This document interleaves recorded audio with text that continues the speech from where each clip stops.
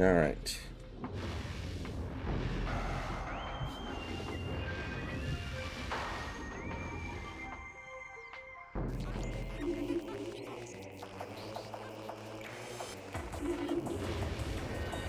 Yeah, thank the Lord. I'm excited for Locklear. I don't know if he'll be good, but at least it'll be interesting.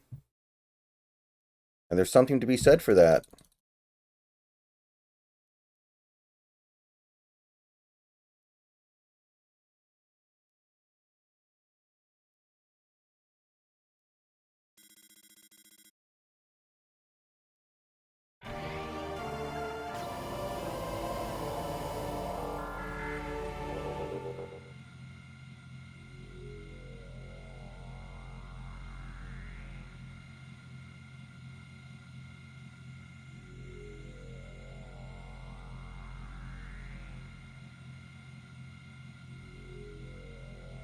I'll be following it very passively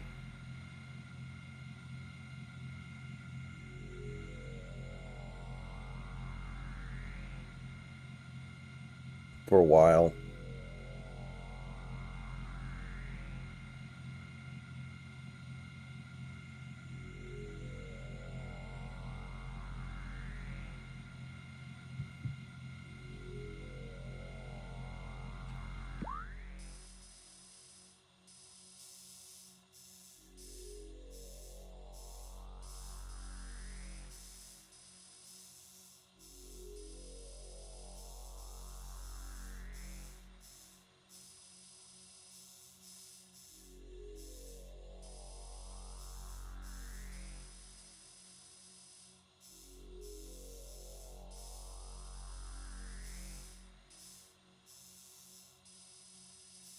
Um,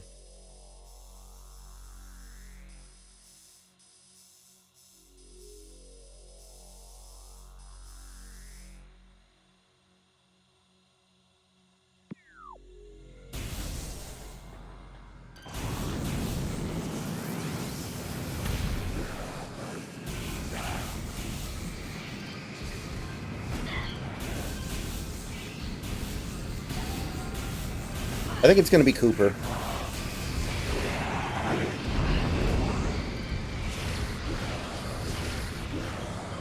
I think it's going to be Cooper.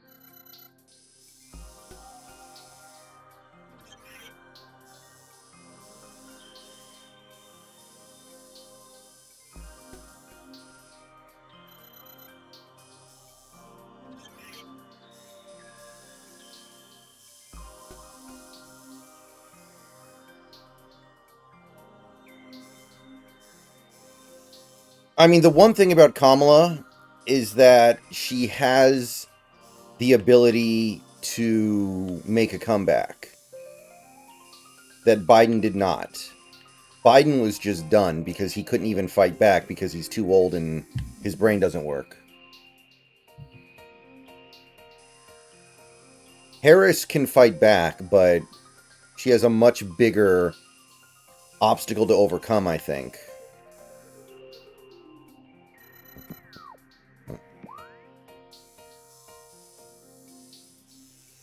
Okay, how do we get over here?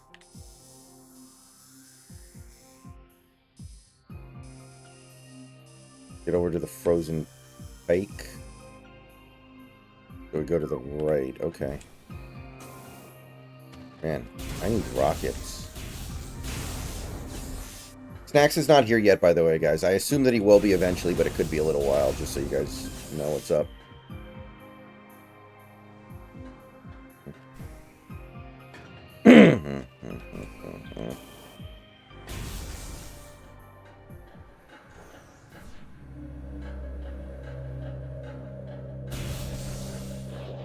But we need to wait a couple weeks to see what the polling looks like, because the polls that we have right now are of limited use because she wasn't actually running for president.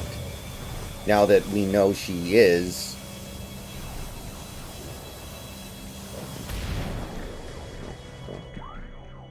we have to look at things through a slightly different lens. So I don't believe those initial polls that we got are necessarily super educational, but they're at least a good starting point.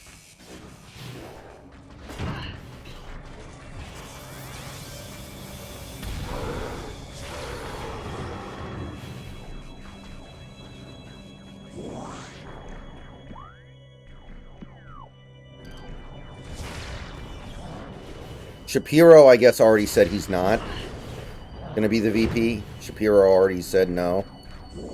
And he was maybe their best guy. Maybe Andy Bashir would have been good too. What the fuck? Nope, should have to hold it in.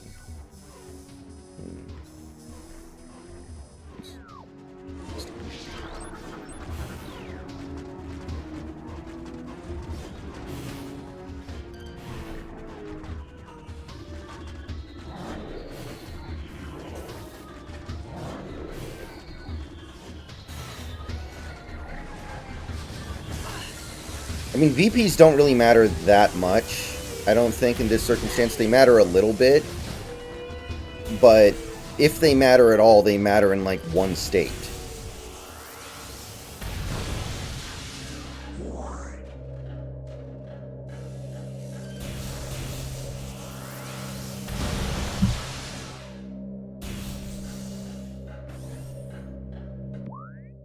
I think Buttplug would actually be, like, the weakest of the VPs.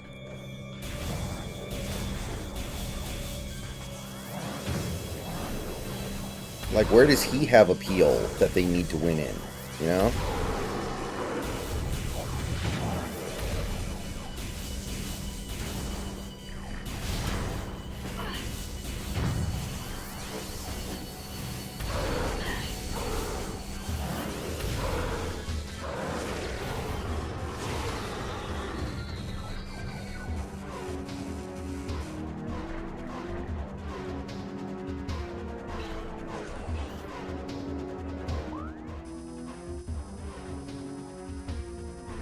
I think Kamala has the potential to get creamed in a way that Biden would not have gotten creamed.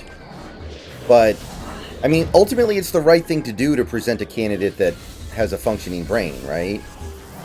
Like, you can't go wrong saying we're going to get rid of our candidate that has a brain that doesn't work and get one that does, right? Like, that can't be a bad move, no matter what.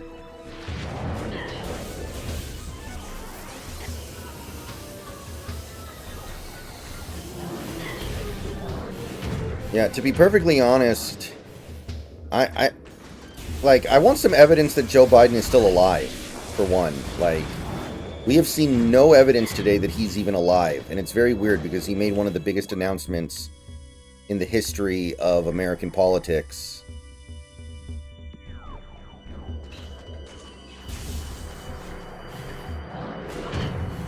Oh, shit.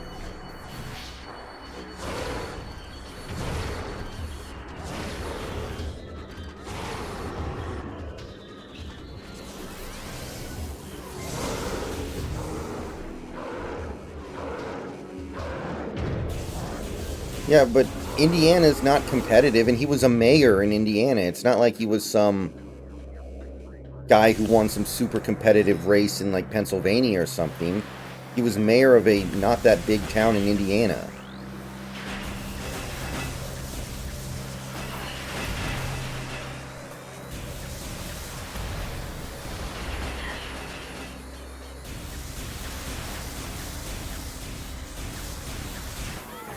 Dude! You fucking die, you piece of shit! Gravity chamber.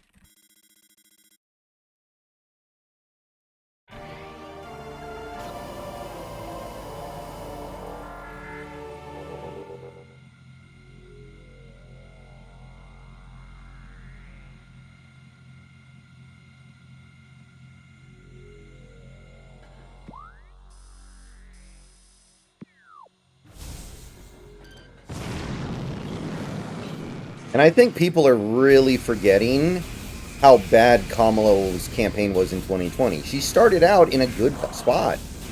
She was getting like 15 to 20% of the vote. And then she actually campaigned, and she plummeted to like 1% because everyone was like, wow, I really don't like her. I think people are completely forgetting that.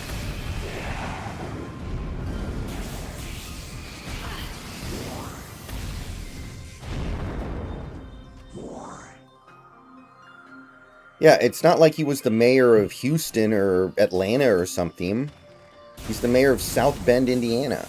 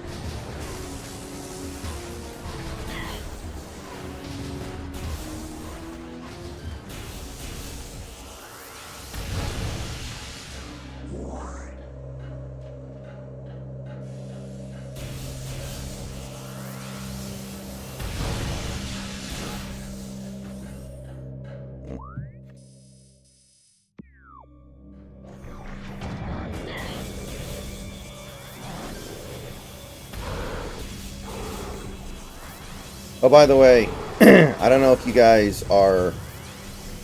If you go on X right now and you look at the right accounts, there's currently a little bit of a thing being batted around where I guess Joe Biden's signature on the document he sent out today on X doesn't really look anything like his usual signature. So people are having fun with that right now.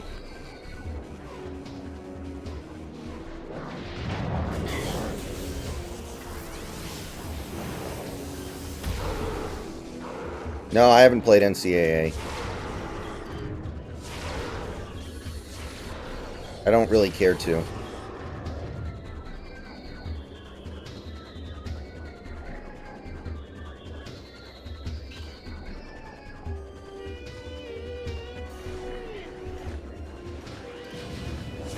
The issue is Biden was like one of the few Democrats that had some appeal to the white working class in the Rust Belt, which made him more viable in those states than somebody like Kamala. Like, that's what you're losing. And that's a pain to have to deal with.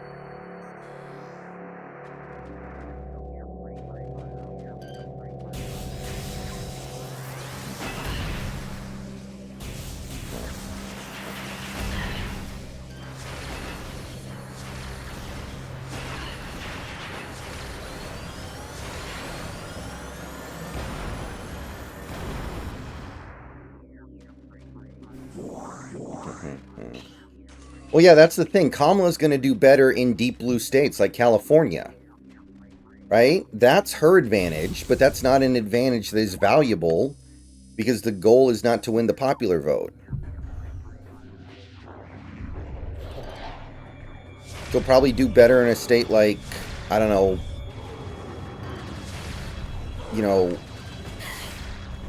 I want to say Colorado.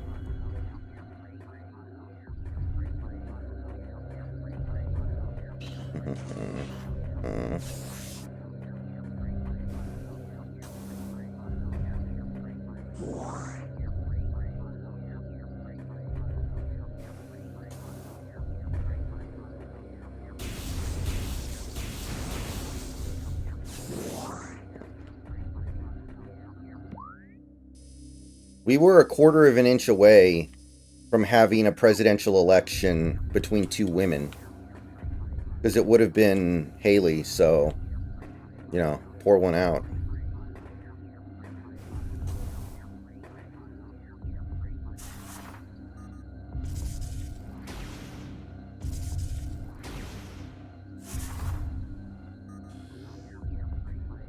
Who else could it have been, if not Haley?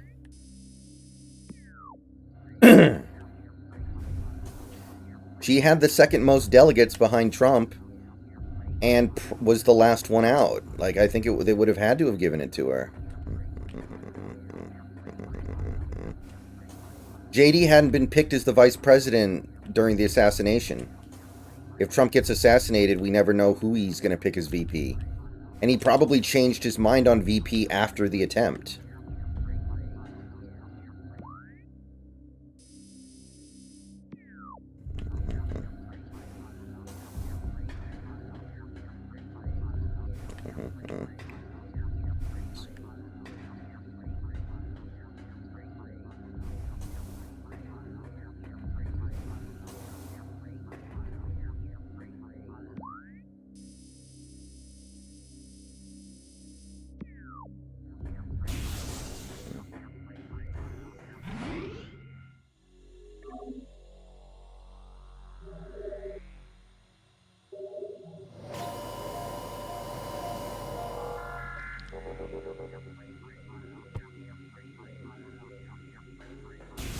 Arizona swung hard to the right over the last 2 years, though, for whatever reason. Arizona has swung pretty far red. It might not hold, but for the moment,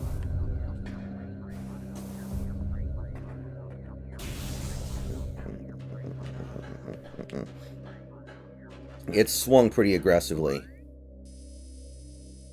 Well, yeah, that was 2 years ago, right, guy?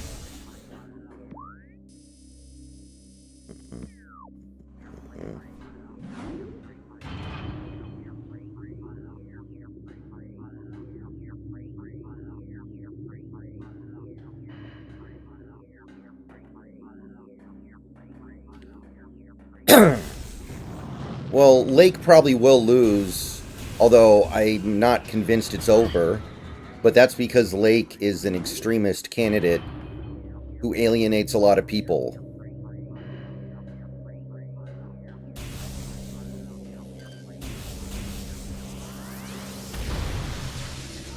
And I say that as someone who likes her, but he has issues.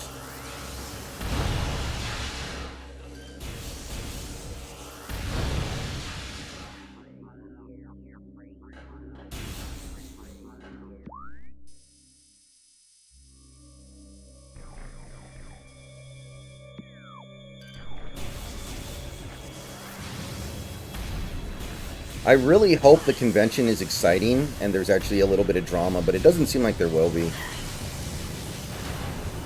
Because this might be my only chance to see a convention like this in my lifetime.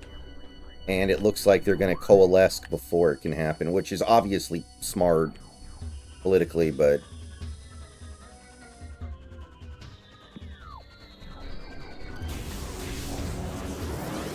it would have been fun to see like a genuine contested convention.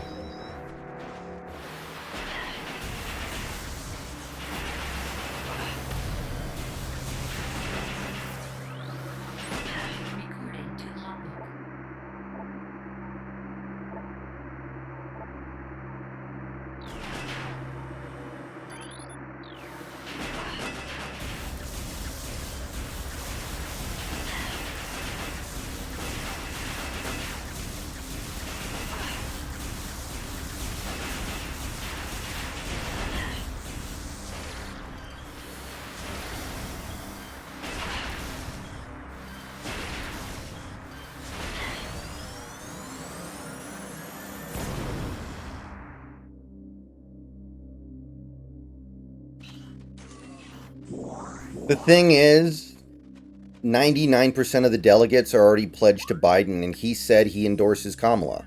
So they're all going to vote for Kamala probably, unless they really, really hate her.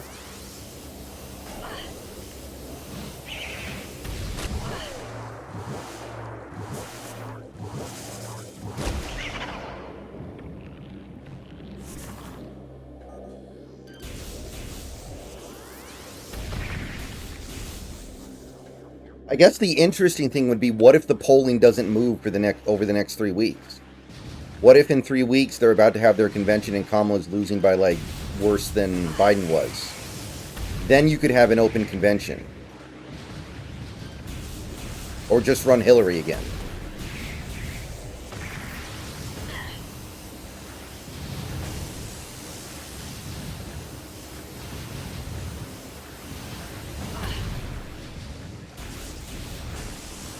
Because you know you're going to lose, so don't sacrifice anybody, you know? Just run somebody who you don't care if they lose, which would be Hillary.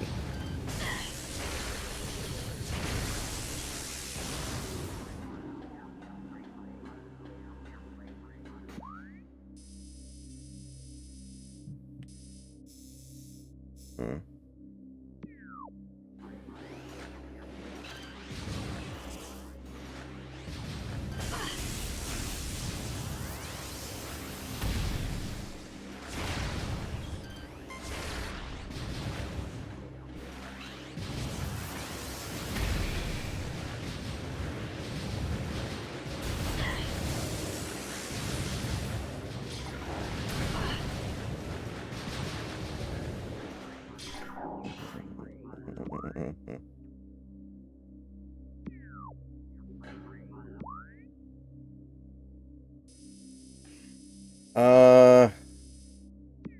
All right.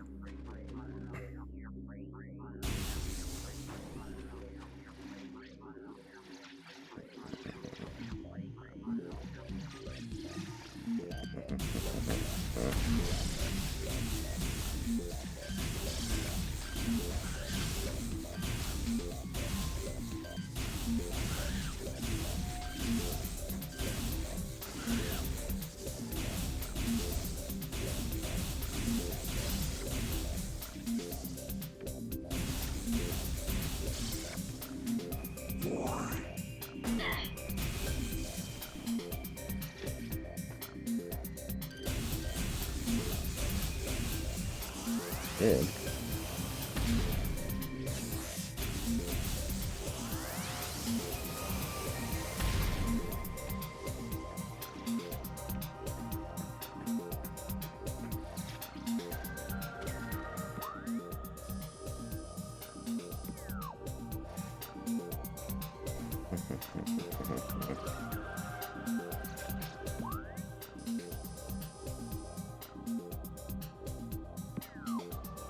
I think Arizona's gonna go red by, like, at least 3 points this cycle.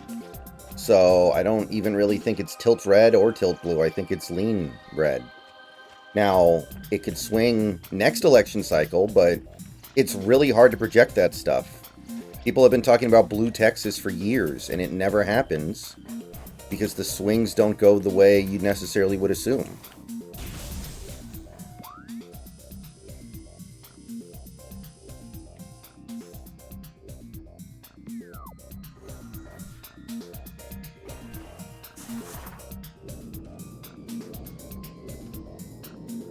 The thing with Kamala that's, I guess, beneficial is that she brings in a lot of the money that Biden wasn't able to bring in anymore. She has a lot of California money she can pull in, but it's not like it's going to be some massive monetary advantage versus her opponent this time.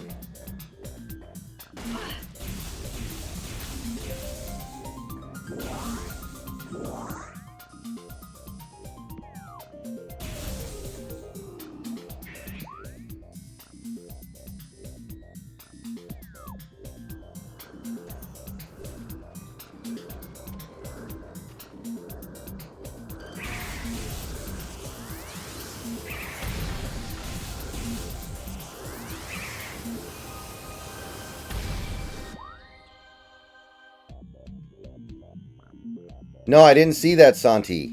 I'm gonna have to check that out. He's never seen any of them before?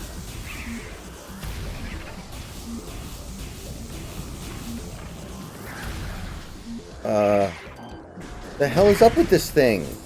Did it just suicide bomb me? Well, the only demographic that Harris does significantly better with than Biden is fucking black women, right?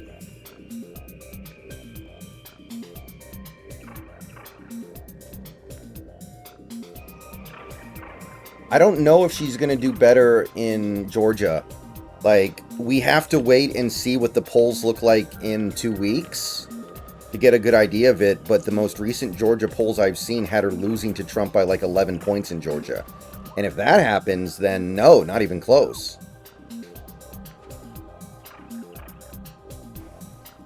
Maybe she'll do slightly better, but not appreciably better.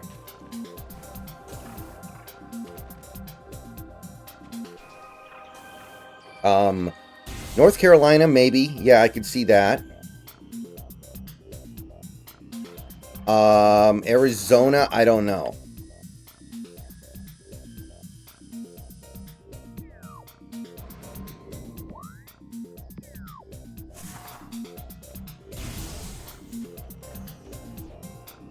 But we need to see what the polling settles at now that she's the candidate to get a real good idea here.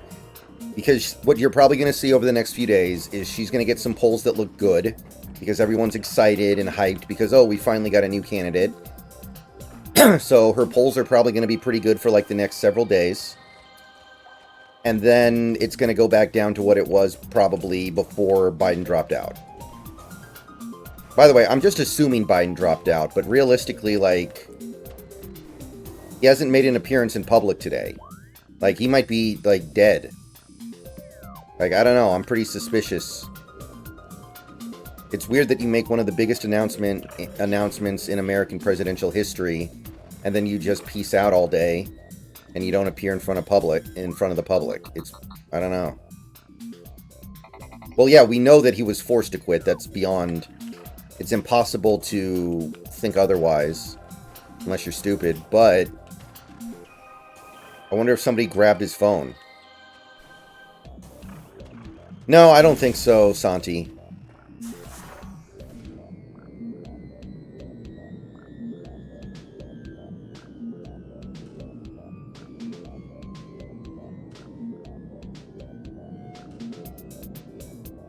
Man, rolling through those tunnels is super fucking claustrophobic.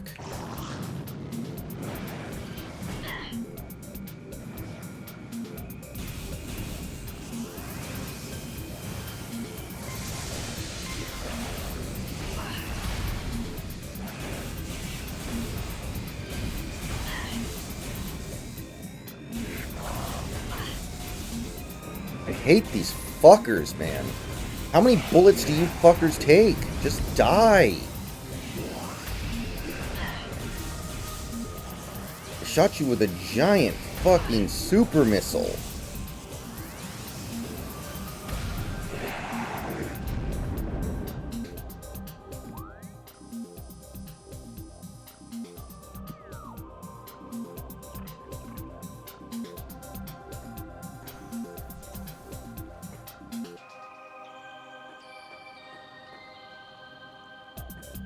And, like, right now, also, the other thing is I think people are forgetting how much they don't like her because she's been hidden all term. Like, think about how quickly she went from polling at close to 20% to polling at 1% in 2020. She got out there, put herself out there, participated in some debates, did some campaign events, and everyone was like, wow, we fucking hate her.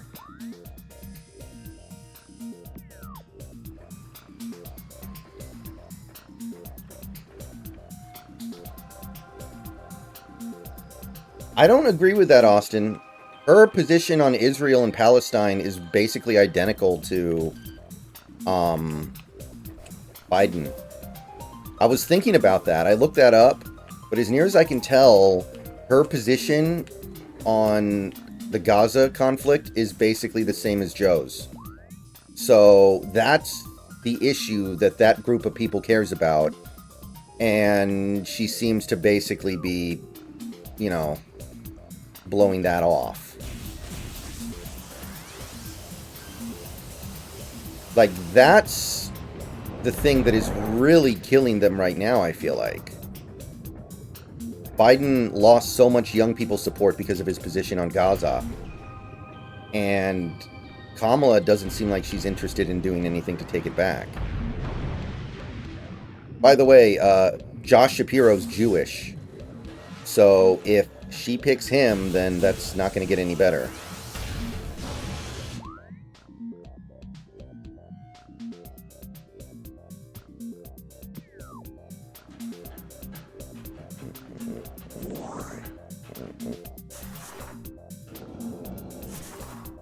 I don't think she will. I think Josh Shapiro will refuse. I think it's going to be Roy Cooper, but...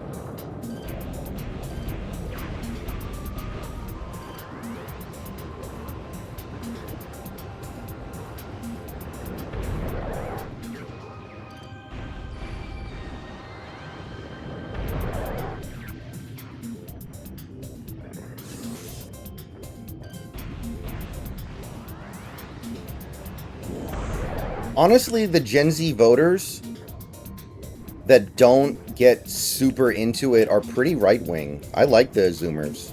The Zoomers seem like they're going to be a pretty good generation. It's just one of those things where the ones who are super passionate are obsessed with Palestine.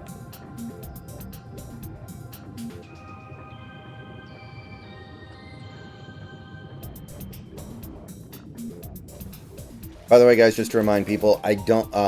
Snacks is obviously not here yet. I think he will be eventually, but we're flying solo for the moment. So if anybody was wondering about that, because obviously today ended up being a pretty big day, and he's going to have things to say.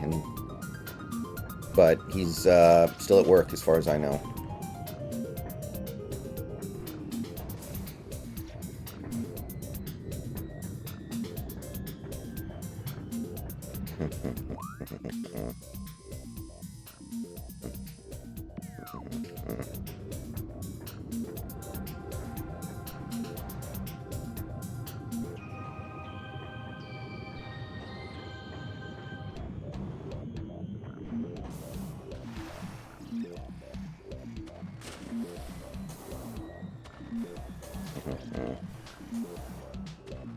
I wonder what Alan Lichtman's going to say now, because Democrats are no longer the incumbent party.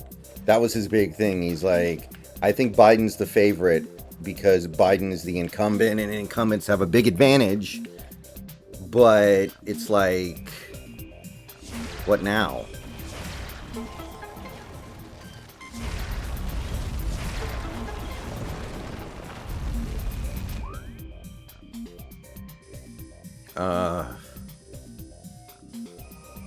I'll be very upset if I missed a save point somewhere. I don't think I did.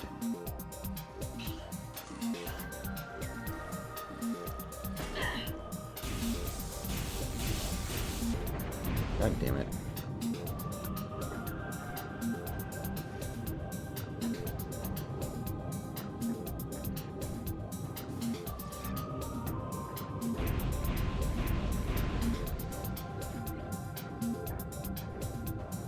He considers Kamala the incumbent? I mean, she's not.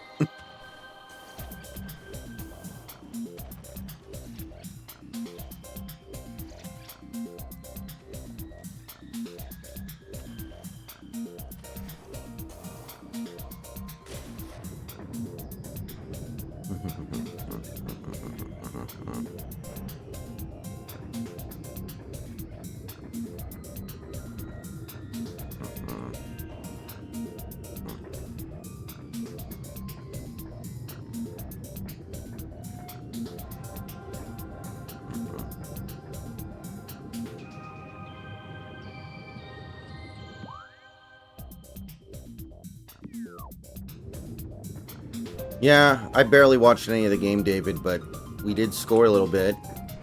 Luke Rayleigh finally did something, and hey, the team got rid of Ty France, which needed to happen, so I guess I can be supportive of that, right?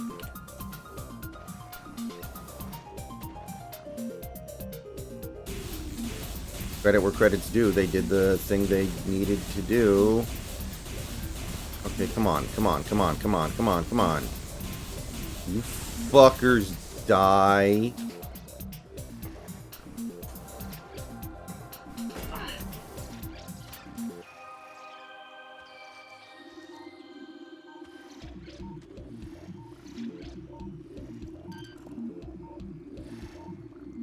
Do I have to use a... If I have to use a grapple to get through here, I'm going to be so pissed.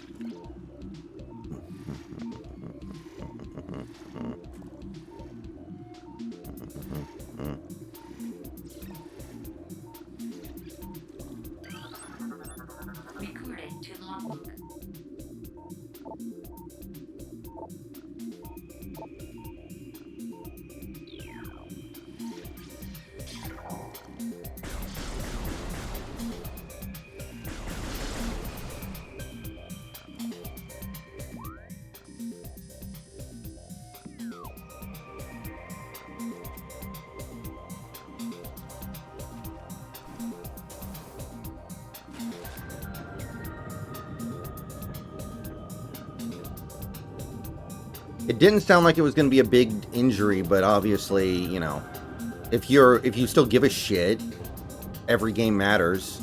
And Julio was playing better. He had gotten his ops plus above 100.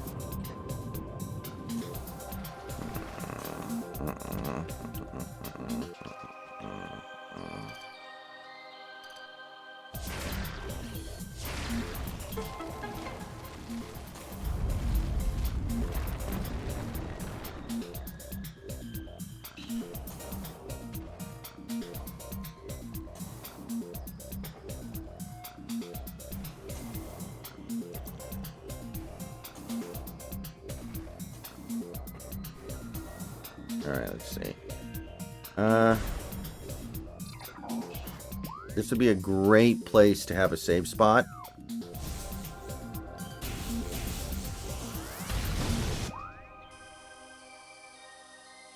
I really would like to know what the fuck happened to Ty France, though. How do you just lose it like that?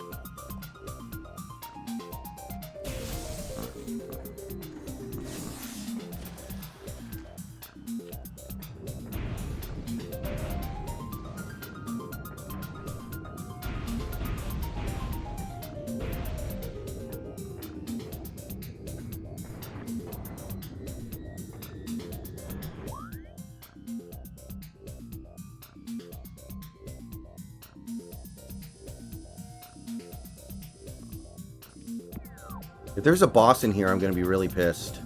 And I feel like there is. Let me look here.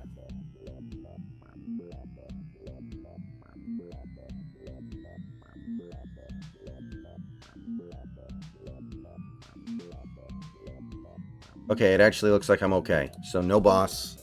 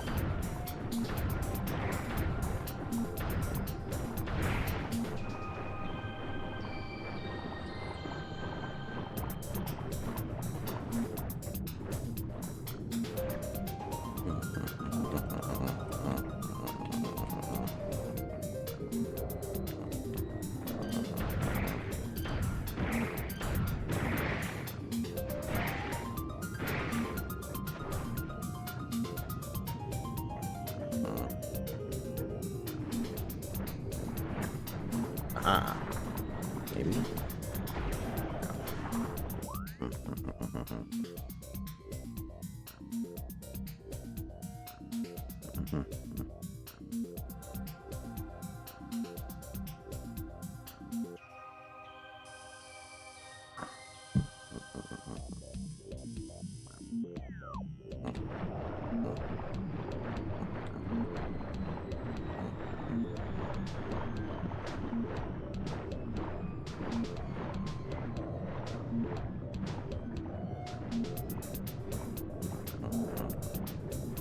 New Hampshire's a tall task, but it's doable.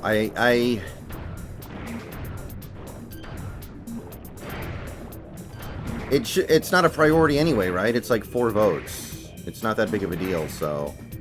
Like, it's not something I would invest any resources into. You know, just let it fall into your lap if Kamala completely shits her pants over the next few... months.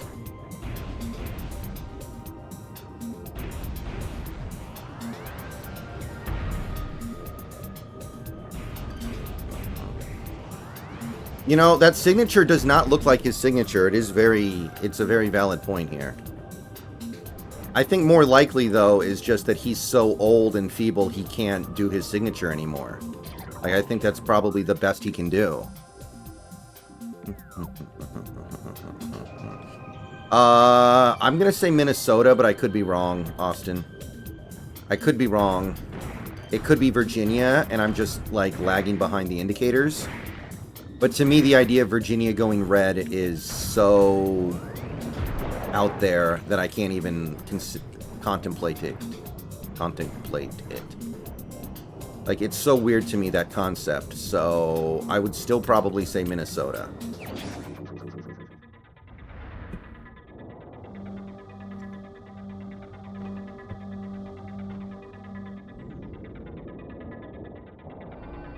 The great thing about today is seeing all the Biden shill accounts immediately switch gears. Like, who have been demanding Biden to stay in for the last month, have been screaming about it. Now suddenly they're just totally cool, flipping over.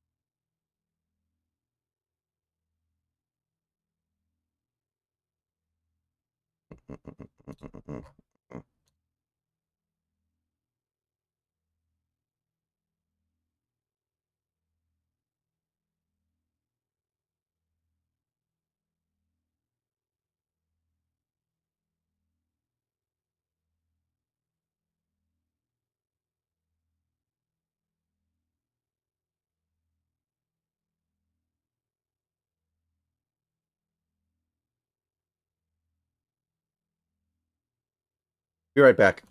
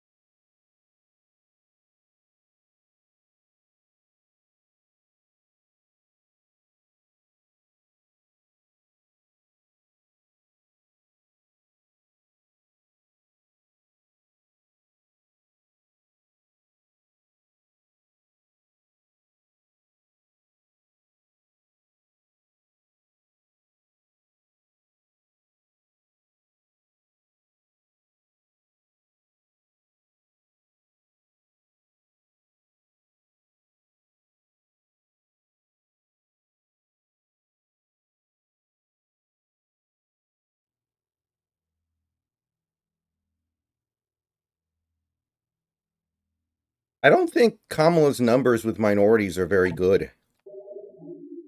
Honestly.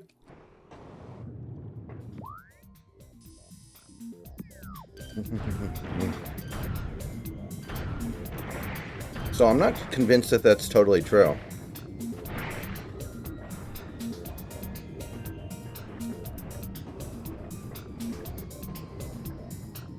But again, I want to see what the polling looks like now that we know that she's going to be the nominee. And again, I want to stress that technically she hasn't been nominated yet, but there's no way anybody else gets it.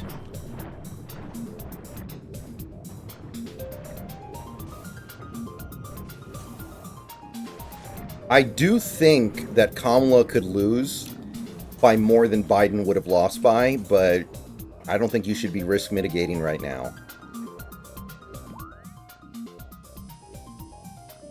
So I think they did the correct thing, even if it could end up going very poorly.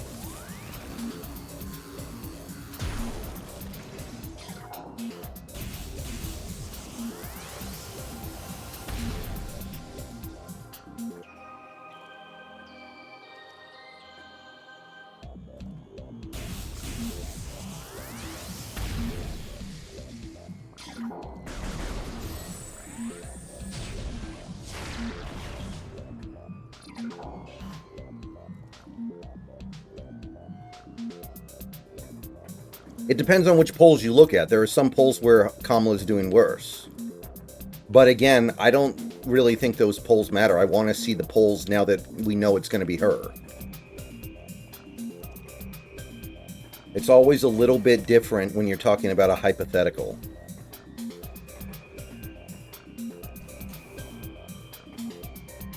And also, the other thing to keep in mind, she hasn't been able to campaign at all as president, and the Republicans haven't been able to really attack her as a president.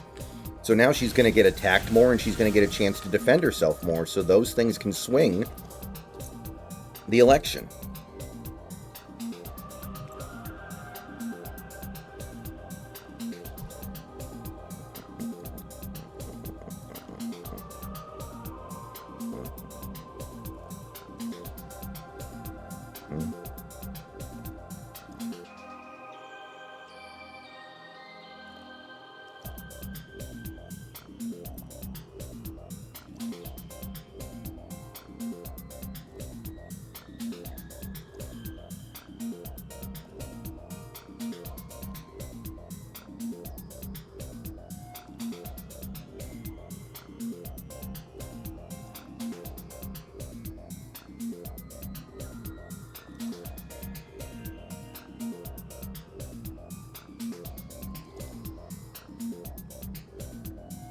Okay, Snacks is home. He'll be on later. He's not ready yet. He's got to do some stuff, but he will be on later.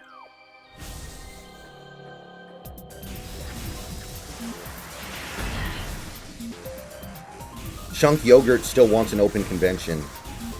And I know why he thinks that. It's because he doesn't like Kamala, which, you know, obviously that's fine, but there's no way an open convention is going to be a good thing. That means whoever wins can't even start campaigning until there are, like, 2 months left, a little bit more.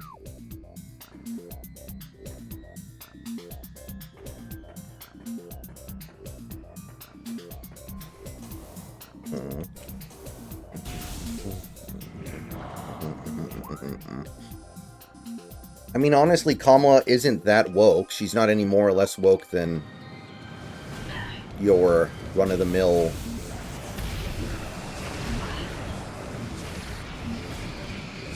modern liberal, I don't think. Fuck. I fucking hate those enemies.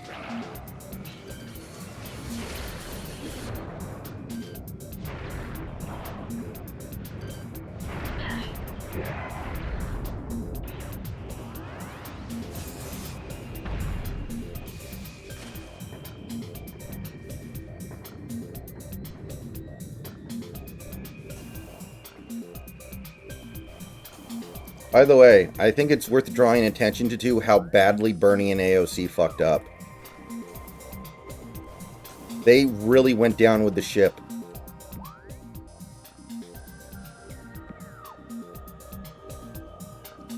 They completely fucked up.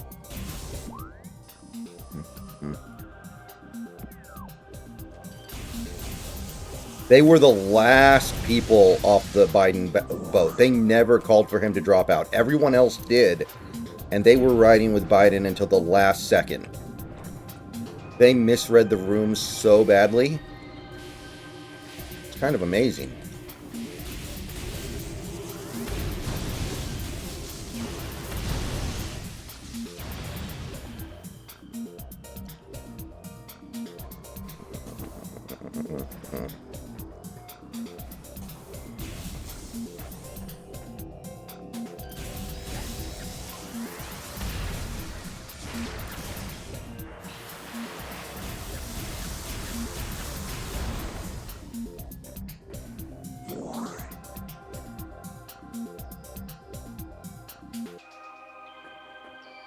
They probably threatened to 25th Amendment Biden if he stayed in.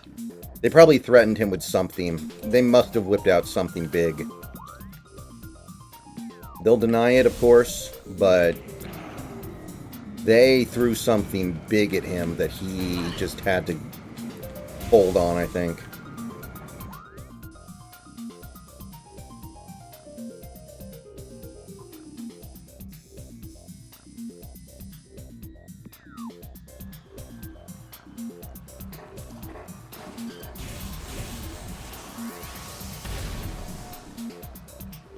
I mean, if Harris was really woke, she would be pro-Palestine, and she's not.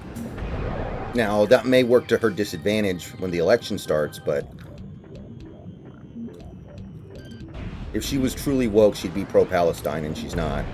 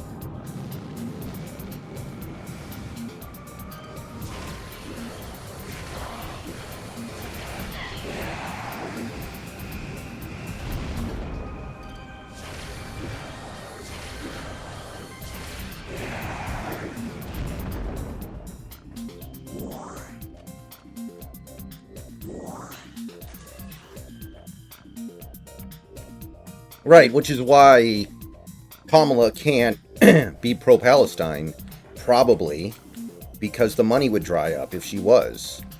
Like, that's the same reason why Trump has to be pro-Israel, even though I think he would be pro-Israel anyway, because he likes them. I think he genuinely is pro-Israel because he likes Israel. Like, he would lose all of Adelson's money if he was pro-Palestine. And there's no way that would ever be worth it to him. I think she's giving him more money than Elon. Or if it's close. Fuck. Fuck her.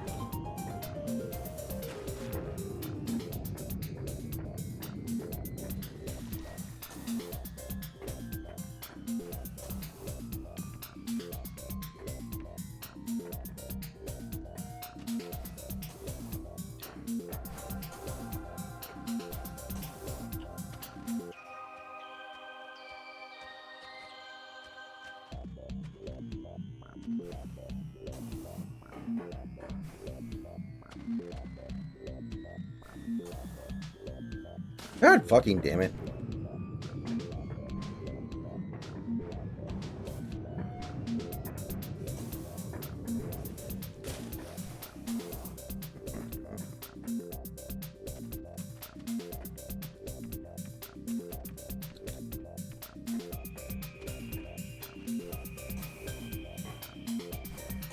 I think the other benefit here for Democrats is, assuming Kamala loses, and I think that she will, assuming she loses, you can just throw her away.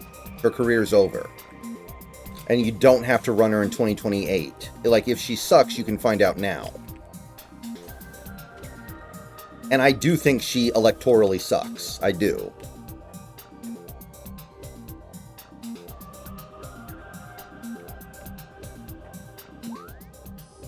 But now you can find out in a relatively low-stakes situation. In a manner of speaking, it's low stakes because you're probably going to lose no matter what. And if she loses, then you just toss her away.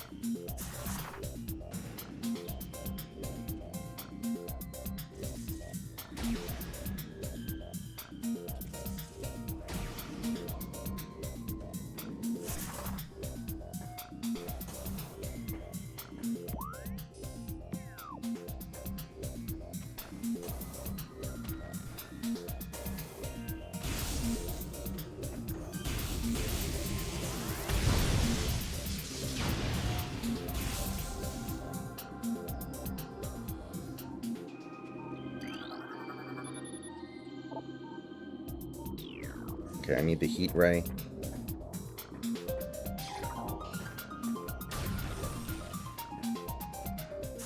I don't think Newsom's the guy. I think Whitmer would be a better candidate. I think Shapiro would be a better candidate. Andy Bashir would be a better candidate.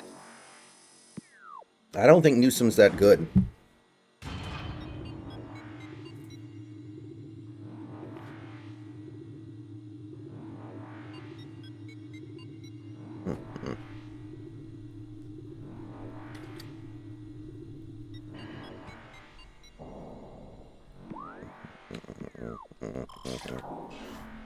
Yes, save room right here. Yes.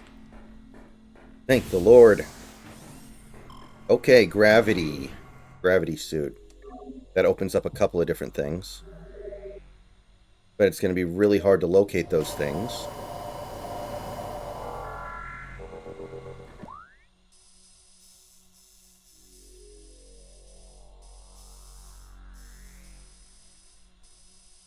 Wonder if I can get up there.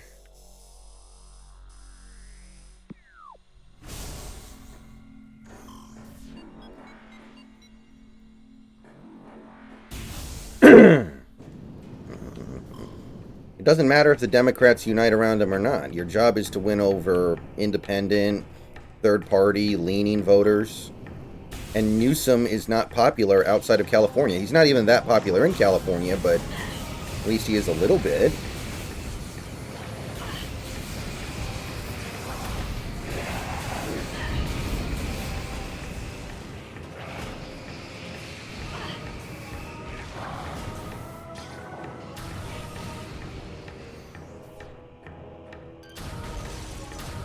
Right.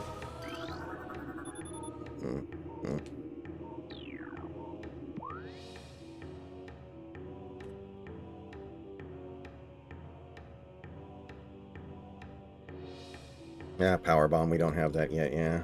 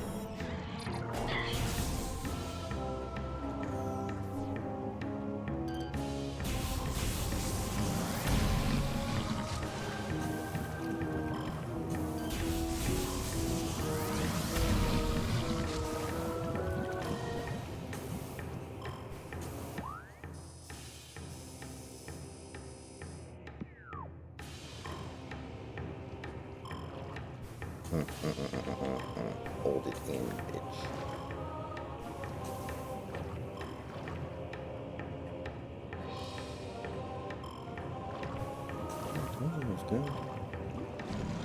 How the hell do I get up there? Recording to logbook.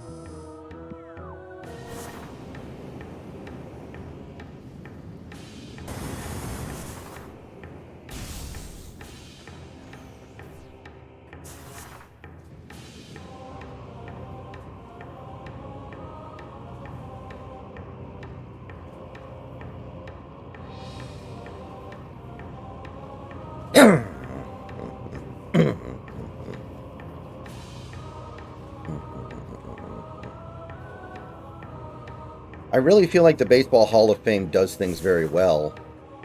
It's too bad there's that one little element of it that is, like, stupid, where they don't want to give anybody a unanimous selection arbitrarily for no real good reason.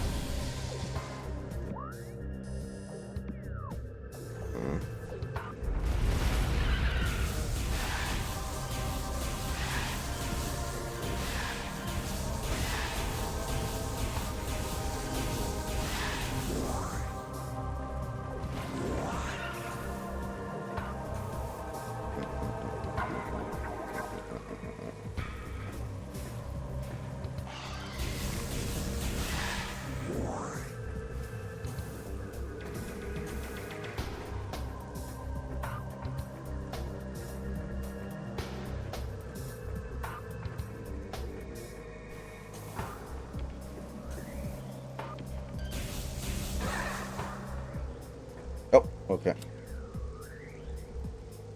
Alright,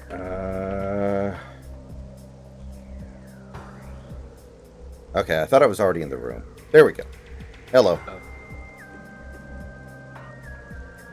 Okay. Alright, welcome. How was work? It was alright.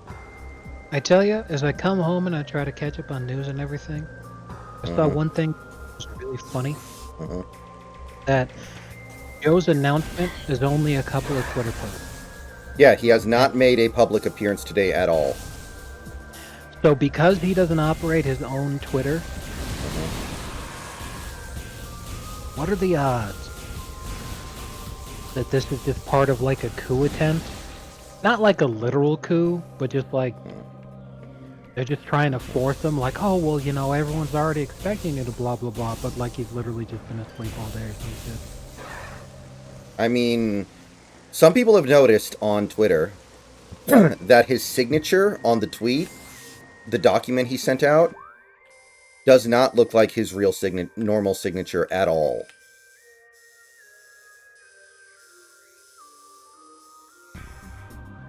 So, you know,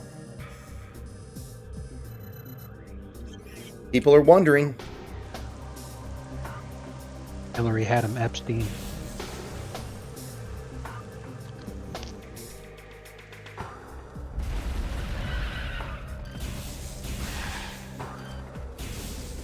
Obama did not endorse any one candidate, which is really weird, I must say, because everyone else is.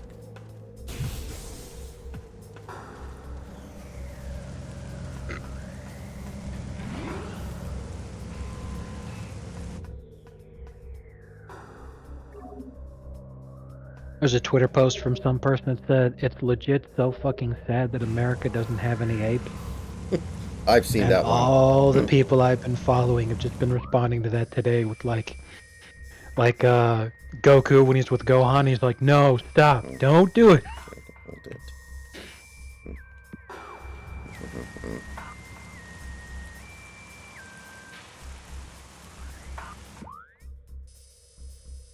I have definitely seen that.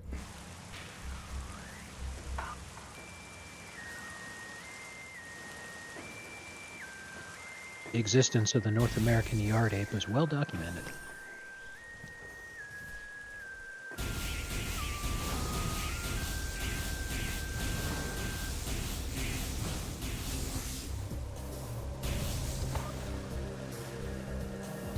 I can't believe so many accounts that I follow on YouTube and X have to throw out months of work that they've done modeling a Trump-Biden election.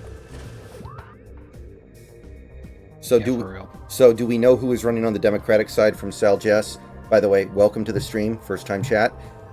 It's going to be Kamala. It can't be anybody else. It would be unthinkable for it to be anybody else. Like, Kamala is going to have some difficulties getting on the ballot as is in a couple of states. Anybody else would be really, really hard-pressed to get on the ballot. Like, Harris can at least say, I was on the ballot as a VP. But it's gonna be Kamala. There's no way it's not. Yeah, there are a number of states, especially battleground states, that are really important to win for both candidates.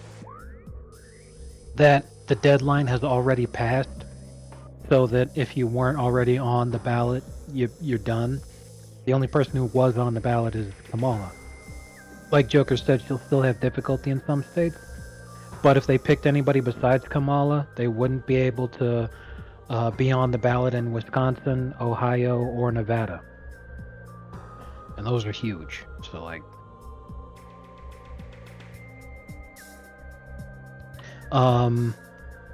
what I'm wondering is if that thing also applies to vice president. Because, like, what if she had to run on just, like, the singular ticket, and then, like, assuming that she wins, she would just appoint somebody vice president, and the Senate would vote to confirm them? Everyone expects her to pick a VP in the coming days here. I think it's going to be Roy Cooper.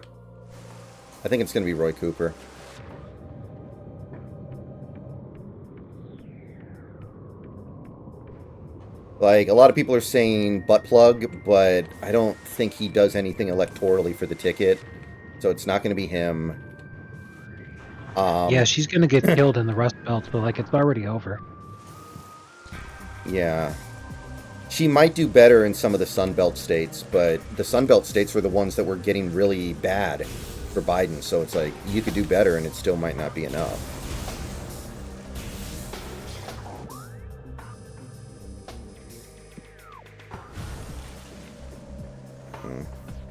Not only that, but like, okay, you win New Mexico. Good for you. Mm-hmm. You lost Pennsylvania. Like, you're fucked. Mm-hmm. She would have to, like, somehow massively increase, outperform expectations in, like, Georgia and North Carolina and Nevada and Arizona. Like, if all that happens, then, it's interesting at least, but it's a lot to ask.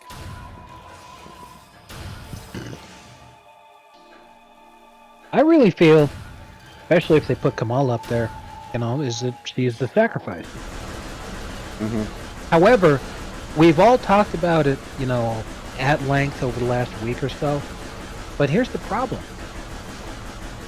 I see very few people even discussing this, and I'm like, this was the first thing that I thought of, guys. This is a huge deal.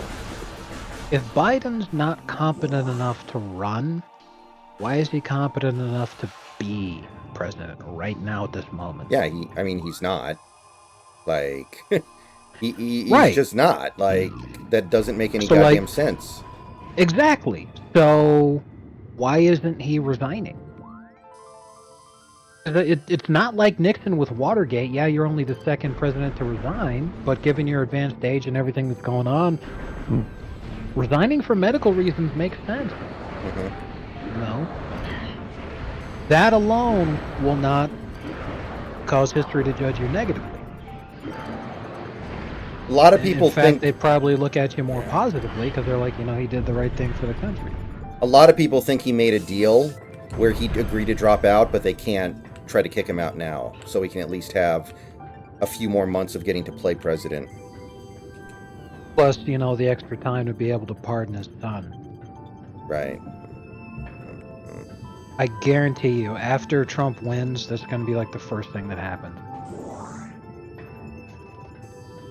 Biden's just going to issue sweeping pardons starting with this kid. Yeah. And, like, today, a lot of, Democrats were very excited about this and stuff, and they're talking about Kamala, they're hyping up Kamala. And my thing is just, I think people have forgotten how much the voters don't really like her at all. And I really think that people are just completely forgetting how badly she crashed and burned in 2020. Like, she went from 20% to 1%, like, instantly. Yeah. Yeah, she finished that primary with less than 1% of the vote when she dropped out.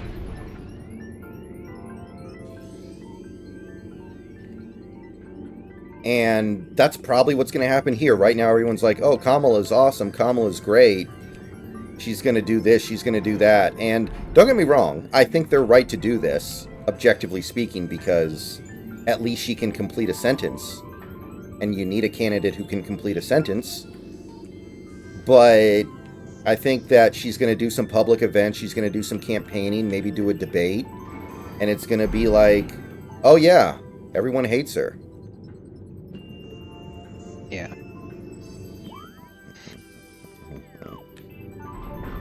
I can't wait for that first Trump versus Kamala debate where he walks up there and the first thing he says, he's all like, I'm going to stand up here with Montel Williams and side piece, and then he just leaves. What if he brings Montel Williams with him to the debate? Oh my god, that's something he would actually do. That'd be even better. And I will say, I do think it's good that they're potentially going to flush Kamala before 2028. Like, if she loses, if this goes badly, they can just be like, okay, your career's over. Instead of having her waste everyone's time in 2028, because I truly do believe that she is shitty electorally, and it would be a big waste of time to try to run her in 2028. So now they don't even have to waste that time. If she gets crushed, and I do suspect as of right now she will, then you can just be like, oh, she actually sucks, and then you move on. Is backseating okay? Oh yeah, Sal Jess, absolutely. I have the gravity suit now. See, one of the things that was making Trump struggle, at least relative to the rest of the election, in terms of the polling in the Rust Belt states, is that he had lost a lot of support among his core demographic of the white working class, because they felt that he wasn't tough enough on immigration. Well, not only have they been galvanized with the assassination attempt, but dude, they're gonna fucking hate Kamala's guts. Yeah, that's the other thing. Biden was one of the few Democrats that still had some appeal to the white working class. Kamala does not. Yeah. So, like, she's a young woman, yeah, but, like, in terms of what she's actually done, other than just be in politics, she was a prosecutor. That's it. So, like, why would laborers care? Why would the working class care? So, yeah, she's gonna lose Wisconsin, Michigan, Pennsylvania. Minnesota's interesting. She's gonna lose every single state that she desperately needs. Like, I thought it was a stretch to imagine that Trump would go over 400 electoral votes against Biden, but he could easily do that against Kamala. Yeah. It's high risk, high reward, because I do think there's a scenario where Kamala could win just because she can actually, like, defend herself. She can campaign. She could go out there and do great, and everyone could be like, wow, she learned a lot from 2020. She's way better now. I do think that's at least, like, a possibility. Biden couldn't fight. Biden was just going to lay down and take it. So he had no chance of winning. Kamala has at least a chance. It's not a great one, but at least it exists. But she could also go belly up and lose Dukakis style. Sal Jess, what am I supposed to scan? The door? I mean, I can't even get up to the door. That's kind of the issue I'm having. So, before, I couldn't get up here because the symbols. Okay.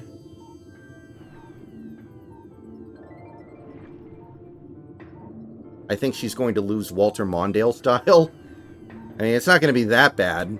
Remember, when Walter Mondale ran, the country was 80% white. Now it's like, what? I don't know. I can't remember the number. It's below 60% now. And it was even worse back in 84. Country was 87% white.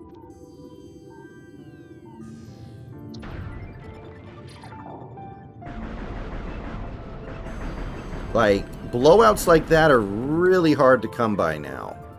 Like, I always thought Obama in 08 was the last electoral blowout we'd ever see, but now I don't know.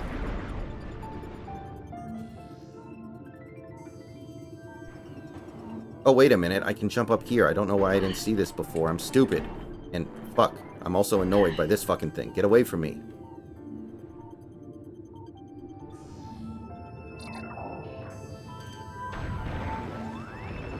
Red Eagle had a theory, though. Red Eagle believes that Delaware is now on the menu.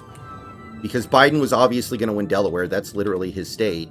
But he was like, if Biden's off the ticket, Delaware actually becomes a little bit interesting. Which would be amazing. Well, that's the real kicker here, and what I think Joe could seriously throw a wrench into this whole thing.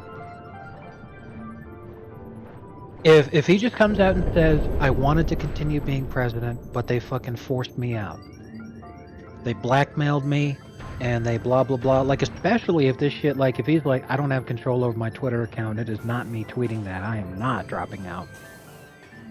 The biggest shit show ever. What?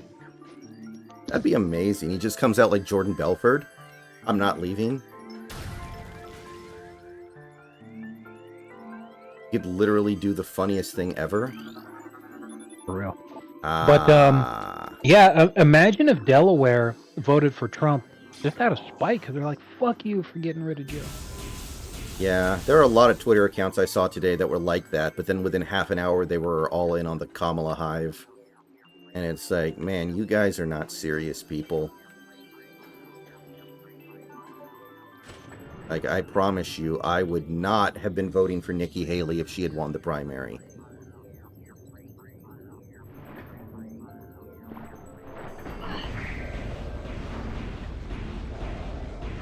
And if Trump had the most unfortunately timed sneeze in American history on the 13th, nobody would be voting for anything. Mm-hmm. There we go. Thank you, Sal. I appreciate that.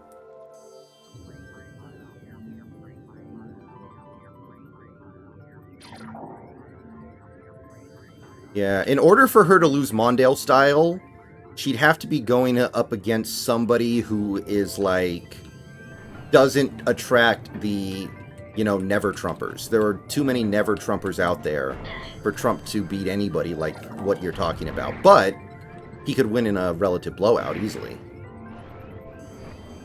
Yeah. Like, if there's a candidate out there that had all the positive aspects of Trump without the things that make some people just have TDS, maybe that candidate could. I think we can safely say he will handily crush the popular vote, too. Mm-hmm. Well, that's the other thing. Kamala has a massive electoral college disadvantage. Like, Biden probably had to win the popular vote by 3 to win the election. Kamala probably has to win it by 5. Because her advantage over Biden is she's going to do a lot better in California, but who gives a shit about that? Exactly. It's meaningless. Not only that, but here's another thing. Like, it's not in play. Do not think for even a second that's what I'm trying to say. However, there are more registered Republicans in the state of California than in any other state in the country. Because it's the most populated state in the country. But a lot of Republicans stay home because it's pointless. You're not going to win. Or they just won't vote for president because they're like, yeah, whatever. But they'll vote in local elections because that matters a lot more. But like state and above, anything that has like the entire state as a whole, your vote's pointless. But with everything that's happened, they'll be so galvanized. Like an example is my mom. Like, she didn't vote in 2016. She didn't vote in 2020. She's damn sure gonna fucking vote this year. I mean, voting's easy. It takes like 10 minutes. I don't know why it's such an obstacle for some people. Because they're exceptionally lazy, and they're like, it's not gonna matter anyway. I mean, I live in Washington State. I know it doesn't fucking matter, but I'm still gonna do it. I'm not conceited enough to believe my time is so valuable that taking 10 minutes to make a largely performative gesture is like some big deal. It's not like it used to be. When I voted for the first time in 2012... Mm-hmm. No, wait, hold on. My first election, I think, was the 2010 midterms. Yes, that's right. 2010 midterms. 2010 midterms, I went in person to cast my ballot and everything. So yeah, it took me like an hour.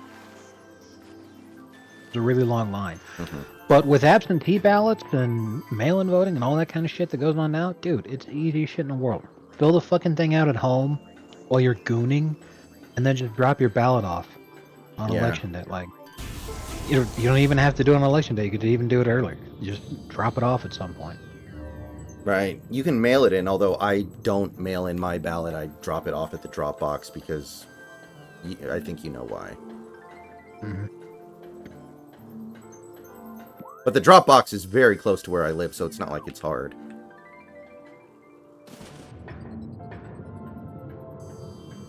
This is a quick aside, but I still feel like it's worth talking about right now. Let me clear my throat real quick.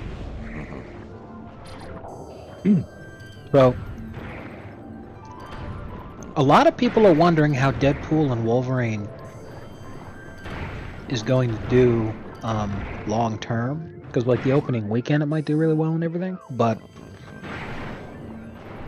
in order to be in the theater, Disney is requiring at least a 3-week commitment, and apparently a lot of movie theaters across the country are not willing to do that. Really? Yeah. Well, Deadpool 1 and 2 are some of the most successful movies of all time. Why would they not want to be part of that? Like, that 3 weeks seems very reasonable. This is the first Deadpool movie that's made by Disney, is why.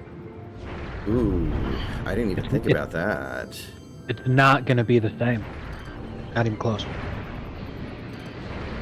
Man, if they fuck with that, that's sad. I know you're not a big fan of the Deadpool stuff, but I think it works fairly well for what they're trying to do.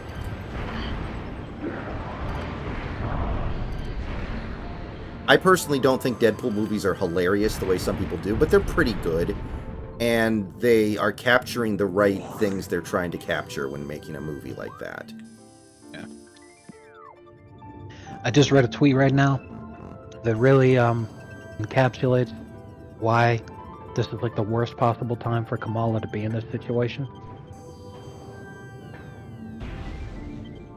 Americans have never been less concerned about being called a racist or a sexist.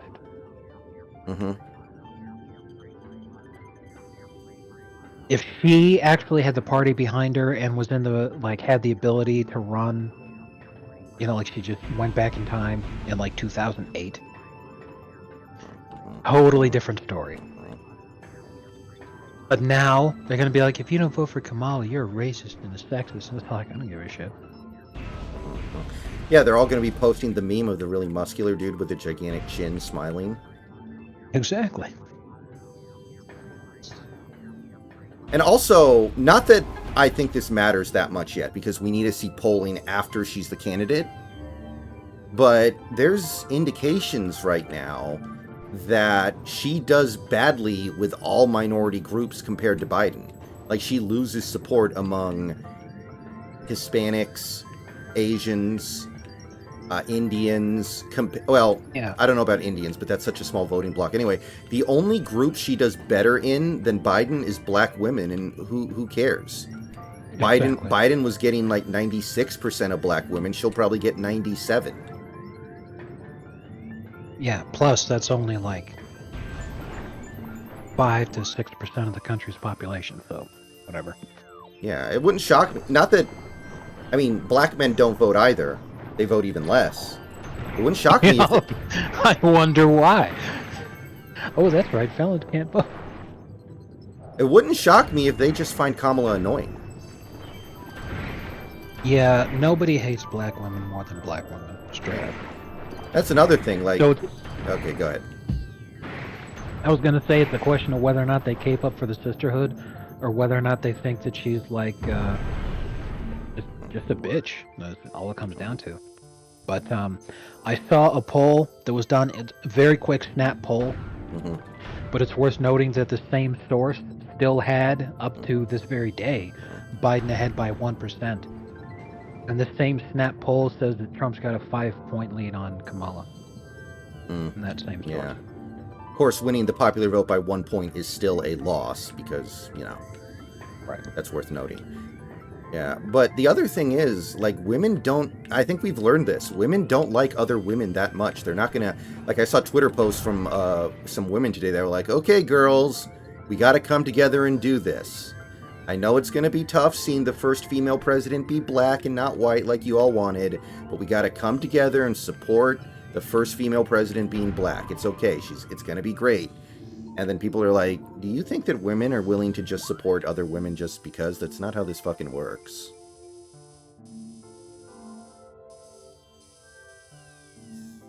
Yeah, for real.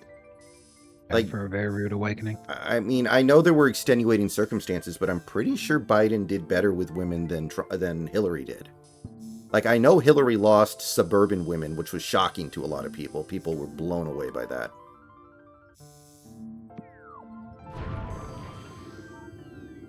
Let me check.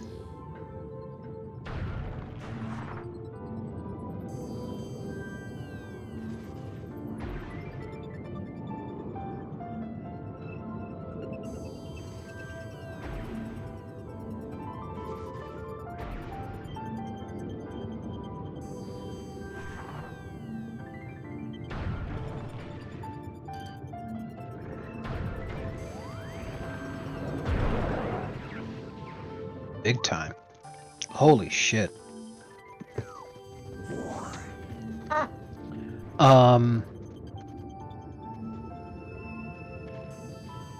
In 2016, uh,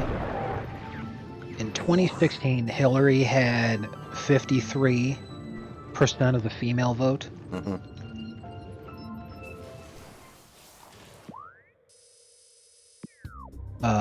And I think she lost white women. Well, I'll look at race in a second, but I'm just looking at women in general. And Biden had 57% of the female vote. Women. So. Yeah, women are not as. Right, exactly. 4 fucking percent. So now I'll go find race. Yeah, white women, 57% for Trump versus 37% for Hillary. Which people were shocked by, but I'm kind of not. And among white women, damn. The first I'm looking at for the 2020 election isn't showing by race and gender.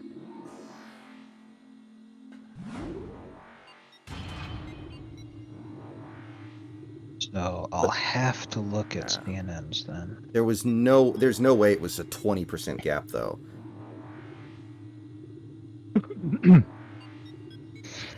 Yeah. Definitely not. Then, let's see. Wait a minute. Why is it the exact same source and website, but it's a different overlay? What the fuck? This doesn't make any sense to me at all. Whatever. We're looking for race and gender.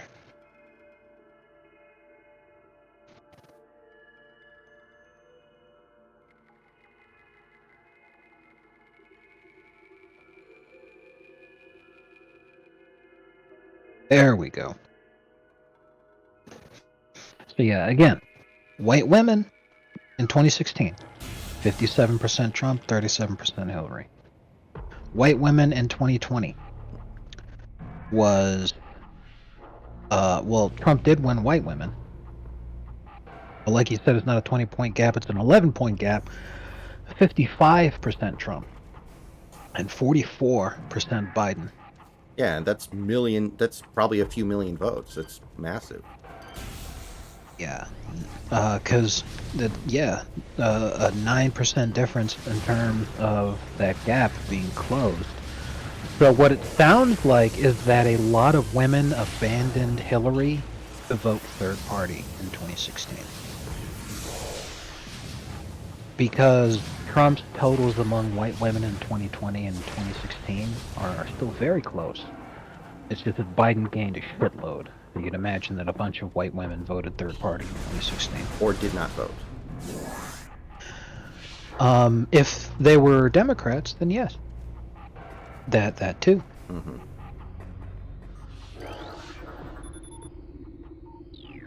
Wow. This goes to show even more. I swear to Christ. This goes to show even more that the Republican Party, and especially the Trump campaign, shouldn't be wasting a fucking second on trying to court minority voters. Because you're either going to get them or you aren't, and it's based mainly around your character and the things that you do, not who you pander to. Hispanics is a great example because Trump isn't campaigning specifically for Hispanics, but in the polling, his among young Hispanic voters between the ages of 18 to 49, he had very recently overcome Biden. But it's like a really narrow percentage because it's like 30 something, and then the remainder is undecided. Yeah. But it's still very close, and that's without courting them at all. It's because of how he behaves and acts. And here's the thing: is that remember that he quote unquote lost in 2020, but he gained a shitload of votes among black men. In 2016, Trump had 13% of the black male vote. In 2020, Trump had 19% of the black male vote. Right. That is a huge, huge jump by percentages. But it didn't account for shit. He even gained heavily among black women, too. He had 4% of the black women vote in 2016, 9% of the black women vote in 2020. Didn't matter.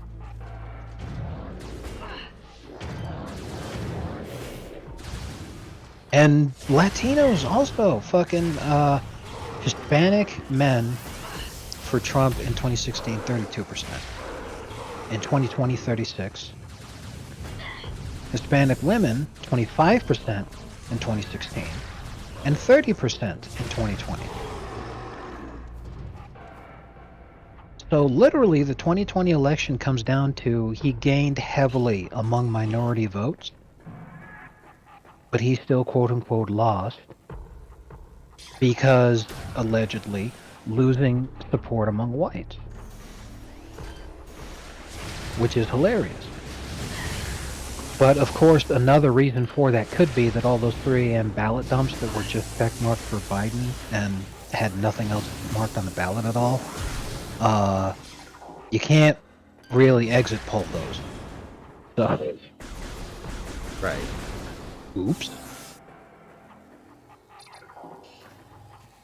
Well, yeah, I mean, this is very surprising to some people, but once Hispanics get into this country, they're not really big fans of letting more Hispanics into the country. They're like, okay, I got in, so nobody else can get in.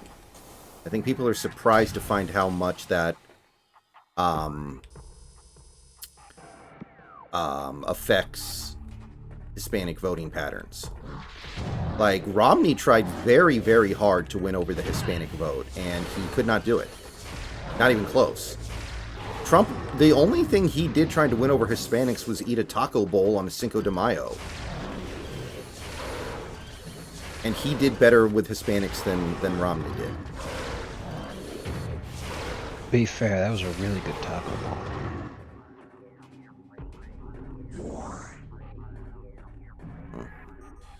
And I guess my understanding is that Hispanics like strong alpha males, leaders. They tend to respond very well to that.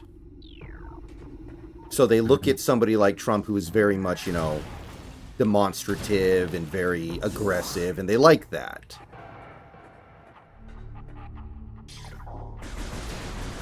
Yeah.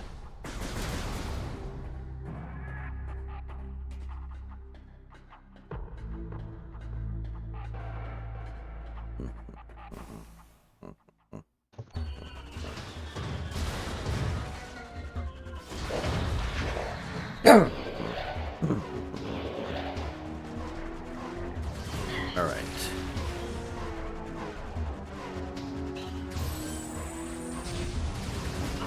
Oh shit, I can't damage these guys.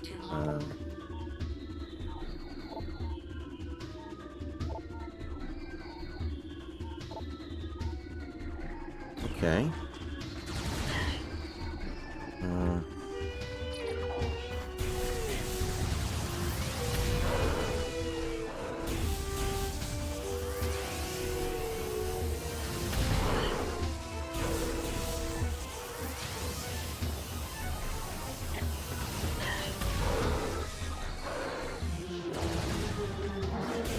Yeah, it kind of makes me think of this quote.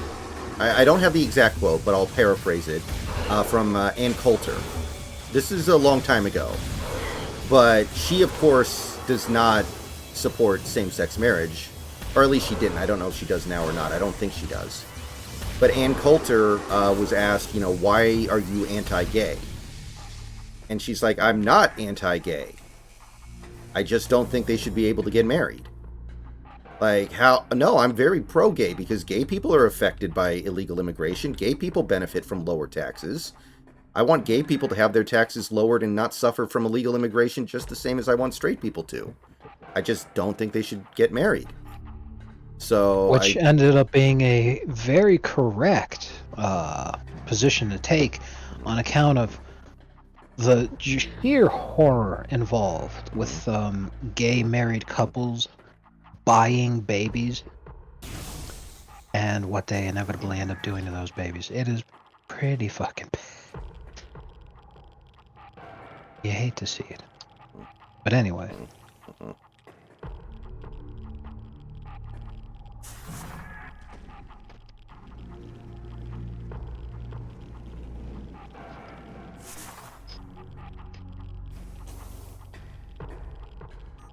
But, what she basically said was, just because I don't believe in same-sex marriage doesn't mean that I'm against gay people.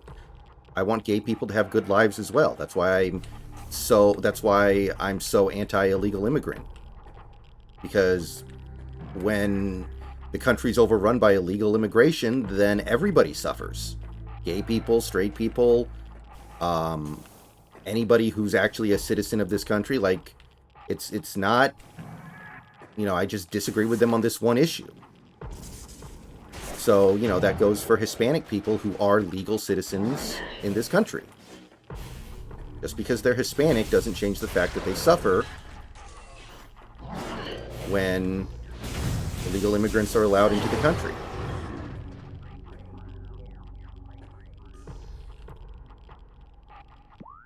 Alright, guys, I will be right back.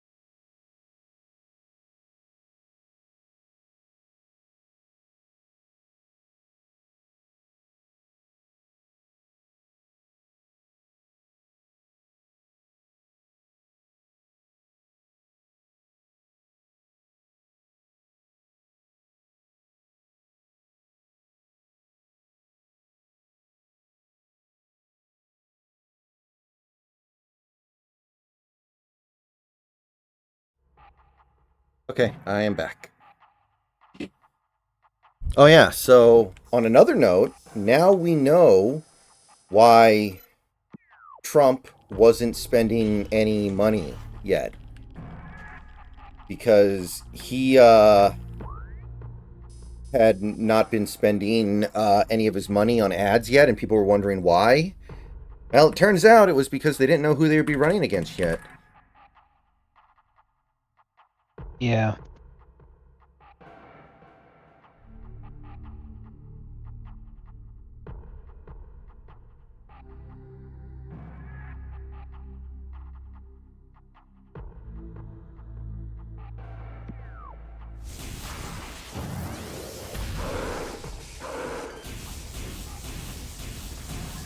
And the moment it was announced that Biden was stepping down, it was announced that the Trump campaign would start spending $5 million a week running ads in swing states against Kamala. So they were ready.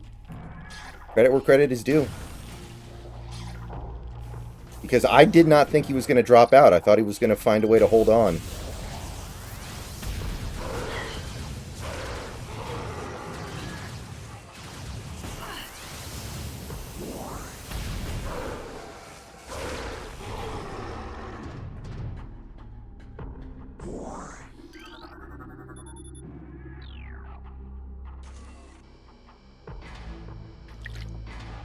Oh, did you see the thing I sent you earlier about Smiling Friends?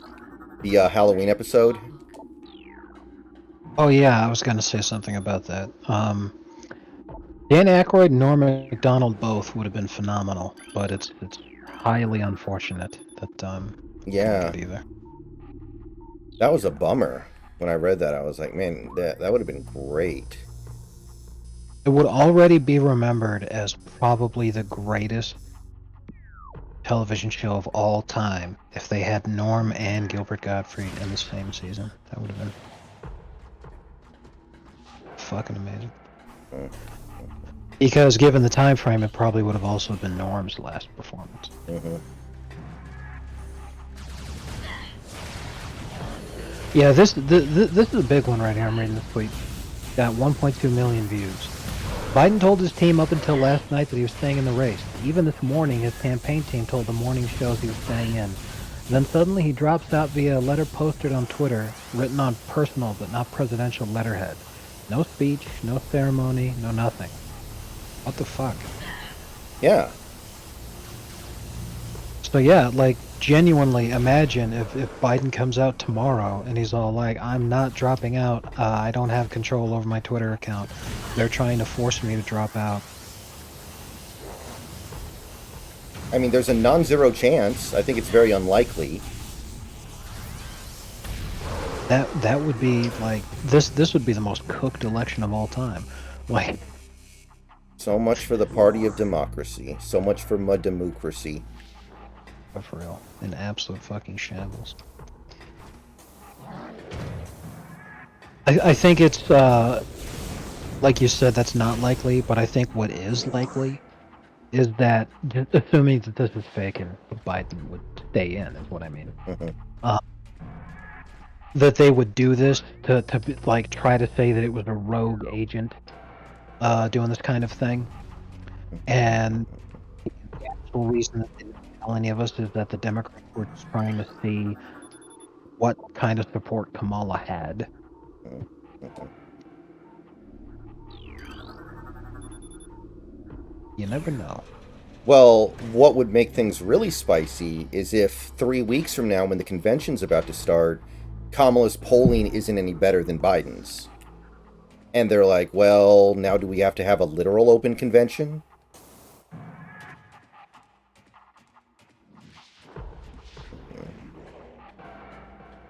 Did we really do all that just for a candidate who's going to be just as bad? Yeah.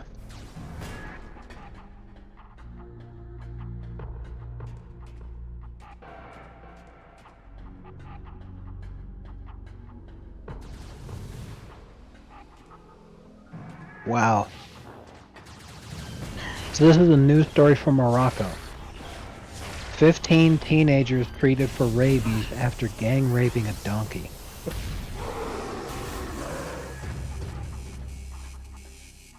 Wow. Don't you just want Moroccans in your country?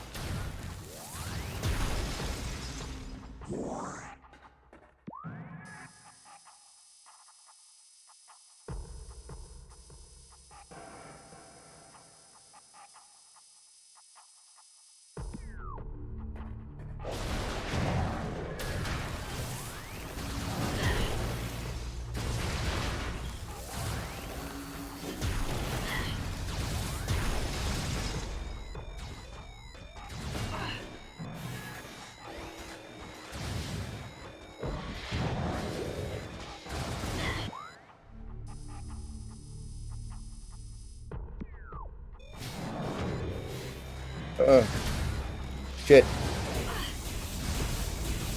Fuck. God damn, this place gets hard. Holy shit.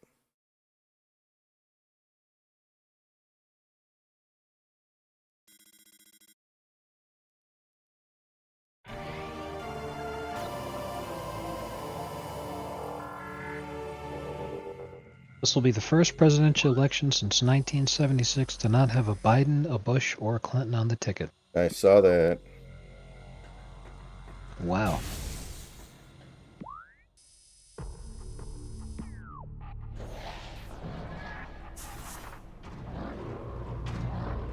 Not only that, but we could still end up with Hillary. I guess, but man, I find that a hard pill to swallow.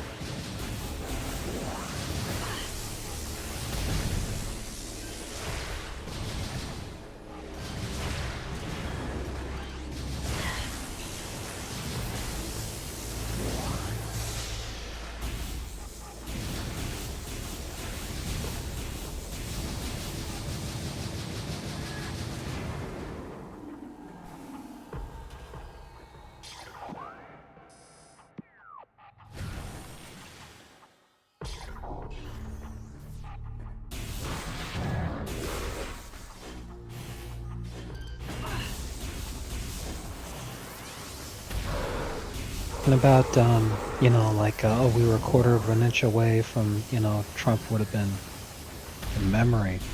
Yeah. But I was watching Brandon Herrera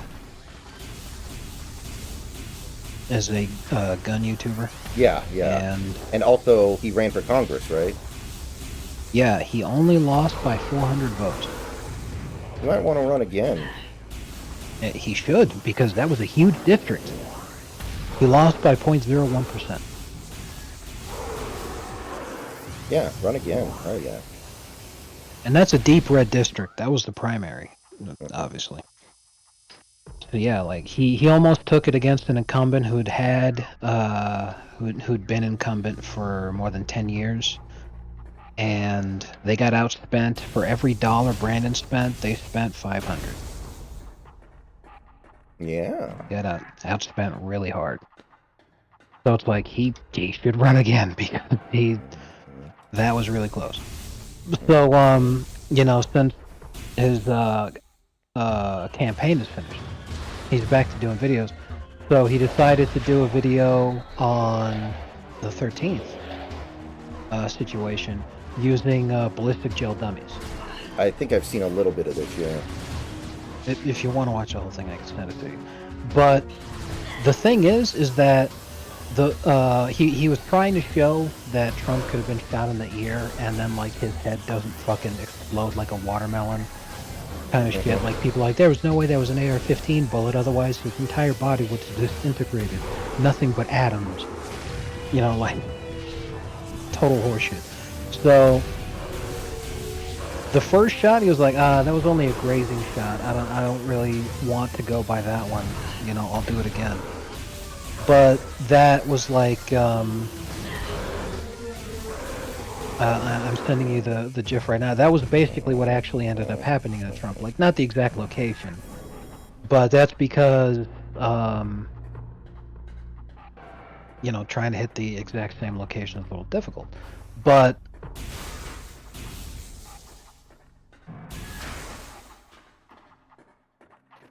you can see in this clip right here, in this Twitter video, which you may have already seen, when he shoots a little higher and he tries to get in a little more, the ballistic gel reacts just a little bit differently than actual human flesh does. But it shows we were even millimeters away from Trump, like, basically losing his entire ear.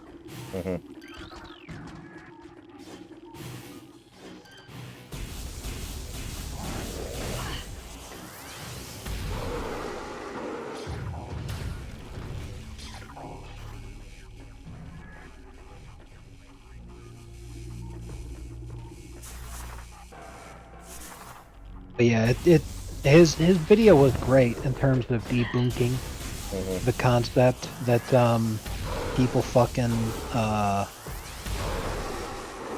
oh, it was staged, you know, it was planned. He intentionally blah blah blah. The rifle that the shooter was using didn't have a scope. It was using a red dot sight. And it's extremely difficult to be precise at 150 yards with a red dot sight. So Brandon shows you point of view. He's all like, when you look through the red dot sight from that distance away, the ballistic gel head that they were using to recreate the shot, he's like, that head is like the size of a grain of sand in your red dot sight. How the fuck are you going to purposefully and accurately lightly graze someone's ear? And that's why the video is really good, because it's like, yeah, if you think that was staged after you watch the video, you're like, holy shit, you'd have to be a complete idiot.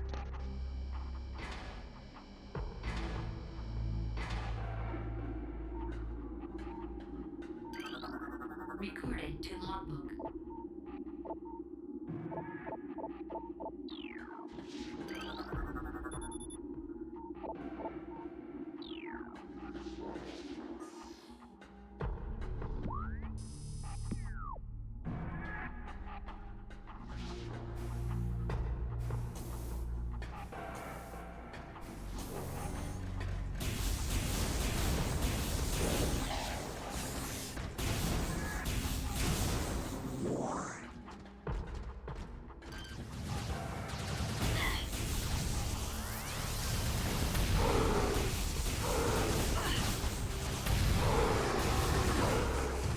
I don't even know why it makes people so mad that he got hit by a bullet. Like, I don't know why that's a hill to die on. Like, some people are saying, I got hit by shrapnel. It's like, why is that something that is even worth arguing about to you?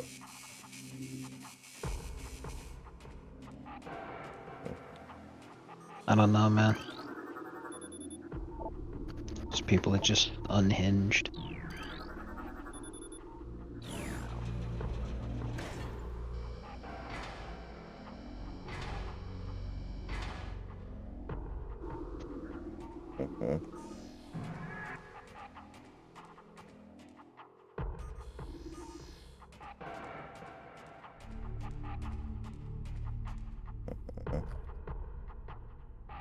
Here, so I'm gonna send you something. You may have already seen this, but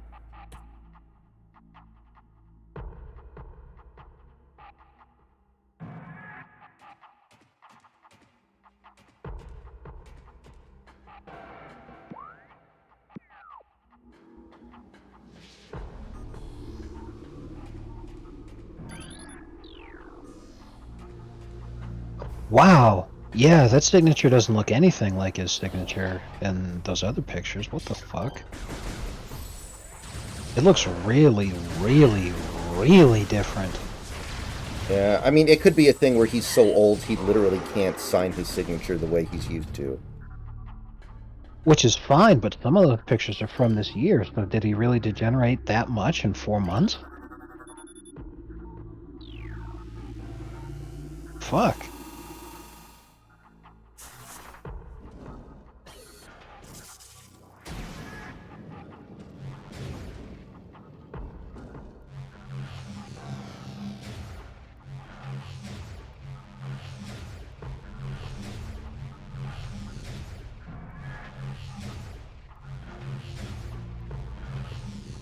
At the very least, you need to show proof of life based on the fact that he's still allegedly the president. Like, you need to see him come out on camera and say that that was him, or it's bullshit. It's just very weird that he made one of the biggest political announcements of all time and didn't feel the need to even make an appearance in public today. Yeah. That is weird.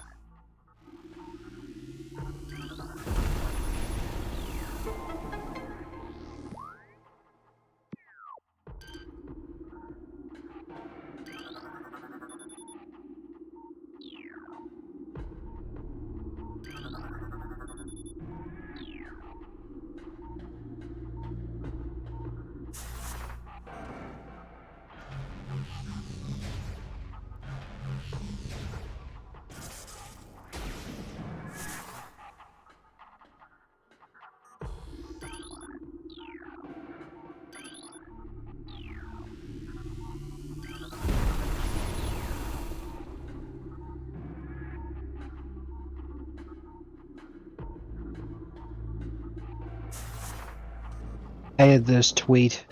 They chose Kamala because non-whites will vote for the non-white candidate and women will vote for the woman candidate. Voting takes place 90% at the identity level, which is why voting is stupid and democracy is a gimme contest. But we have what we just talked about, where Hillary did worse among white women than Biden did. Mm-hmm. So, like... Well, I mean, if that's true, then then the Democrats should just run a black person every single election and it's a free win. It's not that simple. Yeah, if it was true, then black women every single election they'd never lose again. Because there are more women than men in this country. More women than men vote.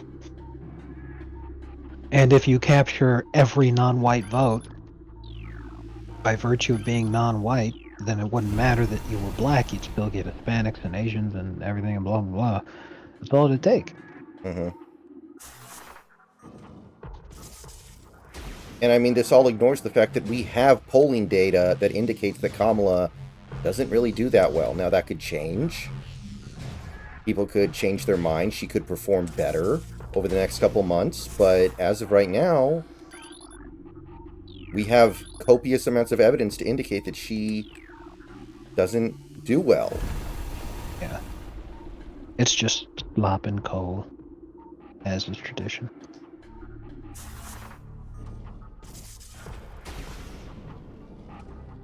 I will say this. Joe Biden is probably the last straight white male presidential candidate the Democrats will ever produce. I agree. Kind of like how Taylor Swift is probably the last straight white female pop star.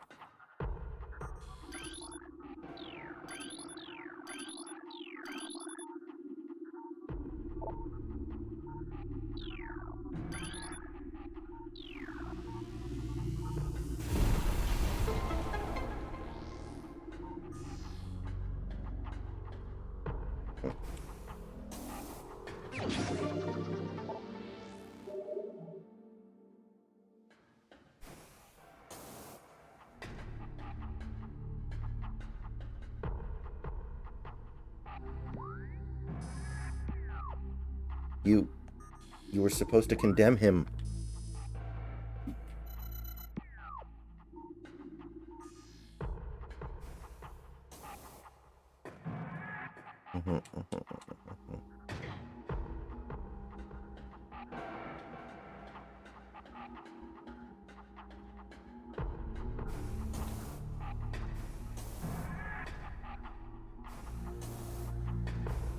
I think they could not. They're absolutely going to nominate white people in the future, but it'll be like Buttigieg. Yeah, if it's a white man, he'll be a flaming homosexual. Either that or white will be in quotes. For that matter, man could be too. People will say that they're white, but his name will be Steinberg. They'll say he's a white man, but it'll be like a female to male transgender, or just a white woman.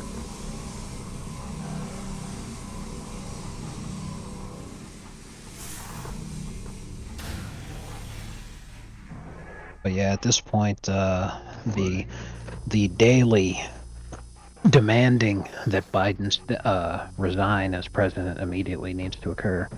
Because we know why it hasn't happened is because Hillary doesn't want that, because she'd lose her shit. Because everybody knows that Kamala's going to lose, so they're like, whatever. As long as she isn't actually the president. Watch Joe, like on the last day, is like, I will resign, and Kamala gets to be president for one day. Fuck you, Hillary. I approve this message. No, I don't. I hate you. Fuck you. Pretty much.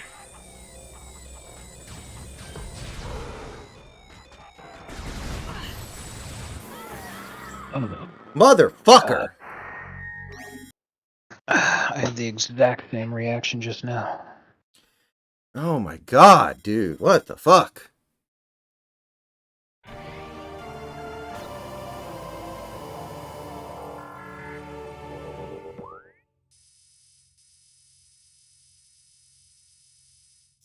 Great.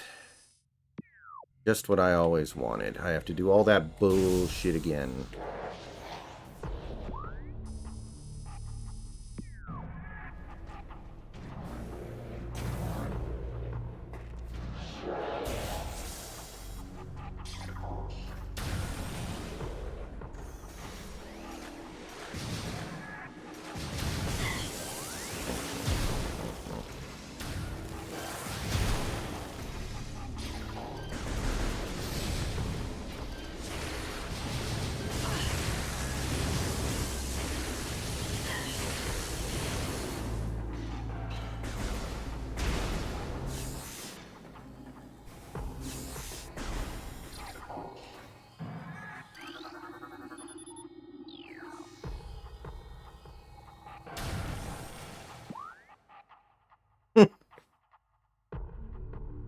What? There's a woman running for governor in Washington State who wants to give $1.5 trillion to Africa. You know they're just going to use it to, like, start fires, right? They're going to use it as kindling. Exactly. I think you need heat suit better because they're strong boss in the area. Where do I get the heat suit? I thought that's kind of where I was headed to. I thought that's kind of what I was going for.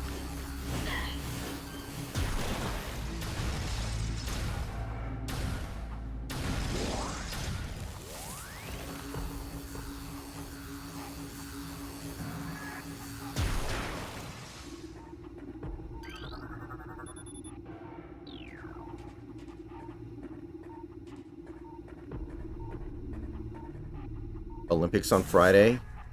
Man, it is not patriotic for a president to step down in the middle of the Olympics.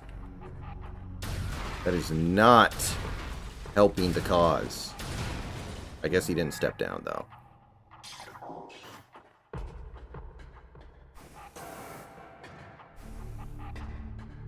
You know, I will say this. My understanding is that Virginia has a lot of black people.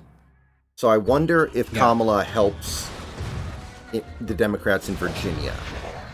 It obviously doesn't cancel out all the things she does to hurt them, but I do wonder if she's better in Virginia than Biden would have been. That's possible.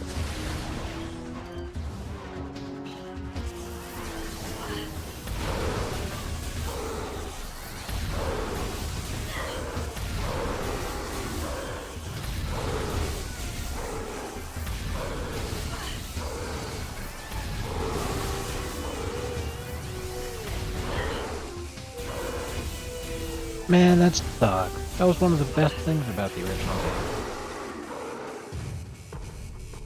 I'm disappointed. There's I must no have spent save hours. station. I must have spent hours doing it in the original Spyro 3. But there's a section where you have a super flame power-up, which exists in all 3 Spyro games. It turns his flame breath into a giant fireball. And in the original game, when you'd hit a rabbit with it, it would catapult the thing high into the air, and you'd see smoke trails as the thing was like falling to its death. It was hilarious. But when you do it in the remake, the thing just instantly disintegrates. That sucks.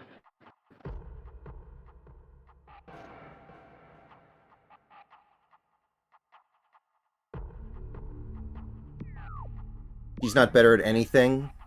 Yeah, I mean, you're probably right, but now that she's actually the nominee, I do think she might get more of the black vote or get more black people to turn out. Like, at least there's that compared to Joe. I think it's at least a possibility that she'll do better with that group than Joe would have. I think it's at least possible. Okay, so let's see here.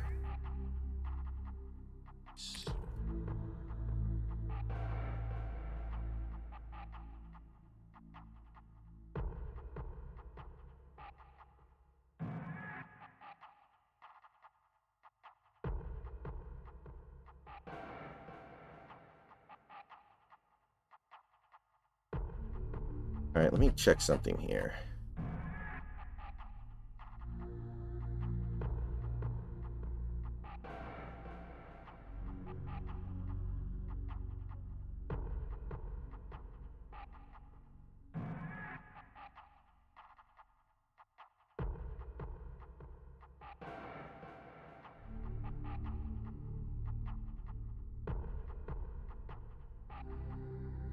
I mean, I was almost to a save point with where I was going. I was almost there, so I think I have the right idea. I just need to play a little bit. I just need to get good.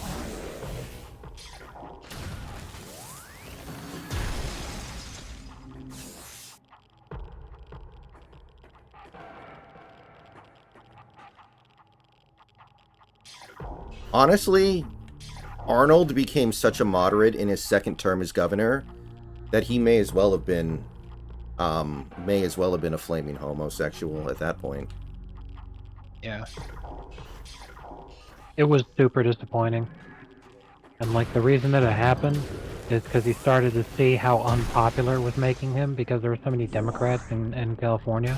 And he was like, no, I want everybody to love me, no. But like he was actually doing really good stuff. But he was like, no, everyone's supposed to love me, no. So then he just gave up.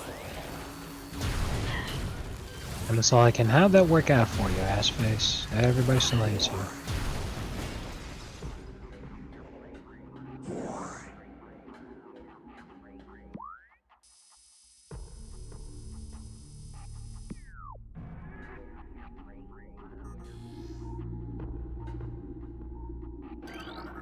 Recording to logbook.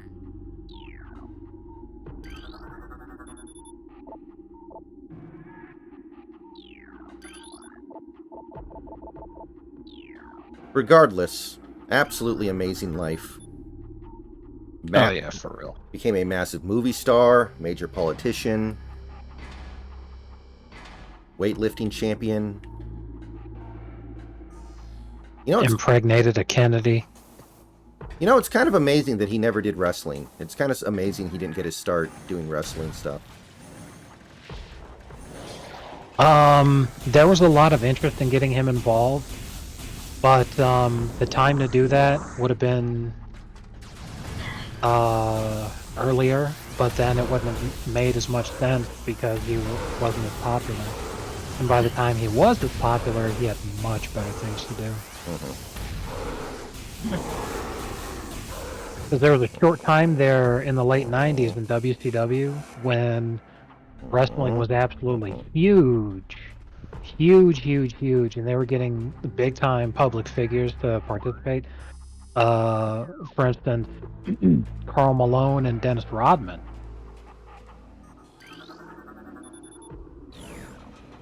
And Mike Tyson was at WrestleMania for WWF. Rodman? I didn't know that. Yeah, so all that stuff was really neat and everything. But while they probably could have gotten Arnold to join during that whole time period because of how popular wrestling was and would have made sense. It seemed unlikely back then because at that time period Arnold was busy doing Terminator 2. Yeah. So it was just never gonna work.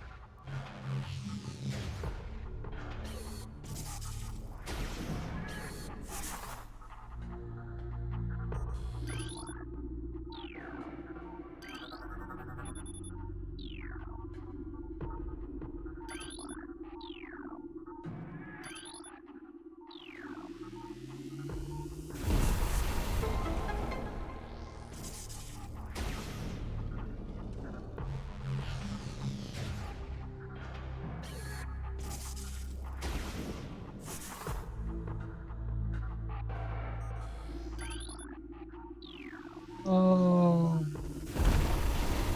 I made an oopsie. Well, Gavin Newsom cheated on his wife with another woman, so I really don't think he's gay. I don't think that's a very sensible, unless he's going to do the Kevin Spacey thing.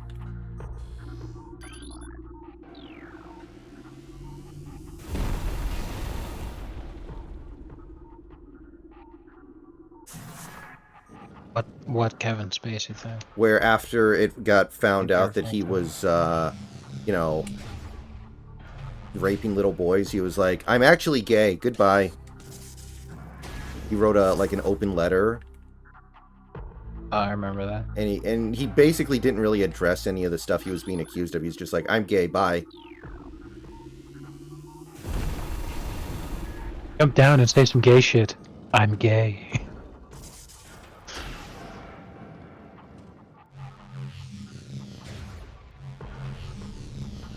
My own doo-doo feces. Want me to squirt out my own ass.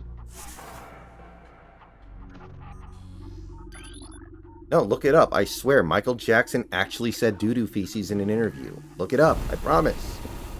Yep.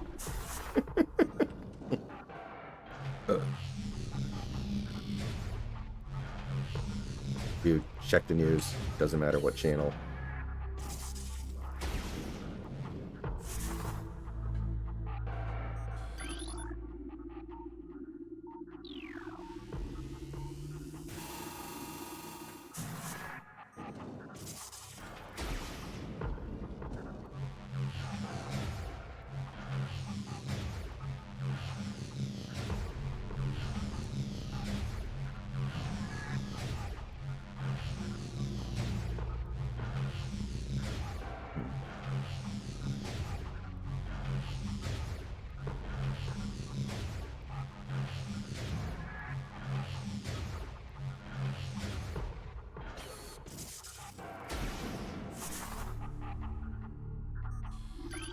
Man, if it turns out that Joe Biden is dead tomorrow, like they go into his bedroom in the West Wing, tomorrow and find out he was actually dead the whole time, that would be another check the news, it doesn't matter what channel moment. Oh yeah, for sure.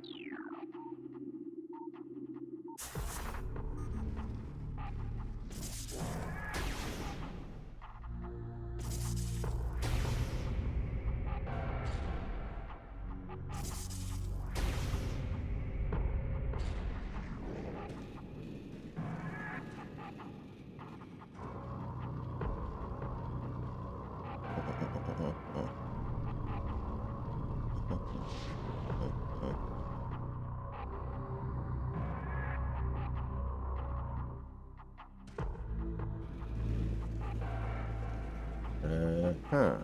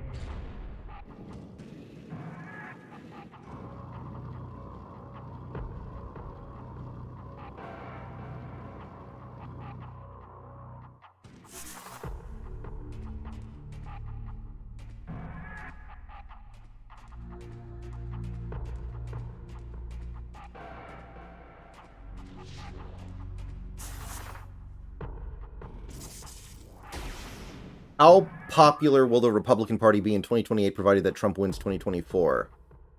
We'll need to find someone new, which is a task. However, we could possibly clean ourselves of the Never Trump TDS crowd.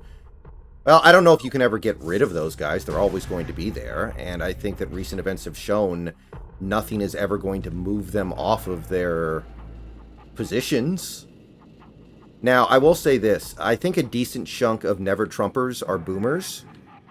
So if you're saying like, oh, they could, I mean, they could all, like, you know, die or something. Okay, that's a little different. But I don't know if that really does anything to actually, like,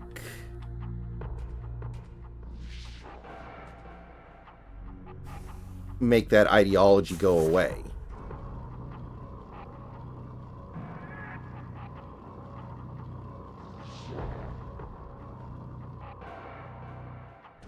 Yeah, Vance is very clearly the new generation of Republican that we're going to be seeing in the future.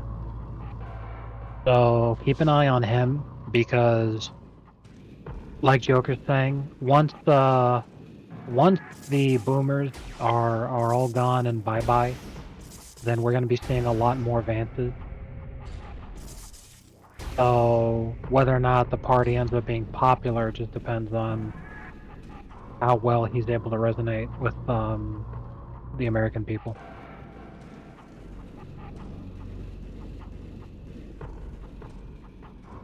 Like, a lot of boomers that I know who are Never Trumpers it's mostly just because they're afraid he's going to take away Social Security.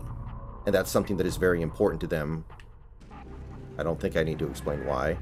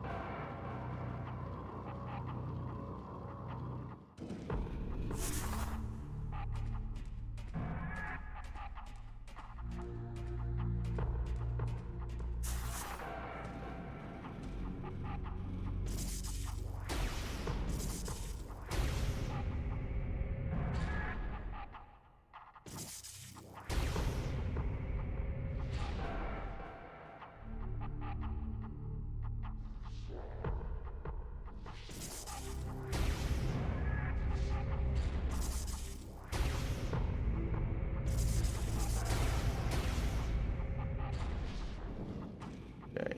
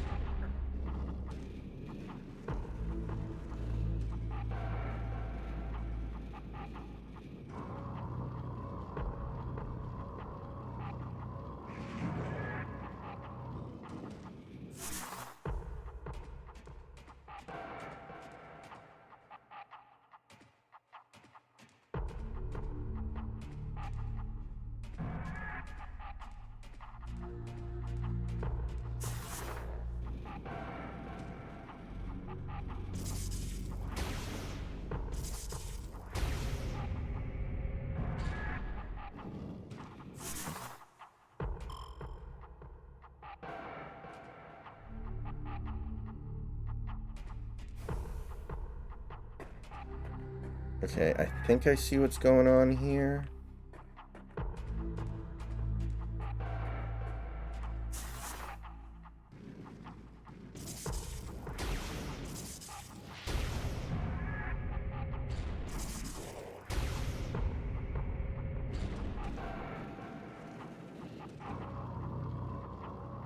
Yeah, Dick Cheney probably won't live to see another presidential election, actually. That's a good point.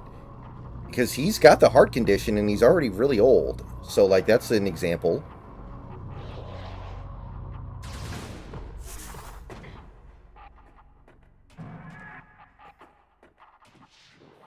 Plus, do I even need to say it?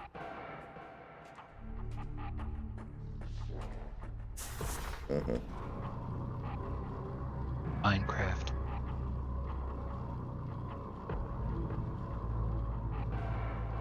I still don't even know why Dick Cheney hates Trump so much. Is it just because he likes endless war?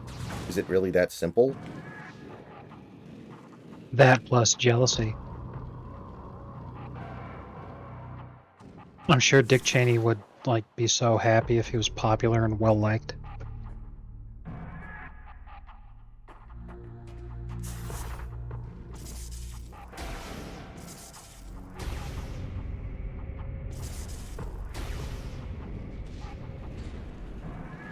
Yeah.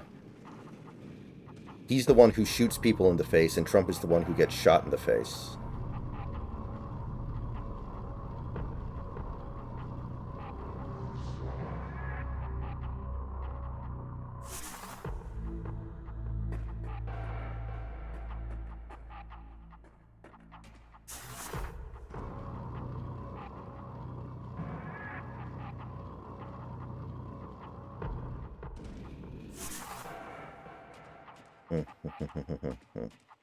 Yes. I have to hold it.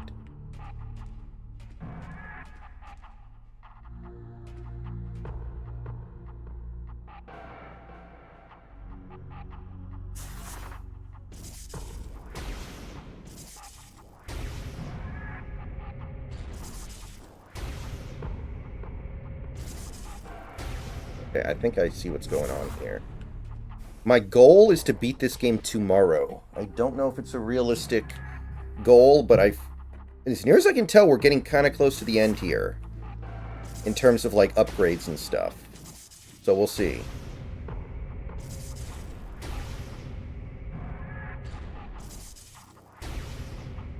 Oh, I thought Liz Cheney was the gay one. Okay. I like how he came out in favor of gay marriage after his daughter came out as gay. Like, he legitimately didn't care until it personally affected him.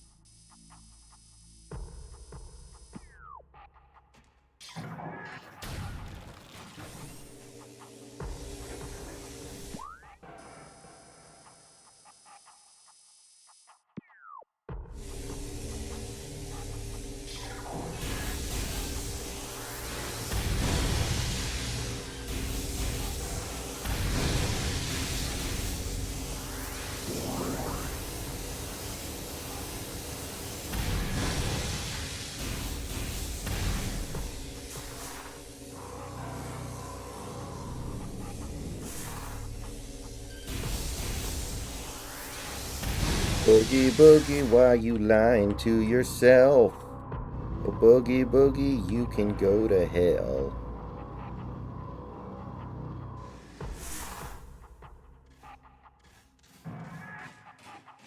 Oh, boogie, why can't you be true to yourself?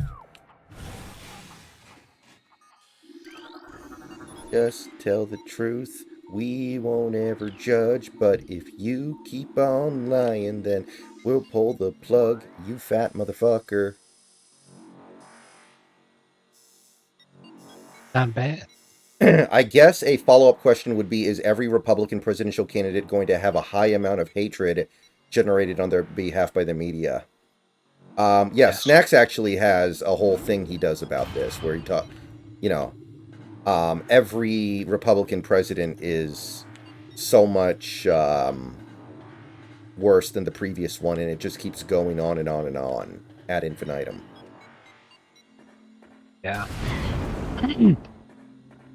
Like, you'll see coping retards like Bill Maher talking about how, where are the honorable men who we could just have disagreements with, but they were good people who were Republicans? Mm-hmm. Like Mitt Romney and John McCain, and then you can easily find pictures of people campaigning. I guess Mitt Romney and John McCain being like, "Oh, they're Hitler, they're such Nazis, they're Hitler."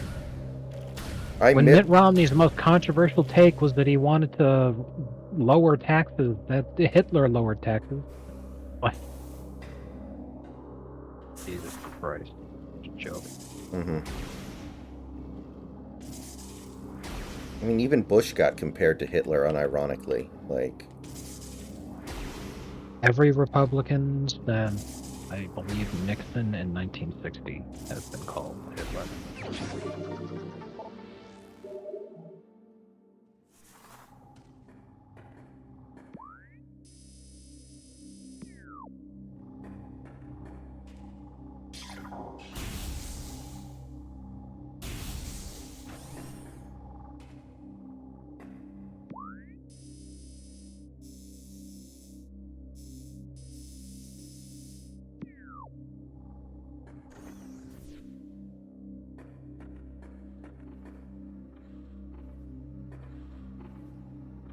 oh god.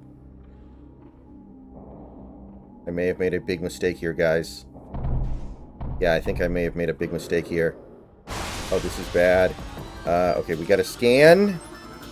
And we gotta hope for a fucking miracle. Elite Pirate.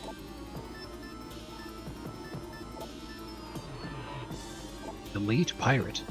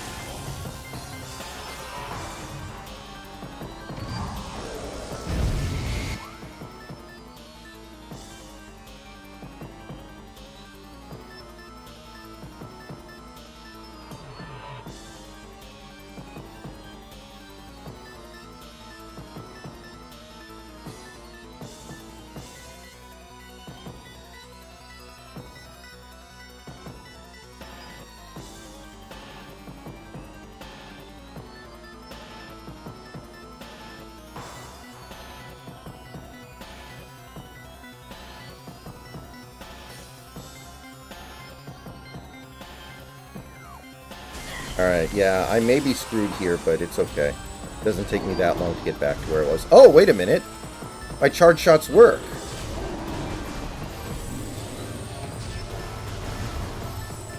Cool.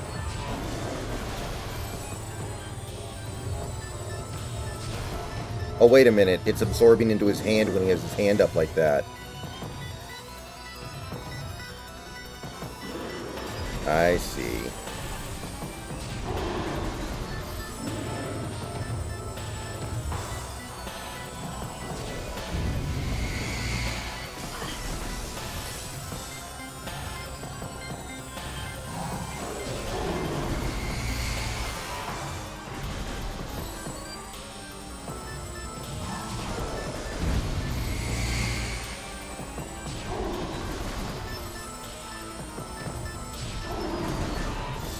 Okay, this isn't going so badly.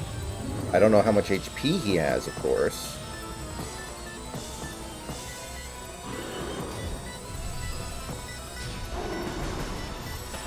Try missile. Okay, 1 second here.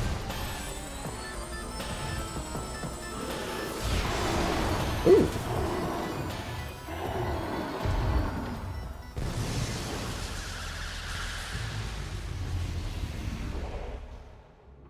Okay. I did not think it would go that smoothly. Holy shit.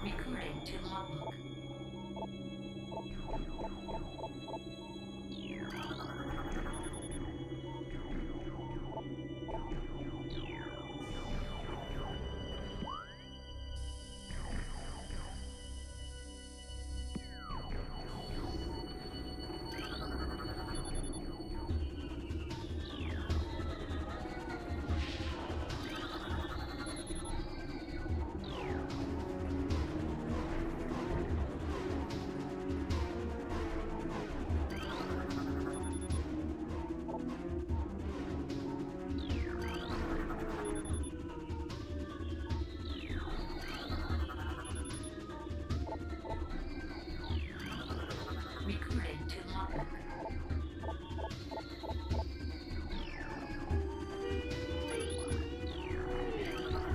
Recording to logbook. Oh, nice.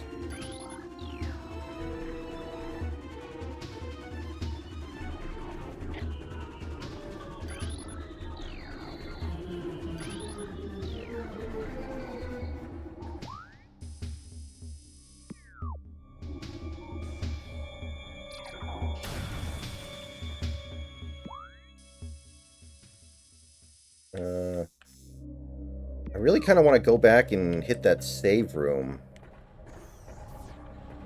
Especially after I just killed that boss. That's the one issue with this game. You don't know where the save points are going to be. And if you're going in, like, a unexpected order, you could go a really long time between save spots.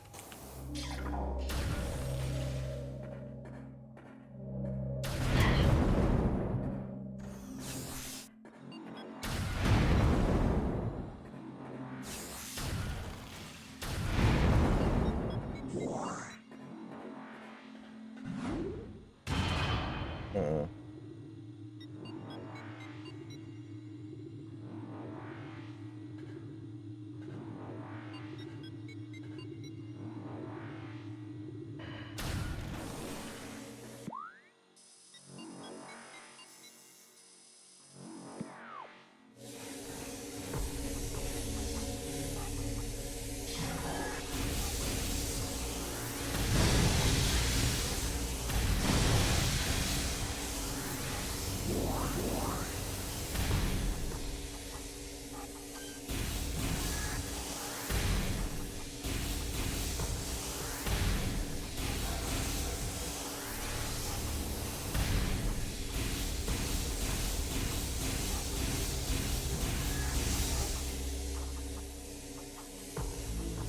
Oh, this is annoying.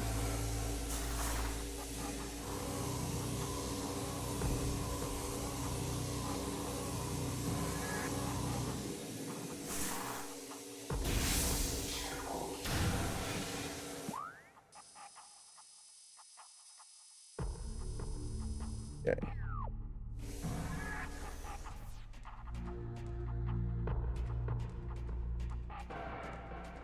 Okay, I need to get the yellow thing aligned up.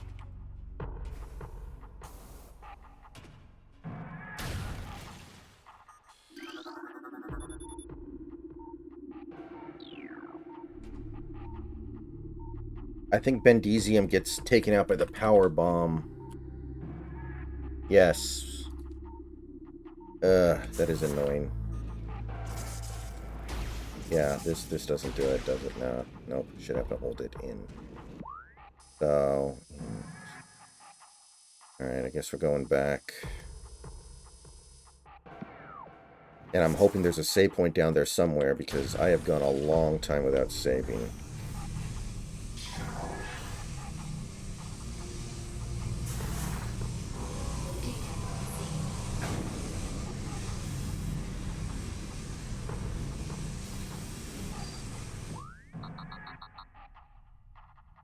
Okay, cool. We are in the right area.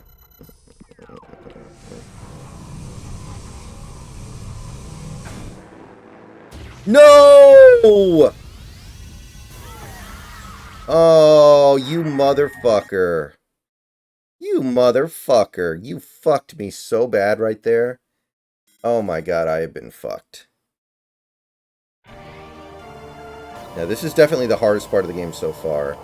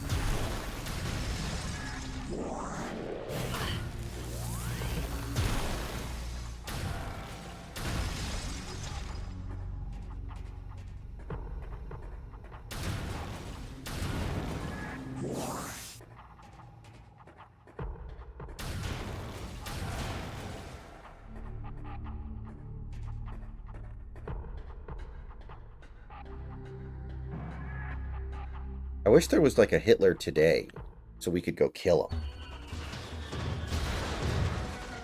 We should try to find a Hitler of today, and then we could just go kill him. But then Norm will fall in love with his beautiful eyes.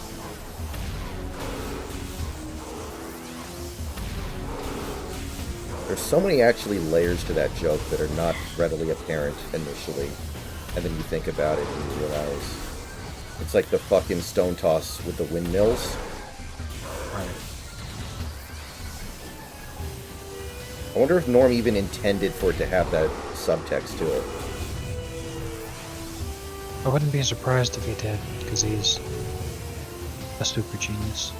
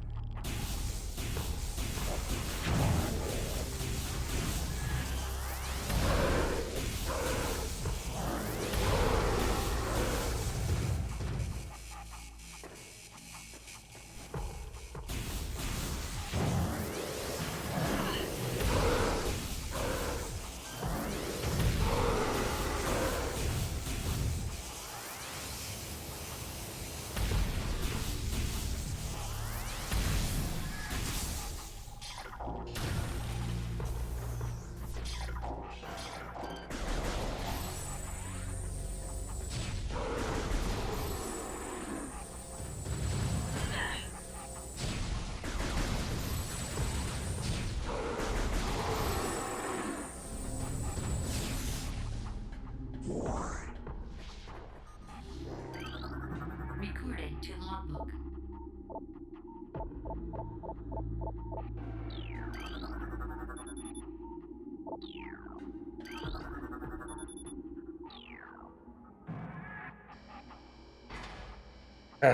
Okay, now that I know what I'm doing, this shouldn't be as time consuming, but still a pain in the ass. Like I said, I'm trying to beat this game tomorrow.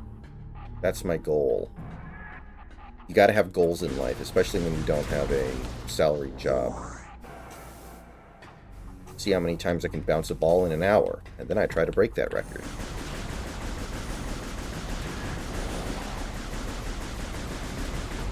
And I have never had a job where I got paid a salary.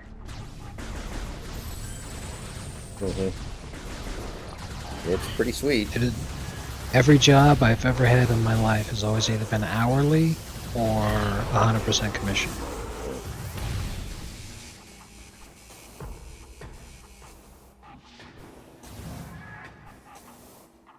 I'm hourly whenever I do contractor work, which is fairly often, but I make a salary whenever I'm actually employed by the company, which has happened quite a bit as well.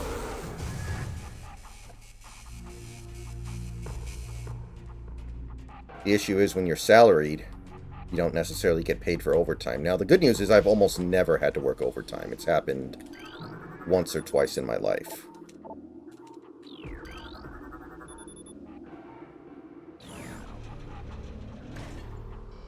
I've worked a veritable shitload of overtime remotes.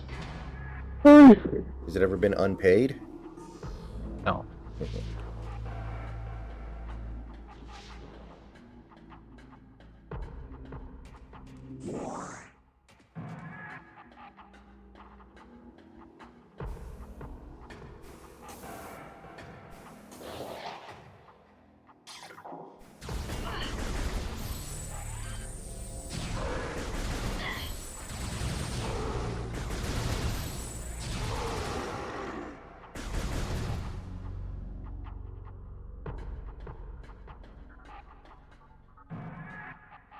I still fucking love Mike Myers' face when Kanye said that. An all-timer. Just absolutely no idea what to do in that moment.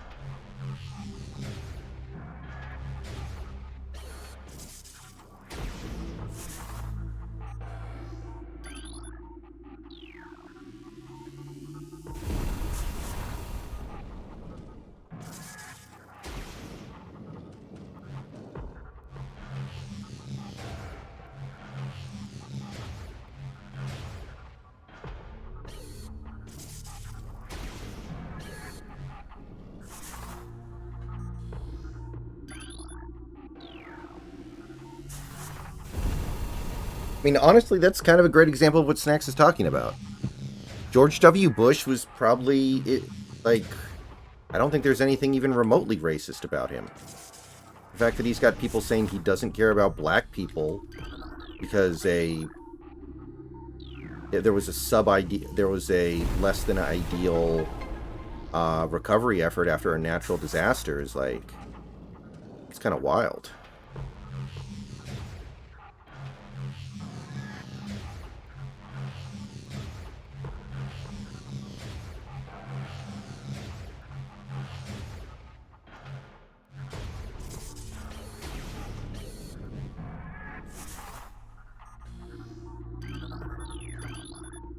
Yeah, I'm definitely old enough to remember when they accused Bush of everything under the sun being racist and sexist and all this other shit. I remember when people called him Nazi. I remember heading into the 2008 election, when the economy was really falling apart. I saw a shitload of memes out there because people were like, "Oh my God, because the country's falling apart, Bush is not going to leave office. He's not going to allow the elections to happen. He's actually going to turn the United States into a Christian theocracy."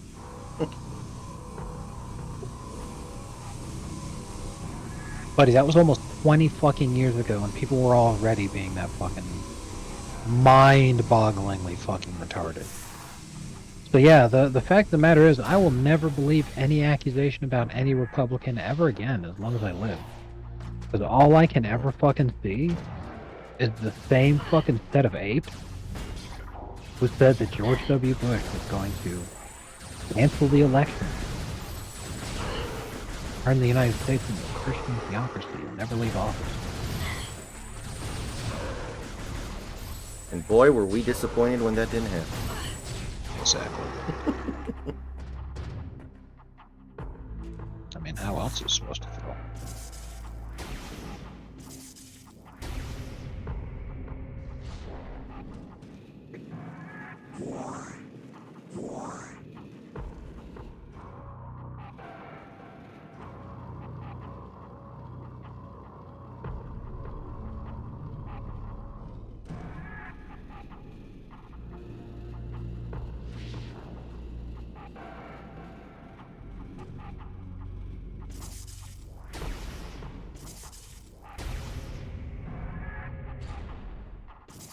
And whale. Alright, let's see here.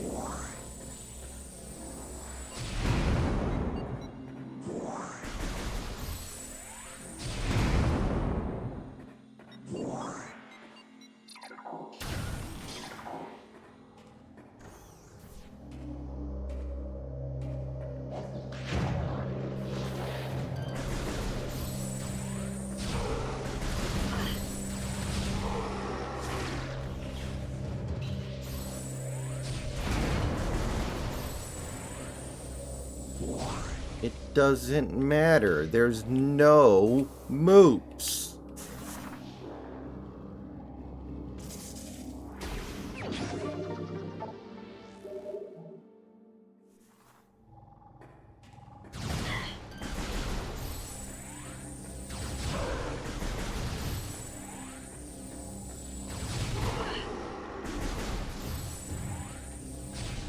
Man, Kramer's having a tough set.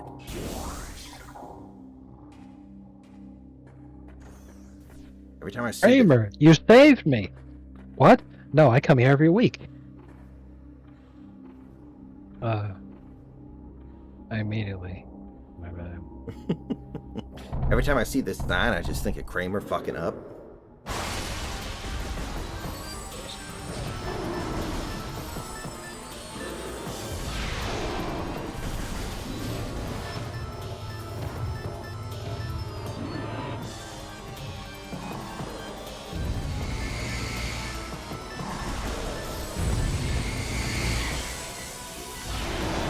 Every time I see that clip, I mean, there's like a small part of me that is like, oh, that racist son of a bitch.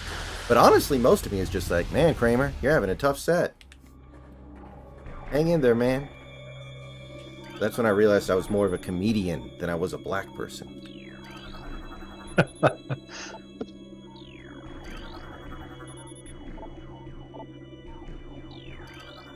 Recording to logbook. If it wasn't for somebody having a camera phone, and camera phones were not super common back then to my knowledge. I don't think they were. If it weren't for somebody having a camera phone, could you imagine the urban legend of that set by Michael Richards? The way it would have turned into something so much worse than it actually was, and then you would have had people denying it, and yeah, it would have just become like it would have become a turn of phrase in the stand-up world, where instead of saying that you were bombing, if you attacked the crowd back, they'd say you were pulling a Kramer. Mm-hmm. So Bill Burr's famous bit where he didn't bomb, but you've probably seen this as one of the most famous Bill Burr moments ever. He was part of a comedy tour. They were doing a show in Philadelphia. So they had one of the younger guys that was out there first, and he did bomb. And the crowd gave him such hell that, like, because the kid was new. He was really new to the business. They gave him such hell that, you know, he left the stage early because he was just so embarrassed and humiliated. So Bill Burr was supposed to be the main event, and he came out right there because he's all like, okay, we are obligated to give you guys at least 10 more minutes of entertainment. So for the next 10 minutes, I'm just going to shit on all you pieces of shit. So he had a fucking clock go up, and he'd count down the time, and would just fucking roast the crowd. So he'd go on a big fucking spiel, and then he'd be like, 9 minutes left. Then he'd be like, you fucking racist pieces of shit here in Philadelphia. You're the hometown of one of the greatest boxers of all time, Joe Frazier, and you tear down that great man's statue so that you can build one for a fucking fake boxer who didn't exist just because he's white. You pieces of shit. 8 minutes left. Like, I hope Donovan McNabb fucking snaps his little Tweety Bird ankles. Stays in a wheelchair for the rest of his life. Fuck the Eagles. I hope you guys endure misery forever. That part of the bit got posted a lot when the Eagles won their first Super Bowl by beating the Patriots. Mm-hmm. Makes It's sense. like, oh, how's old Billy Boy feel about this now? But yeah, it was a great moment. Oh yeah, you know, they would have called that moment. They'd have been like, "Oh man, Bill Burr went out there and totally pulled a Kramer."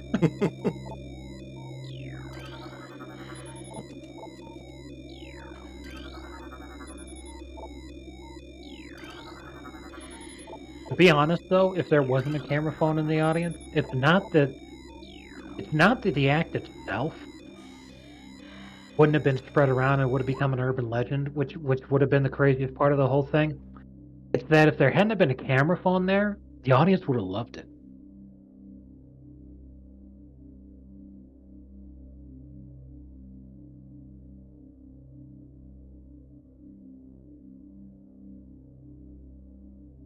Oh no, I can't be associated with this now.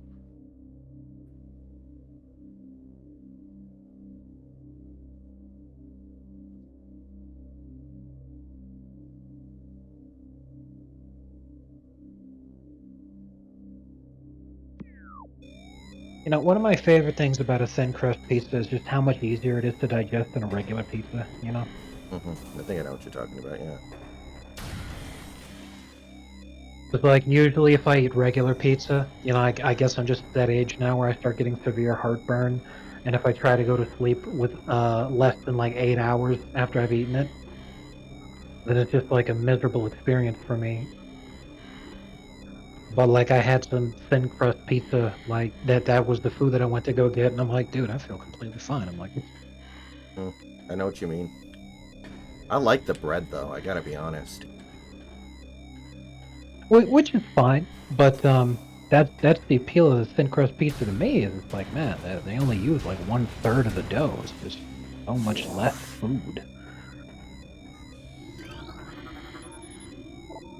which is good. Yeah, absolutely. I had a thin crust pizza last night, actually. And, I get it.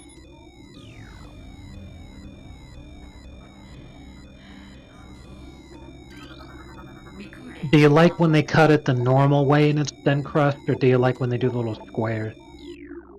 I like normal. Recording to logbook.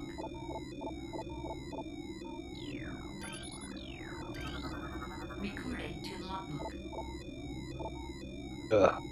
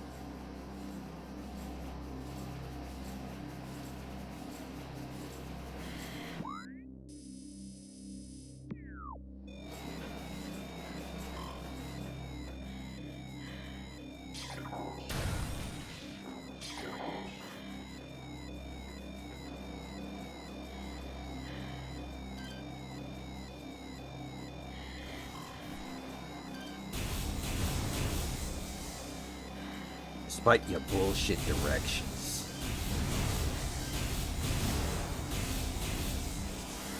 Superintendent Chalmers, welcome. Yeah, hey, fuckwit. Me roast is buggered. I'll say that to this day. I reckon I could get some Hungry Jacks from Travis Wisconsin. You sick can't see. Oh shit, that actually reminds me. In my facility, there's like this weird thing they do where you have, in addition to your computer screen that allows you to interact with the robot, you've also got a computer screen that allows you to play a video game. But it's like, as you scan, you earn points. And there's lots of different games that you could play, but then the points play the game for you kind of deal. It's have something to make the time go by faster kind of a deal. Oh, okay. I wouldn't expect Amazon to have something like that. That's not too bad. And they randomly generate names for you. And the name that they generated for me was Hungry Jack. And I was like, oh my god. Phenomenal. For those of you watching, Jack is not my name. So it's not like, oh, hey, they named it Jack after me. No, Jack isn't my name. I'm like, oh. His name is Hingle McCringleberry. Exactly. Said it was because of the, instead of Burger King in Australia, they call it Hungry Jack.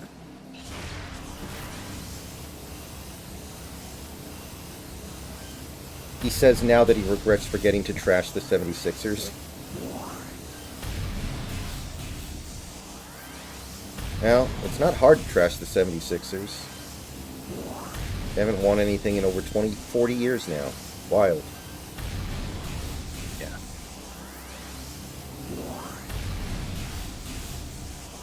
It's a lot of the best rope that he could have come up with hasn't happened yet. For instance, Embiid has got to be like the most humiliating superstar, quote unquote, to have on your team ever. Because like he's a huge bitch and he doesn't know when to keep his mouth shut, and he probably talks the most shit relative to his actual success of any player ever. Because like he doesn't have any success to speak of, but he talks insane amounts of shit. Like, I couldn't fucking believe it, man. Reading Embiid saying this stuff, he's like, you know why Team USA's doing bad is because LeBron sucks. He's not the man that he used to be, and he shouldn't be on this team. And it's all like, dude, hasn't he outscored you every single game? Well, Embiid's been useless completely in the Olympics so far. I know they're just scrimmages, but his style of play doesn't work in FIBA at all. Exactly.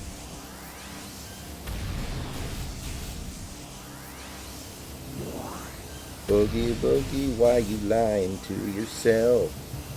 Boogie, boogie, you can go to hell.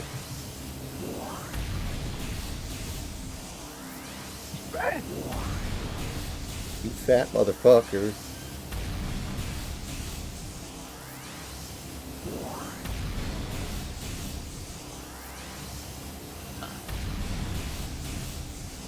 One of my favorite wrestlers of all time is this guy named Scott Steiner.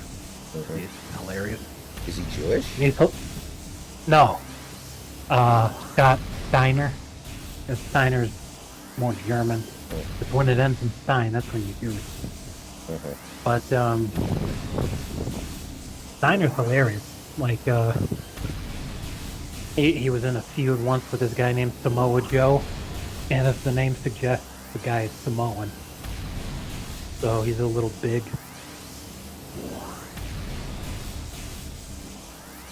Right. Scott was so heated when he was delivering a promo on him that he just completely forgot what his lines were because he just worked himself up so much. He was like, you tell that fat son of a bitch, I swear to God, when I get my hands on him, he's fat. He's fat.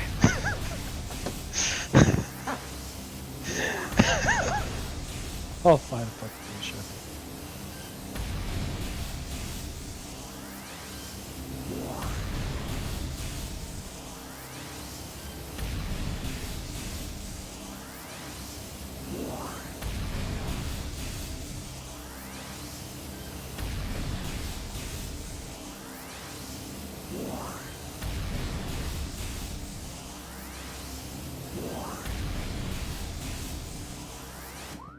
God, this is hilarious. You know, actually, a few days, well, actually, more a few weeks ago, I was reading about this one time when George Carlin bombed during one of his sets.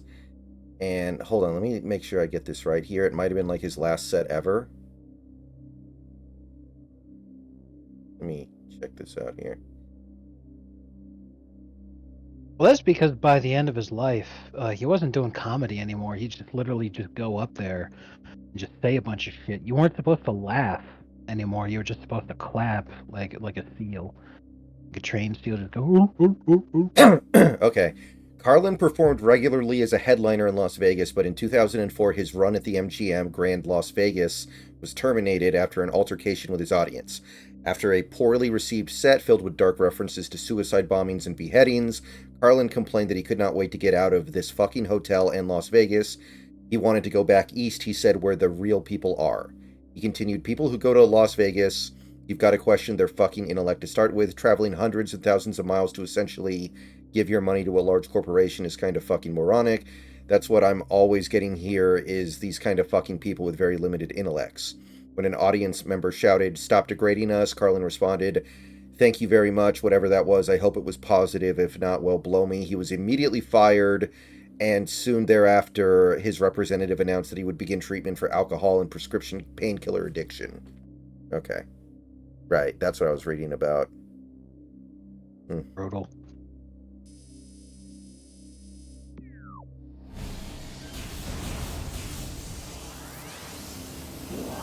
I mean, maybe George Carlin bits were funny at the time, but when I look back at them now, I don't even know what the joke is supposed to be some of the time. Or if there is a joke there, it's very basic and obvious and something that, like, again, maybe it was funny 40 years ago. I don't know, but it doesn't seem like it's funny now.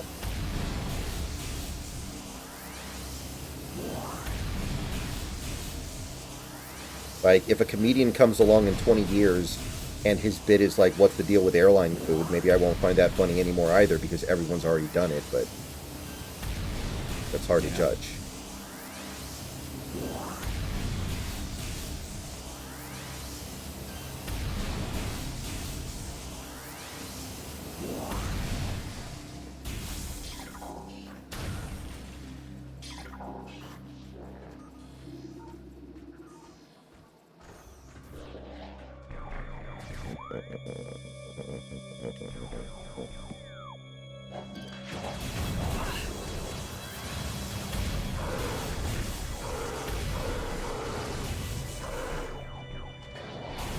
Fuck, I didn't want to do that.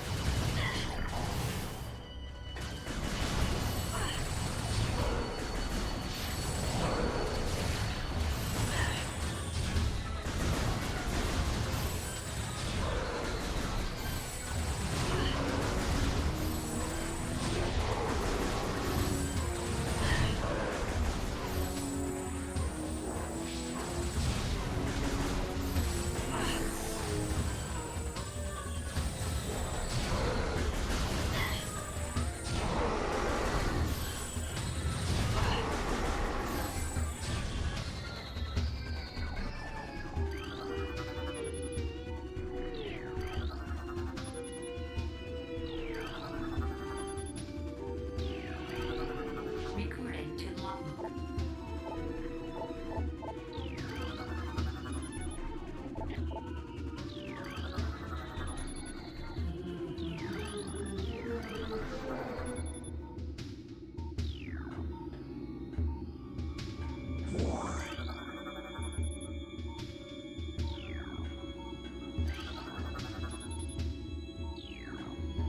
That faggot shit. That's horrible. The official title of the husband, if a woman is president or vice president, actually is gentleman. Kamala's husband is the second gentleman of the United States. Because when you're vice president, you're second, whatever. Yeah, makes sense. That is really, really gay.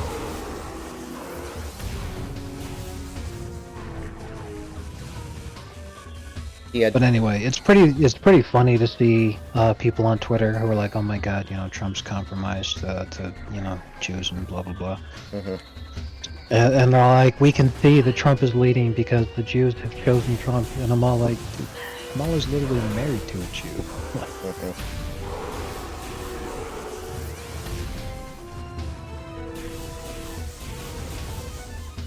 He had 3 phases to his career. Started out as a clean comic in the 60s, became anti-establishment in the 70s, and by the early 90s he had become a bitter counterculture spokesperson.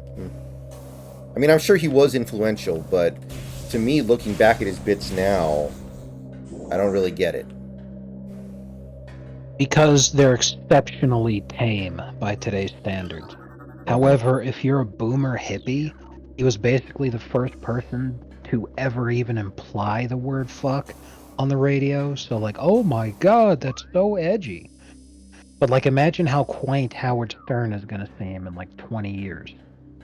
Also, he seems quaint now. Yeah. But 20 more years from now, yeah. I guess the comparison would be like Seinfeld doing the contest, which shocked the world, and then 10 years later, 2.5 Men was doing stuff more explicit than that in every single episode. Right.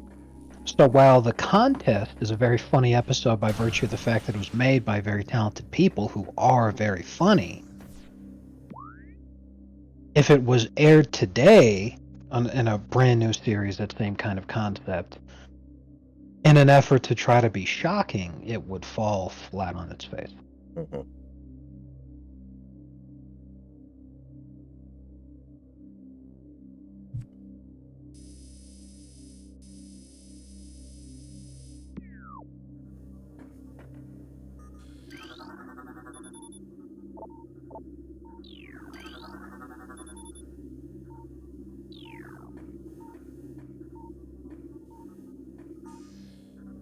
George Carlin, Big Country.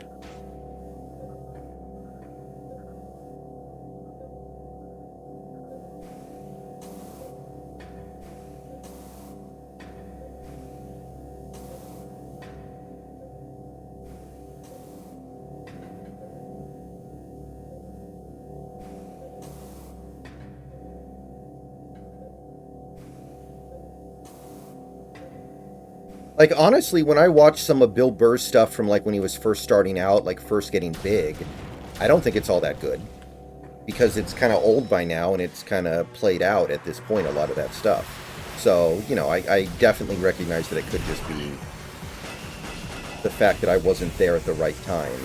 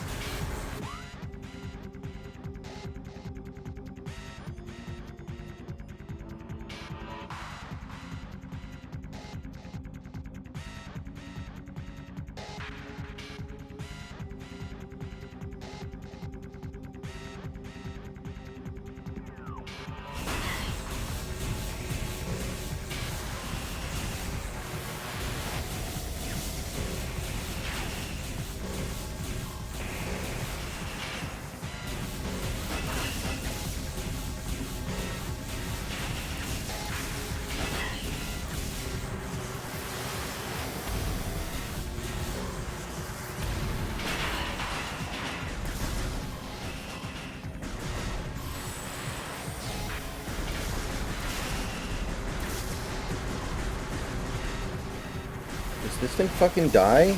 Am I doing damage? Okay, there we go. Phew!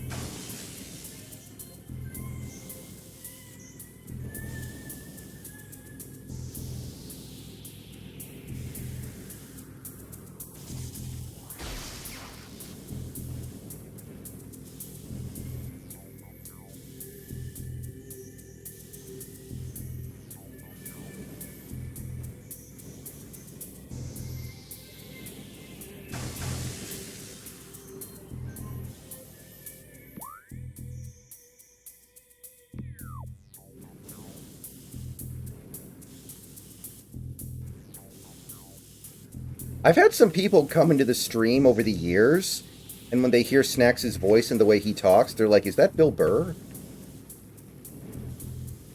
Which, I don't know if I get the voice part, but I understand, like, the flow of his... the way he talks about, like, certain elements of comedic things, I guess. No, it's because of the times when my microphone has the lisp. If Snack sounds like anyone, he sounds like Report of the Week.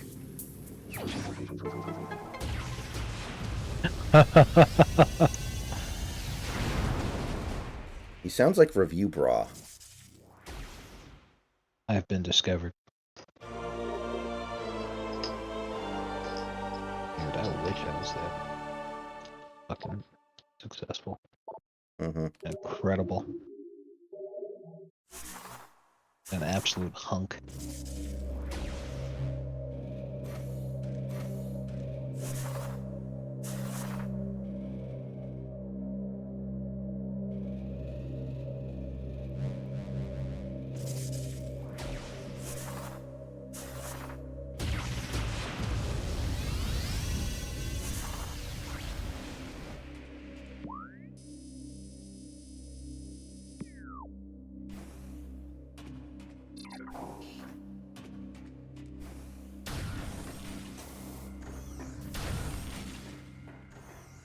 Oh, thank God. We have a fucking save state. Final save station. What a relief.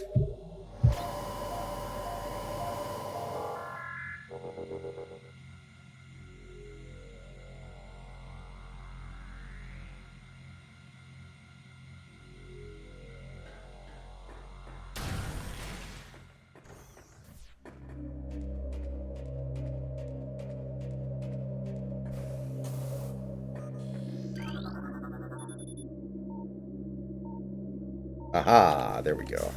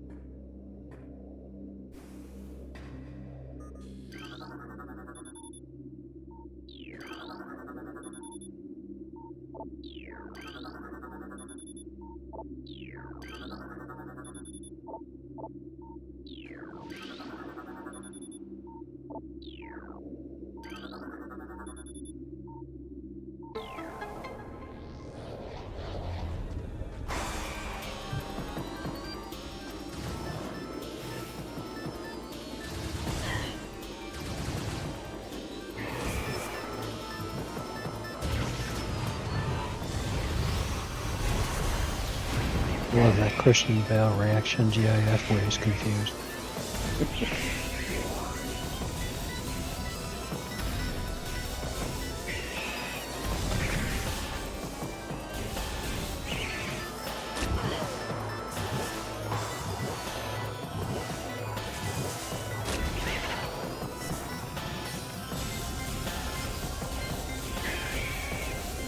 Boogie boogie, why you lying to yourself?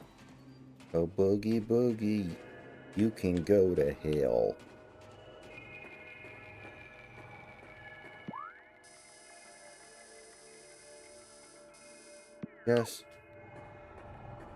Just come clean. We won't ever judge, but if you keep on lying, then we'll pull the plug, you fat motherfucker. Woo!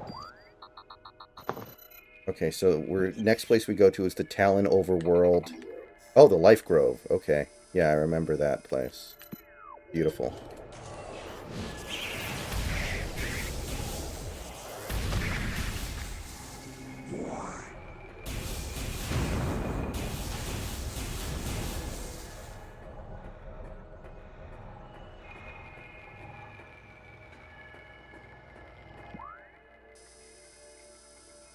Wait a minute. Do I need a fucking grapple here? Maybe not? Okay.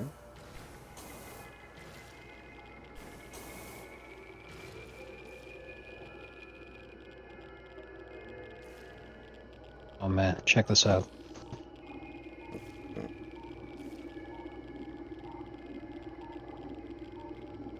Yeah, I saw that. Fucking hilarious.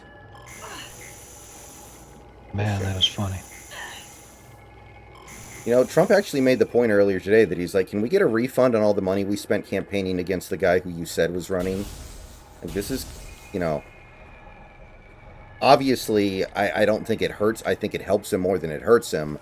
But he's still just like, you know, we've just spent a very long time here campaigning against the guy you said we'd be running against, and now you're whisking him away at the last second. Yeah. That's kind of not cool. Very undemocratic of you. I also feel like it is devastating to the Democrats because it makes them look extremely in chaos. Like there's no Yeah. stability there, which means there's no plan. I mean, I think that you would still much rather have a candidate have their full allotment of time to campaign and run. Like, I think it's still a much bigger disadvantage to be like, okay, we've got to put together a campaign in like 2 months here before early voting starts. So, Yeah. don't get me wrong. I think it helps much more than it hurts. But it is notable.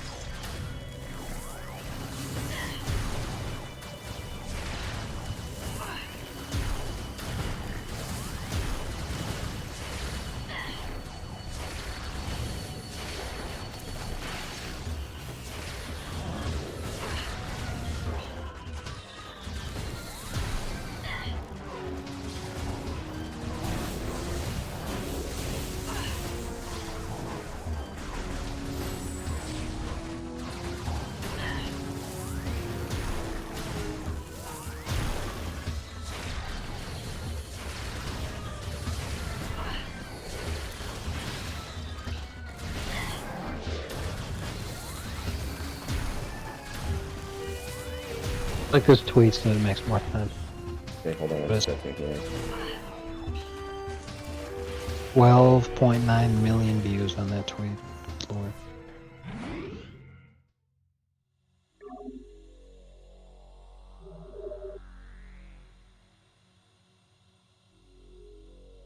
Oh, yeah, I saw that.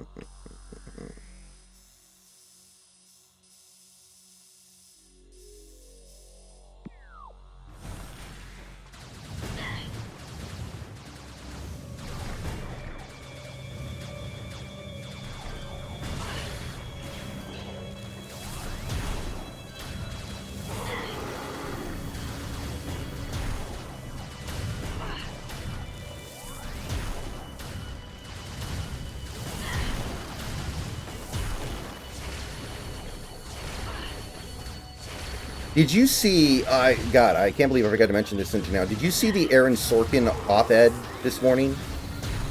No. You know who Aaron Sorkin is, right? The name sounds familiar, but... He was the writer of The West Wing. He wrote The Social Network. I think he wrote the Moneyball movie. So he's a Hollywood writer. His most famous work to date is probably The West Wing, and that's, you know, where he's involved politically, I guess. A Few Good Men. Yeah, that's another one. So he wrote an op-ed this morning that said, and he was not joking, he was being serious about this. He said maybe it was yet last night, I don't know, but he said the Democrats should nominate Mitt Romney.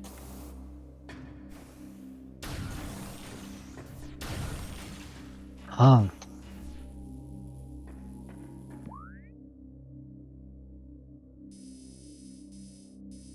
That's It was pretty fucking hilarious, man.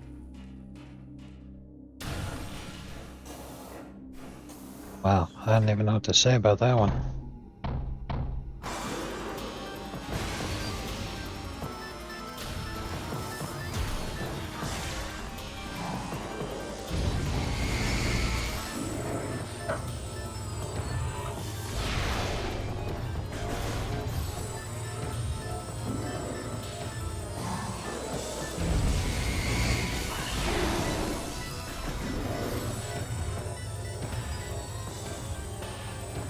He wrote The American President. Not familiar with that one.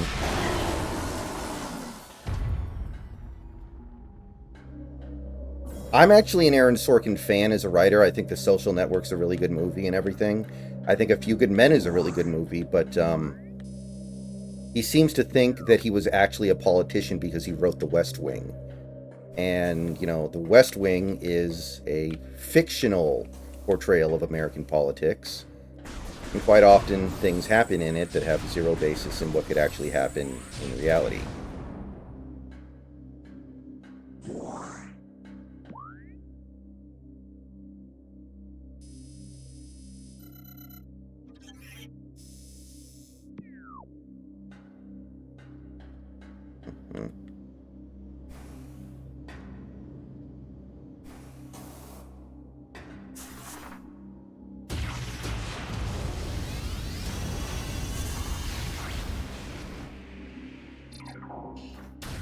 I mean, it manages to take a subject that should be extremely boring and stupid and uninteresting to everybody and makes it work very well within a film. I think it's very impressive.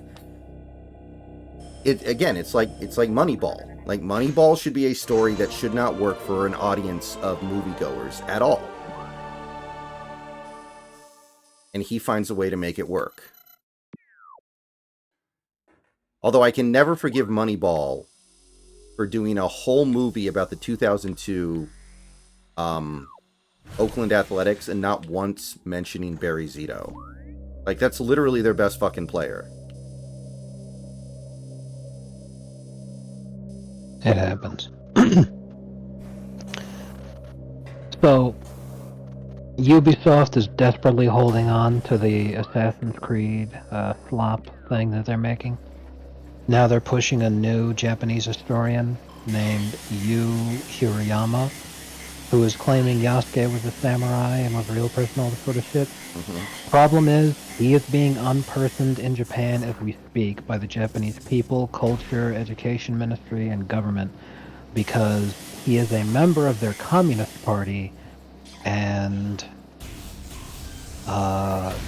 works with an entertainment group that is about bringing, diversity, equity, all that crap. Mm-hmm. So they're like, the problem is, like, this guy's just putting himself out there to try to be like, no, it's totally valid because he's Japanese, but in his report where he said Yasuke was a samurai, he used the exact same sources as the guy that just got fucking kicked out of the country for lying. So, so it's like, oh, they're really hanging their fucking hat on this thing because out comes the actual communists. But yeah, like, this guy's giving a fuck. Ooh.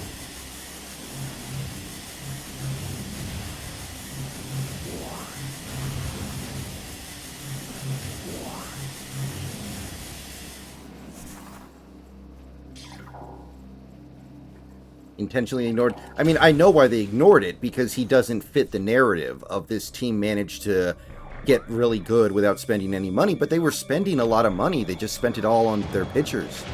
I think Barry Zito was by far the highest paid player on that team. I could be wrong, but I think he was.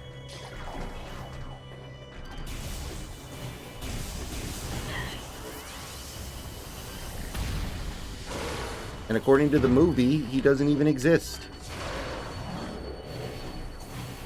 Oh my god. A surprise candidate has revealed themselves in Las Vegas betting markets to take the place of Joe Biden as Democrat nominee for president. Jeb Bush. Exactly. Aaron Sorkin was close. They should nominate Yeb. Oh man.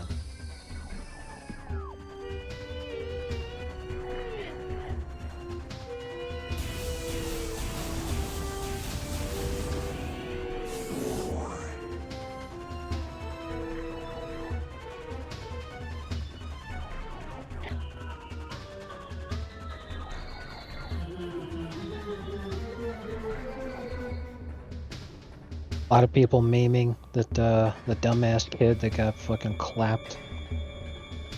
The last thing he did was search for porn. They're like, what if someone in the video accidentally said his MK Ultra trigger prick?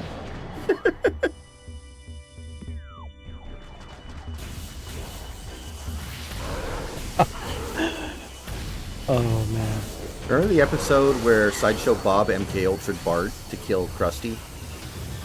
Yes. And the trigger phrase was, "I've never had a better audience."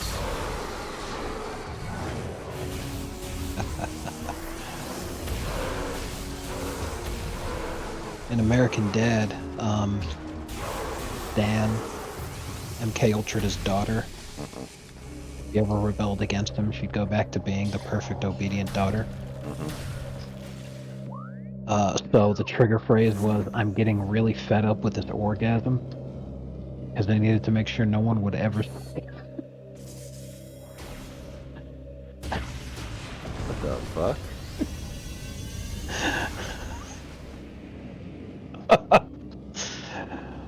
And I'm like, that's a really good one, because why would anyone say it?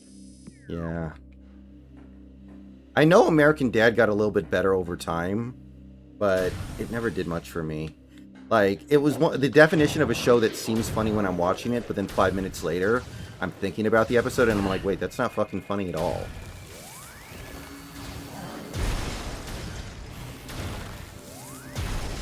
Like, I remember the early episodes had this little background side plot about this guy who found, like, this gigantic chunk of gold or something, and he was trying to get away with it. Oh yeah, I remember that one. And I'm like, and, you know, after really thinking about it, you're like, what the fuck is this doing in this show? This has nothing to do with anything.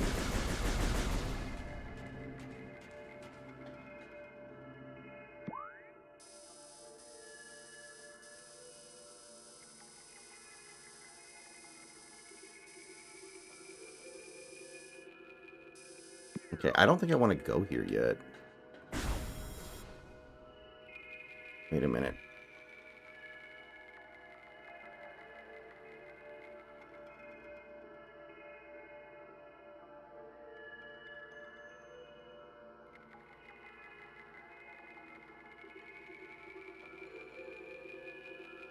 Oh, okay.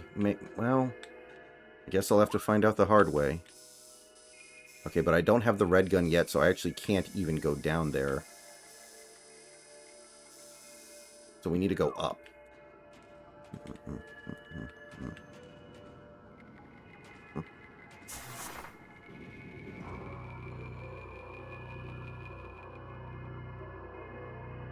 Oh, yeah, Molly's Game, David. I've talked about that movie a little bit lately.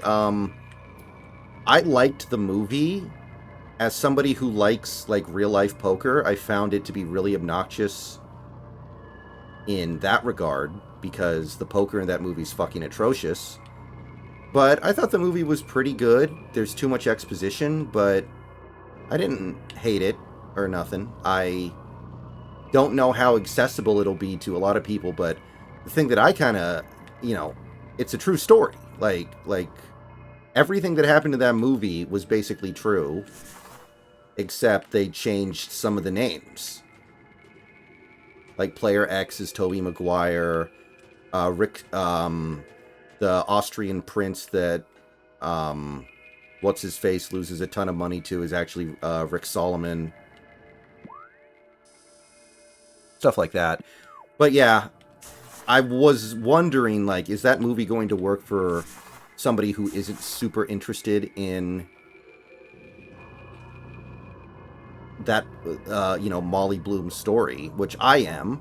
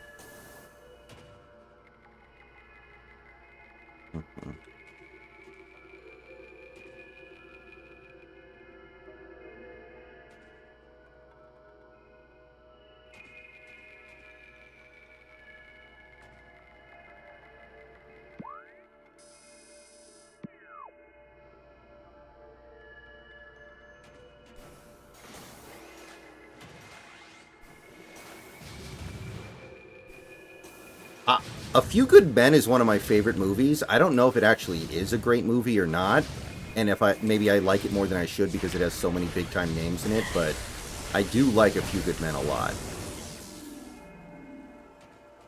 Yeah, it's a really good movie.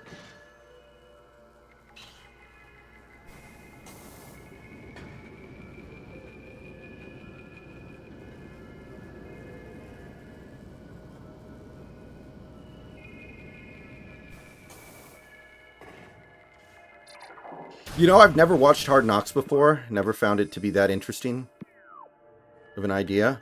Same. Same. Mm-hmm.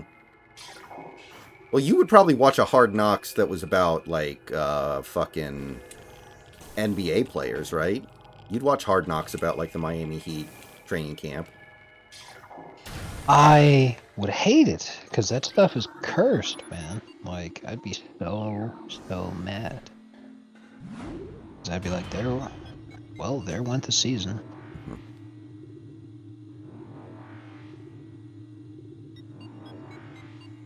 So the amusing thing is the Lakers' other rookie looks like he's going to win Summer League MVP. Not Bronny, but the other one actually seems like he's pretty good.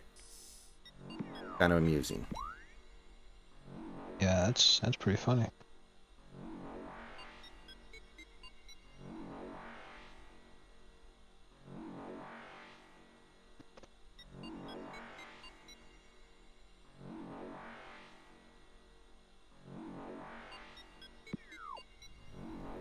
Yeah, Connect. He's good. Lakers did very well getting him.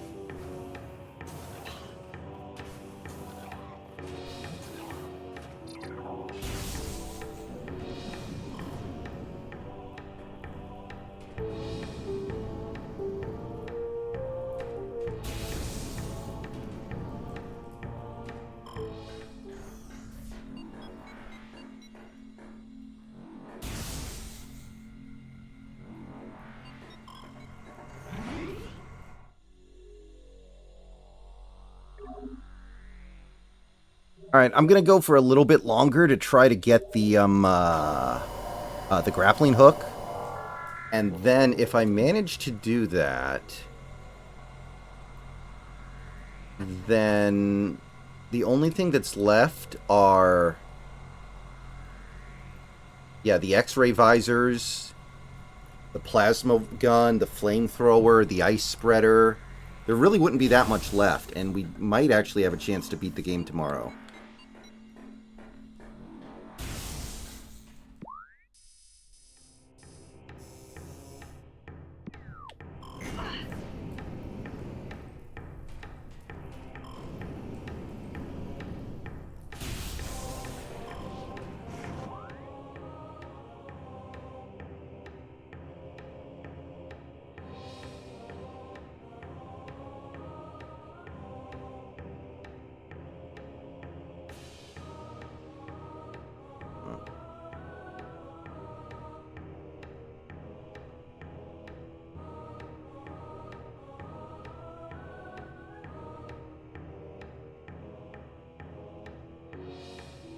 Oh, Aaron Sorkin wrote the Steve Jobs movie that had Michael Fassbender in it, not the Ashton Kutcher one, the other one.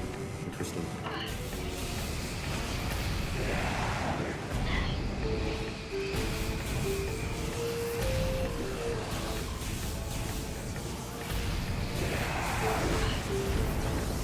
I never saw either of them.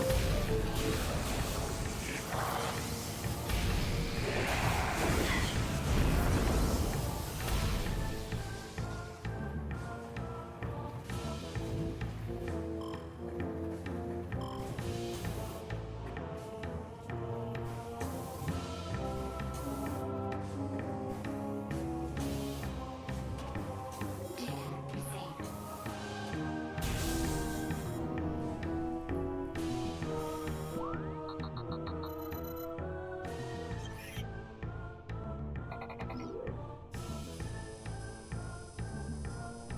Apparently, a lot of blacks are saying that Kamala is Indian, and they don't want to attribute her as being part of their community. Yeah, she is Some Indian, literally. Some even say that Kamala's smoke alarm doesn't even chirp. Oh my god. Bruh.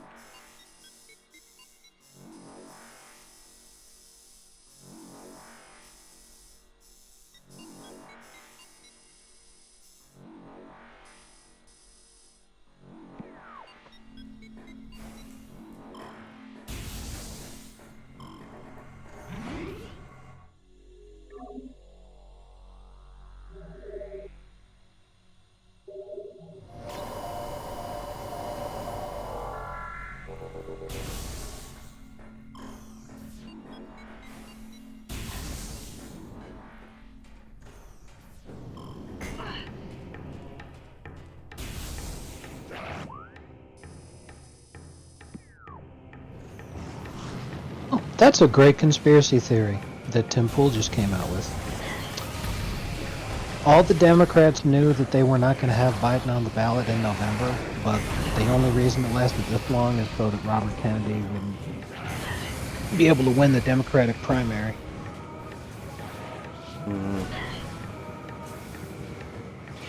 I don't know.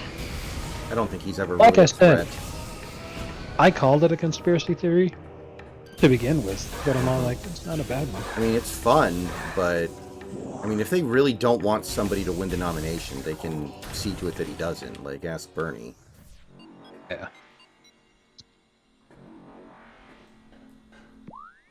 Yeah, I mean, Kamala's ancestors were literally slave owners in Jamaica.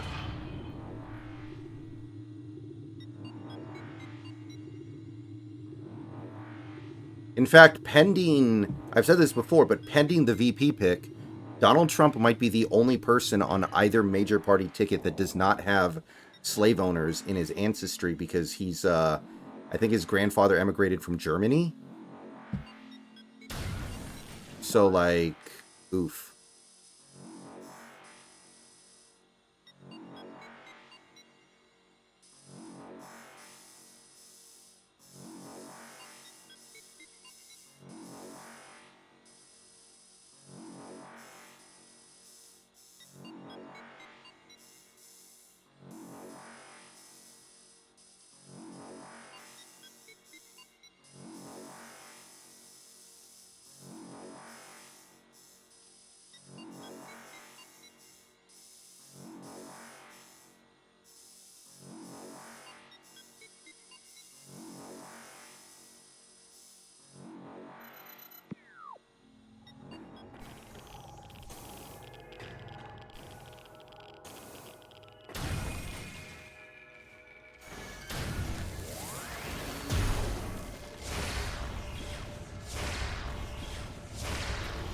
Oh yeah, so I don't know if you saw this next, but today there were a bunch of people getting butthurt because there were some MLB players that kept doing the Trump celebration when they hit a home run or something good happened.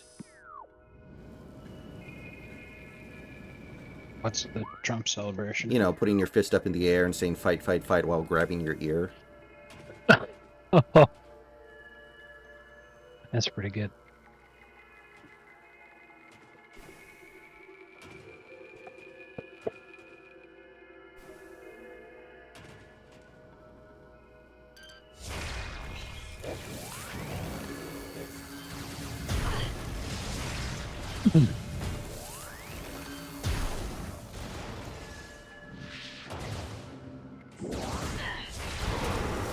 So some people made the point that, like, you know, like it or not, baseball in terms of like the players is probably like 90% conservative. Baseball players, by and large, like, it's not even close.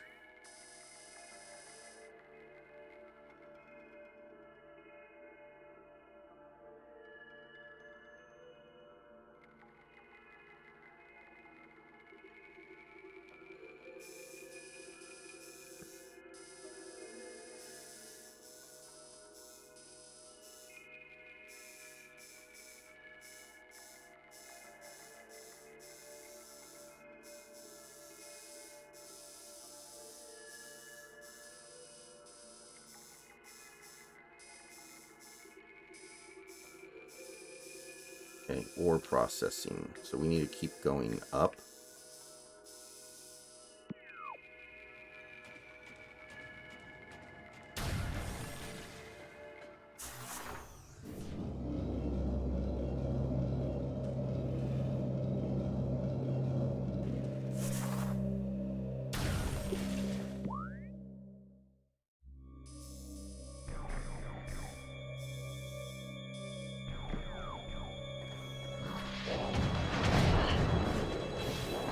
I don't feel like dealing with you idiots right now.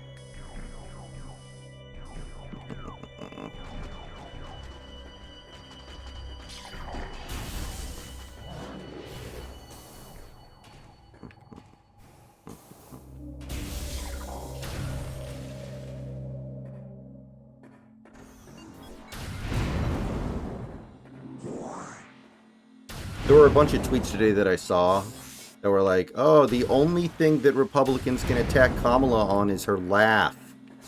They attack her that she laughs. They have nothing to attack her on. And it's like, oh, you want to bet? If she actually becomes the nominee, you don't think there are things that are easily usable to attack her? The reason that they attack her on that is because when you attack Kamala with something that she doesn't have a response to, she just laughs. Mm-hmm. And you bring that up because it shows two really, really bad things. It's either nervousness, which is terrible, coming from someone who wants to be president of the United States, Mm-hmm. or it's... Hold on. It's like you're not taking it seriously. Which is like, okay, so you're writing off a legitimate concern, but you're not explaining to us why that is. You just look like an arrogant cunt. Makes you look super unlikable. It's why she got less than 1% of the vote. Because she's laughing all the time. It's like, stop fucking laughing. Answer the fucking question. So the first question anybody should ask her is, how long did you know that Joe Biden was not physically capable of executing his duties as president?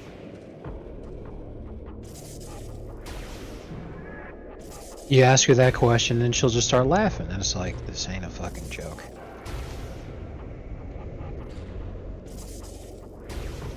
She's gonna lose bigly.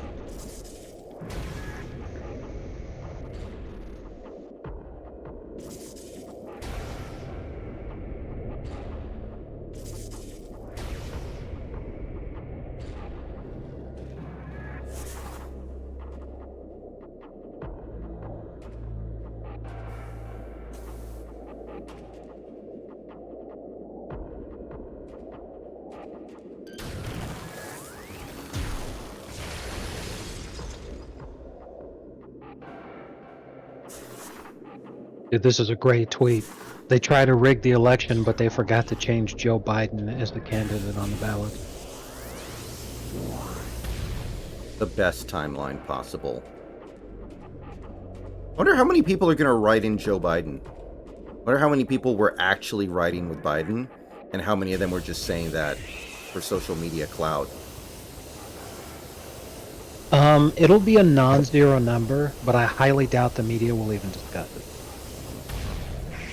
Like, imagine if he gets enough votes to, like, split the vote from Kamala, and that actually affects the election. Oh, dude, that'd actually be great. That'd be Could you imagine if he was like, I didn't want to step down, but I was blackmailed. Fuck it, I'm gonna continue running, even if I have to do it as an independent. Oh my god. from hell's heart I stab at thee.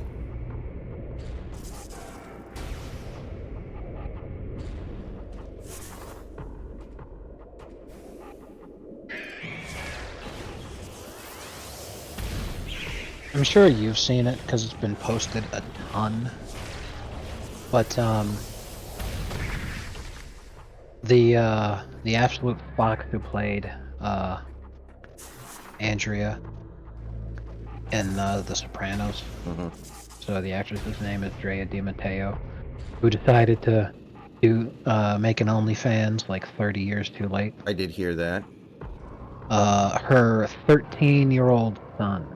Yeah, I've heard about this. She employed him to edit her OnlyFans content. Tries justifying it by saying it's a family business.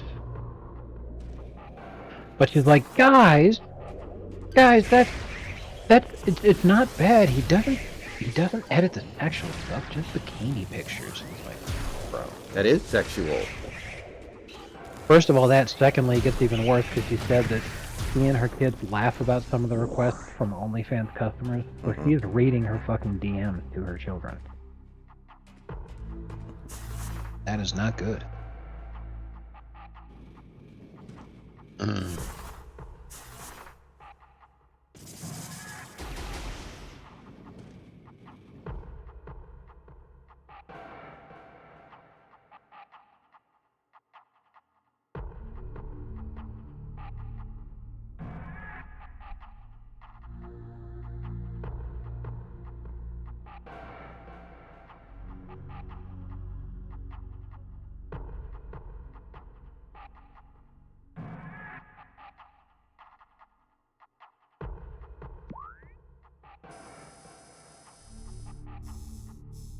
You know, a lot of the people who are like, oh my god, Trump is owned by Israel, I am off the Trump train, you know, like Nick Fuentes and other groypers, they're having a lot of coming to Jesus moments over this Kamala thing, like the one I just sent you. I'm pretty apathetic about Trump and still am on some level, but unironically, if it means preventing a woman from becoming president, I will crawl through broken glass to contribute to the effort. Yeah, I mean, there's moments like that constantly. Like, a great example was some people were like, oh, I can't vote for Trump now because he picked J.D. Vance. And then the very next day, Biden announces that he's going to try to pursue term limits for SCOTUS judges. And everyone's like, well, I guess I'm back on already. I can't let this happen. Just complete fucking unfiltered coal.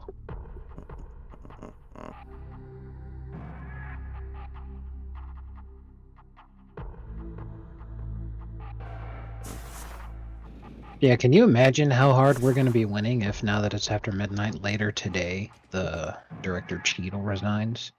Mm-hmm. Oh my god.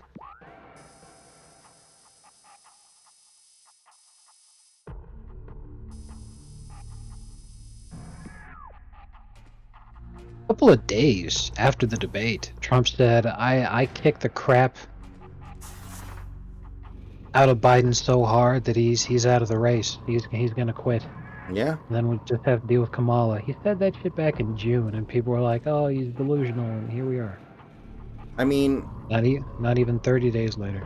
some people will say he was just yapping, but literally they were spending no money in swing states on ads. And the moment Kamala announces, they're like, okay, $5 million a week until the election on swing state ads on Kamala. So not only did he say that, the campaign was like, yeah, we're ready for this. We know it's coming.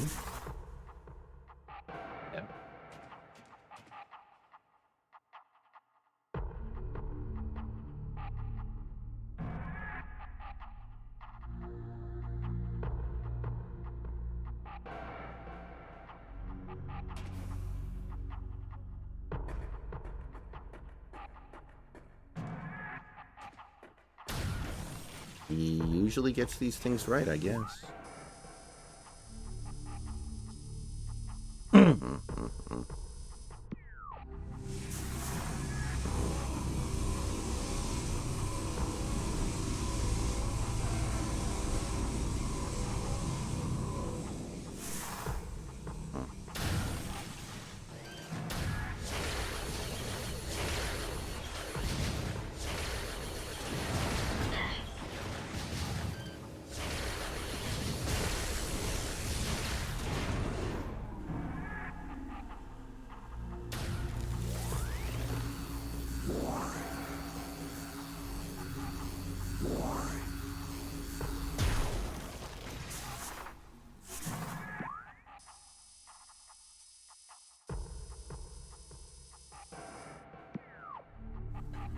A good one, too. Isn't Biden dropping out basically proof that he didn't get as many votes as they say he did? I mean, not necessarily, but it makes you wonder. It's just like if this guy was the most popular president in American history, he got the most votes ever. You know, wouldn't you think? I mean, the idea is obviously that, well, he won't be able to get that kind of support again because his brain doesn't work. Which is fine. However, at the same time in 2020, you know, Biden got those supposedly insane vote totals, but Trump became the only president in the entire history of the country to have gained votes as the incumbent but lose re-election. So we're already dealing with crazy ass fucking never before seen kinds of shit. At some point you gotta just sit there and think, well, you know, just go with the guy that allegedly beat him before. Do you do it again?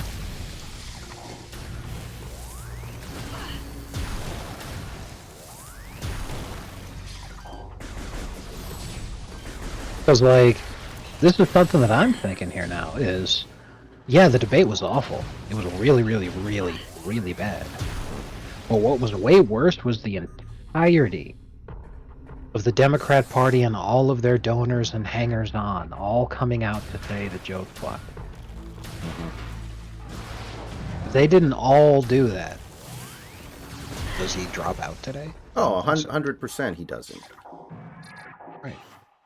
You know, when you've got George Clooney being like, trust me guys, this is not the Biden from 4 years ago. And then fucking Obama's like, yeah, Joe has no path to victory, he should drop out. Like, that's way worse than just the bad performance itself.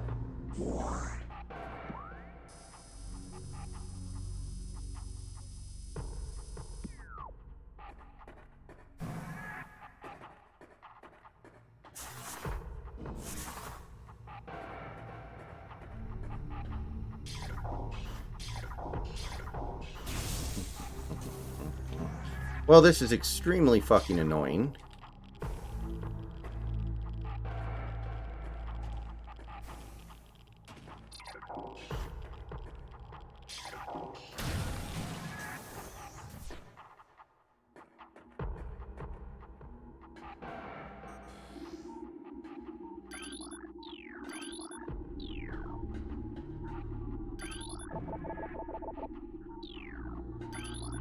I can't believe this. I made an oopsie boom boom stinky. I remember.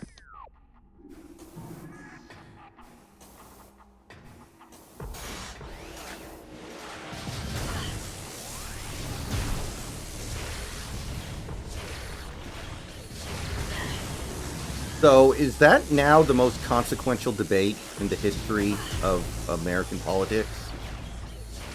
Yes. Or at the very least, top 3.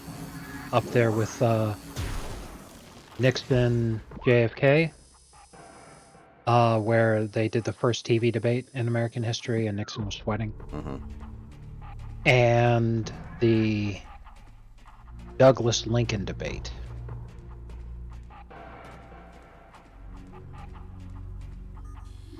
Because that debate basically caused the Civil War.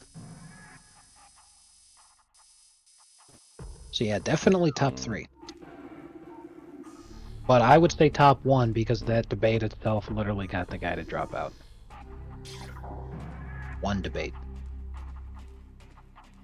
Underrated one is I would say the Al Gore George Bush debates, because Al Gore could not stop acting like an insufferable cunt throughout those debates, and I think it actually probably cost him the election because it was so close.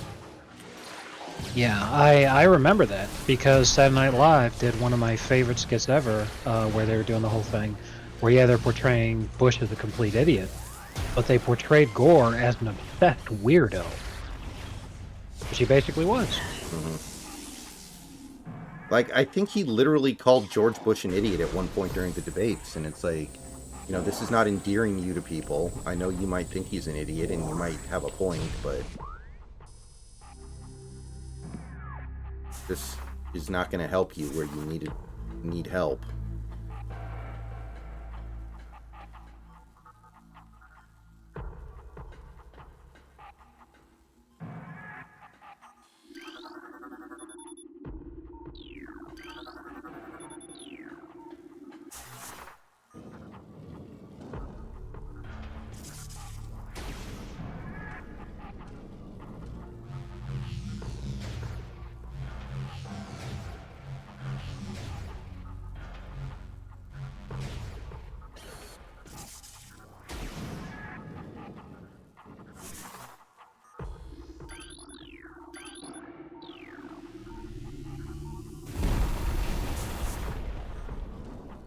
And I mean, you know, that's always been a thing, like the Trump-Hillary debates. Now, she kind of can't help it because she's a woman, and that's kind of how women often end up coming across, but, you know, Hillary kind of acted insufferable during those debates at times. Probably because she couldn't believe this was actually her opponent. She was actually getting a game show host as her opponent. Yeah, I remember one of the most incredible things about 2016 is after the election, they did some New York University tried to do like it was kind of like an art piece sort of thing, where what they did is they took two of their actors, one was a guy, one was a woman, and they gender bent the 2016 election. So what they did is they literally, it was the same debate. Same lines and everything. I can't remember which debate it was, but they had the guy was Hillary and the woman was Trump. So what ended up happening is that even though all those people hated Trump, they were like, yeah, that guy came across like a complete asshole. And they're like, well, who did you vote for, Hillary or Trump? And they said, oh, I voted for Hillary, obviously. And it's like, oh, well, that's a huge reason for why Hillary fucking lost, is because when you're not being stuck on identity politics, I have to vote for the wham, and when you're not on that and you can see that it's a guy, you're like, wow, that guy's a complete piece of shit. Well, these are literally Hillary's lines, word for word. He spent weeks studying her mannerisms for that kind of thing, because they had it planned well in advance, and the concept was just, you know, would you like Trump more or less if he was a woman? Would you like Hillary more or less if she was a man?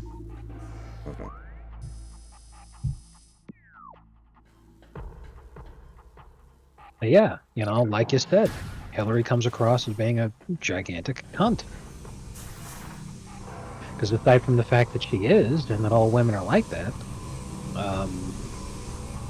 it was just impossible for people to come right out and say, you know, I like that Trump fellow, he's personable. But then they're talking about the woman, and they're like, yeah, you know, she's really relatable, and I loved how she wouldn't just bow down to this guy trying to bully her.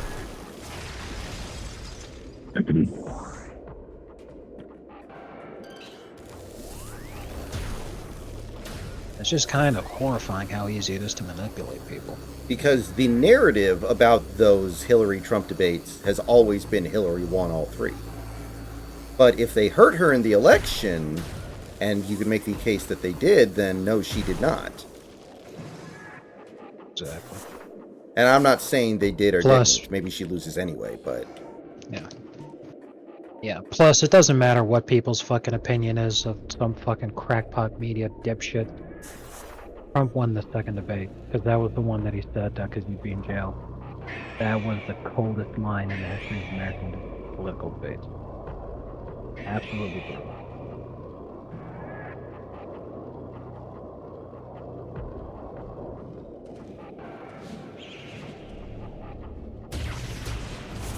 Because the first debate was the one where she did the Alicia Machado thing, I think it was. I think I'm saying that name right. Which Trump didn't have a great reaction to. Well, one of the biggest problems with the first debate in terms of Trump's performance is that he was crying because of a lot of the criticism people have about him. is that he was trying to come across as reasonable and knowledgeable, Mhm. which I personally felt that he did a good job on. But the problem was is that the American people didn't like the way that he came across because now he's just explaining boring numbers and people don't want to listen to any of that shit. You know, when Hillary's talking about his taxes and he's like, let me explain the tax code. And I'm like, that's not going to go over well with all of the dipshits watching this. Right.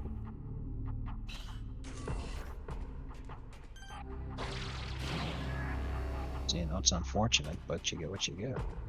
Yeah. If you read the Shattered book, when Hillary was getting coached for the debates, you know, one thing they kept telling her was that his ideas come across more easily to voters than your ideas. He's going to be able to convey things in a clearer and more understandable way Nice. than you are. So this is going to be hard because Hillary's not a great speaker or debater. She's, you know, fine, but nothing special. That's the one thing always made me laugh, you know, on fucking Reddit. All those, oh well, you know, Bernie he speaks at a college level, and Trump he only speaks at a fourth grade level. Just like yeah, and Trump was elected president, and Bernie got fucking flattened in the primaries. There's a reason for that.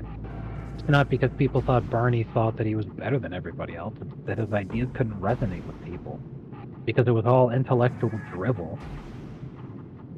It came down to, and how would you implement that policy? And he would respond, I don't know.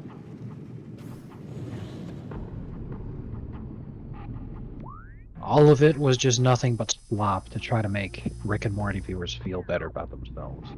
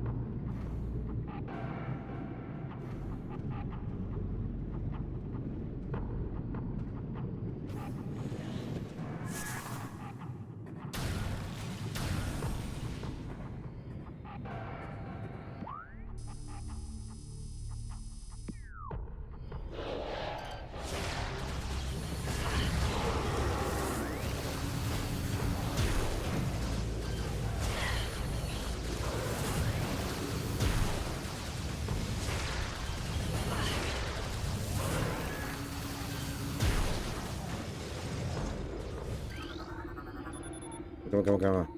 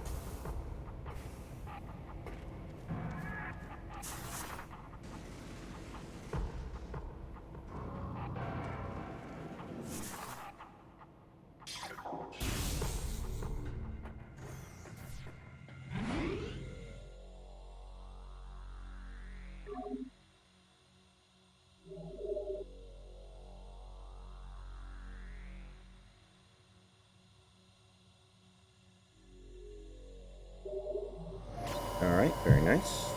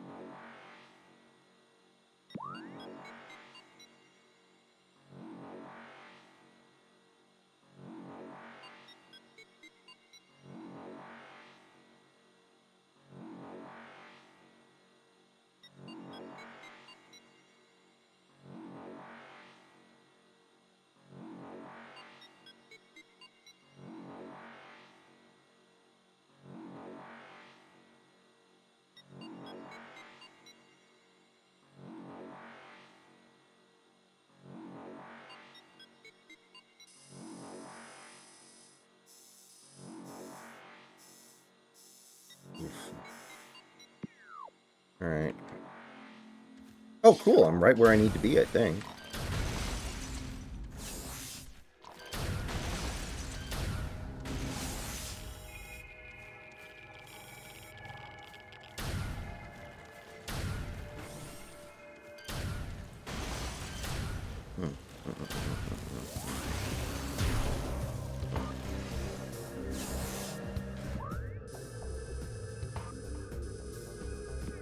Alright, let's try to get on up here.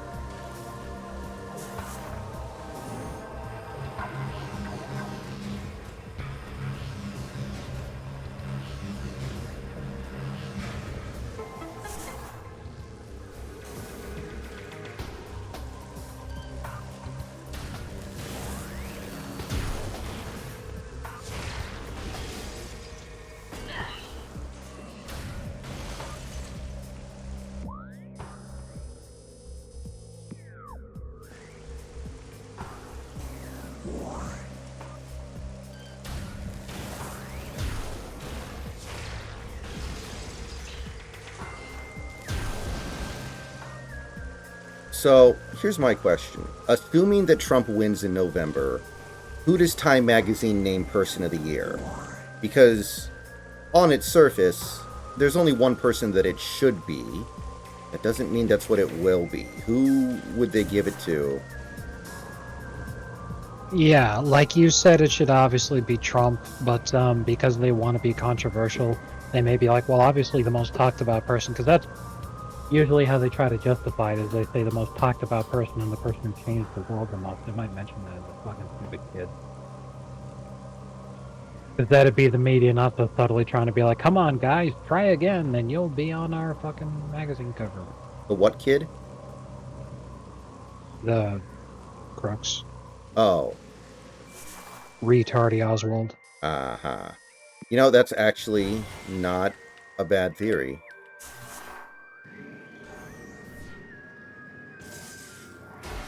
Because that's how they try to justify when they gave Osama, or they wanted to give Man of the Year to Osama, but they got talked out of it. But it's how they retroactively try to justify giving it to Hitler and Stalin, even though at the time they said that the reason for that is because of Hitler's economic miracle, and they gave it to Stalin because you know, they were just worshipping communists. But you know, they try to say no, because they're like, oh, well, it doesn't mean that it's a good person. It means that they made a huge impact on the world and they were talked about the most, and blah blah blah.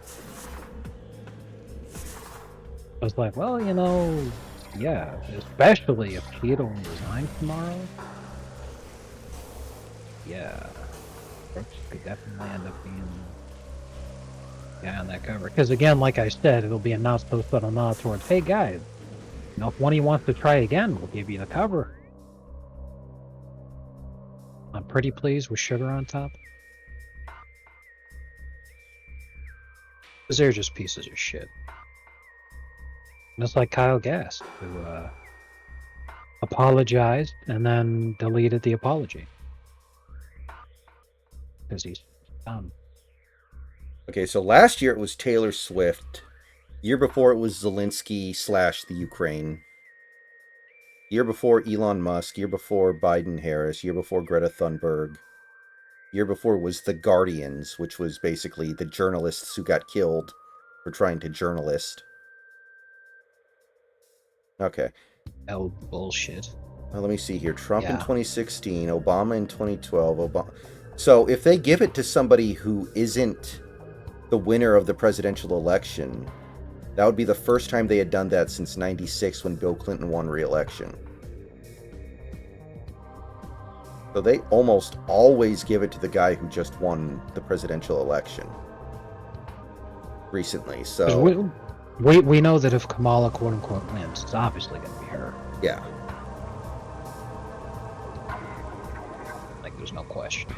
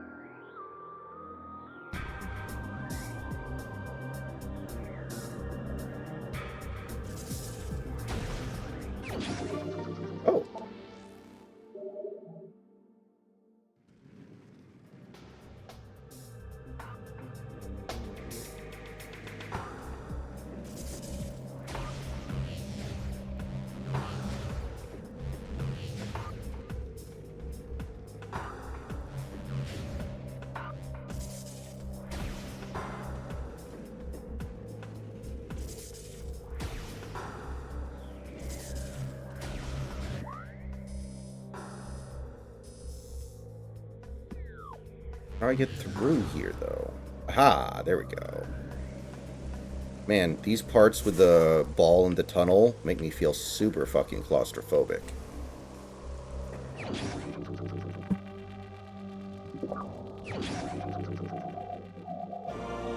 Alright, X-ray visor.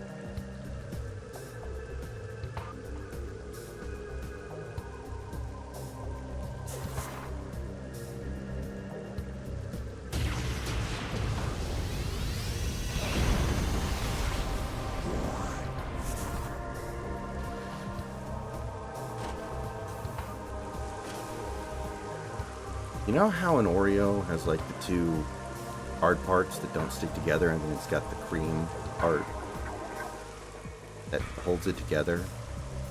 Oh, you and me, we're like the cookie part, and she's like the cream part.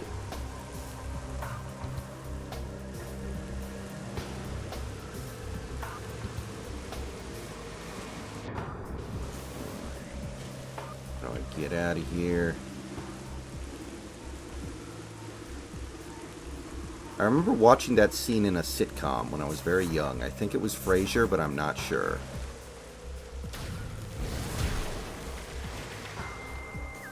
That... I think that makes sense. And it'd be Martin, because he'd always go way too overboard when he was trying to explain his metaphors. Because he thought that he had a clever idea that nobody... He's like, now see... Yeah, that was Frasier. And he wasn't talking about, I remember exactly what it was. He's like, Frasier. What they did is they had Daphne wanted to move on with her life, so she was going to move out of the apartment.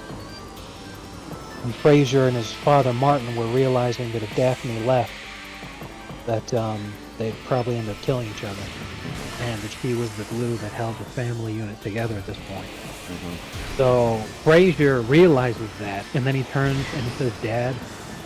And then Martin goes, he's like, you know, Frasier, I've been thinking. Daphne's kind of important around here. You know how with an Oreo cookie, you got the two hard pieces, and then you got the soft, creamy center in the middle that keeps those two hard pieces apart. And it just wouldn't work without that creamy center. And Frasier's like, yeah, I know that. He's like, now in this metaphor, you and I are the hard cookies, and Daphne's the soft, creamy center. Frasier's like, really, Dad, I never would have guessed that. I don't know why I remember that. I saw it when I was very young. I was flipping through channels on the TV, and it stuck with me somehow. You, if you haven't watched Frasier, you definitely should, at least the first 5 seasons. Very, very excellent television show. Now again, the head writer who had an idea for where the series was going to go, what the characters were going to do, and of course the guy who wrote most of the jokes, unfortunately died in 9/11. So the later seasons are pretty noticeable drop in quality. But,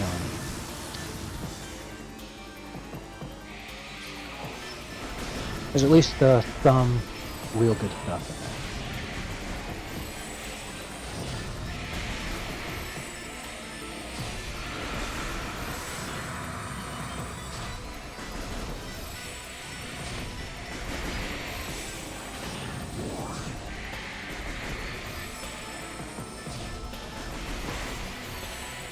I remember they were getting in a fight about how Frasier left the lights on too much at the apartment. Or something. Yeah, that was one of the things they complained about.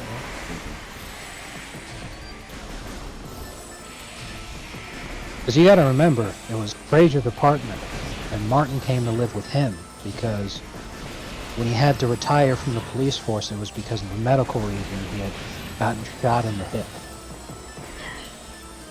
So because of that, he had a lot of difficulty walking, and he needed to use a cane now. So, and that's actually how Daphne ended up being in the house, is because she was a physical therapist.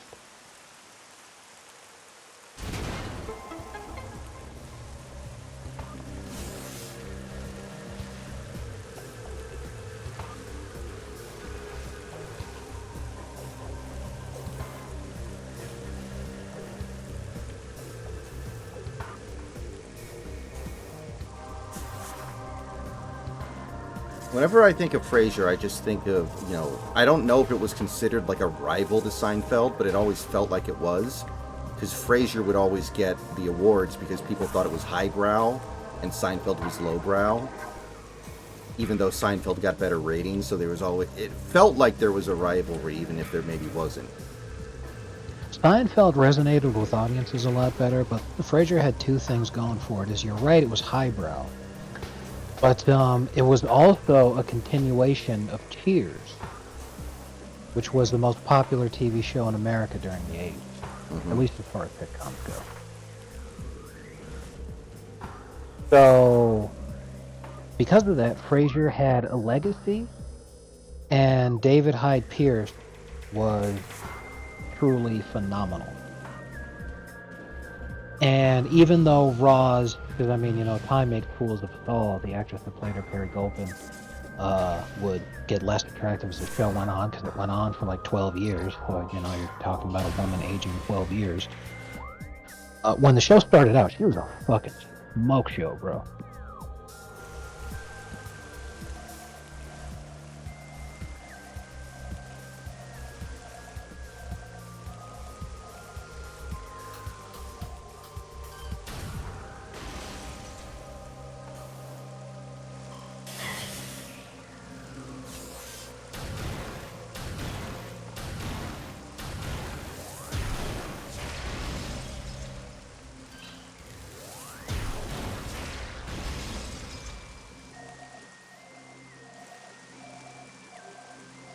Anyway, given the time, I'm definitely going to go. Yeah, I'm going to get out of here in a few minutes as well. There's one thing I want to try to do before I go to bed here. Because I think there's like an invisible platform around here somewhere that the X-ray vision exposes. Is that it right there? Yes! Maybe. Hell yeah. Okay. And that will allow me to get up there real quick. But yeah, I'm going to get out of here in probably a few minutes. Regardless, I gotta go now. Okay. I'll catch you later, man. Have a good day. Yeah, take it easy.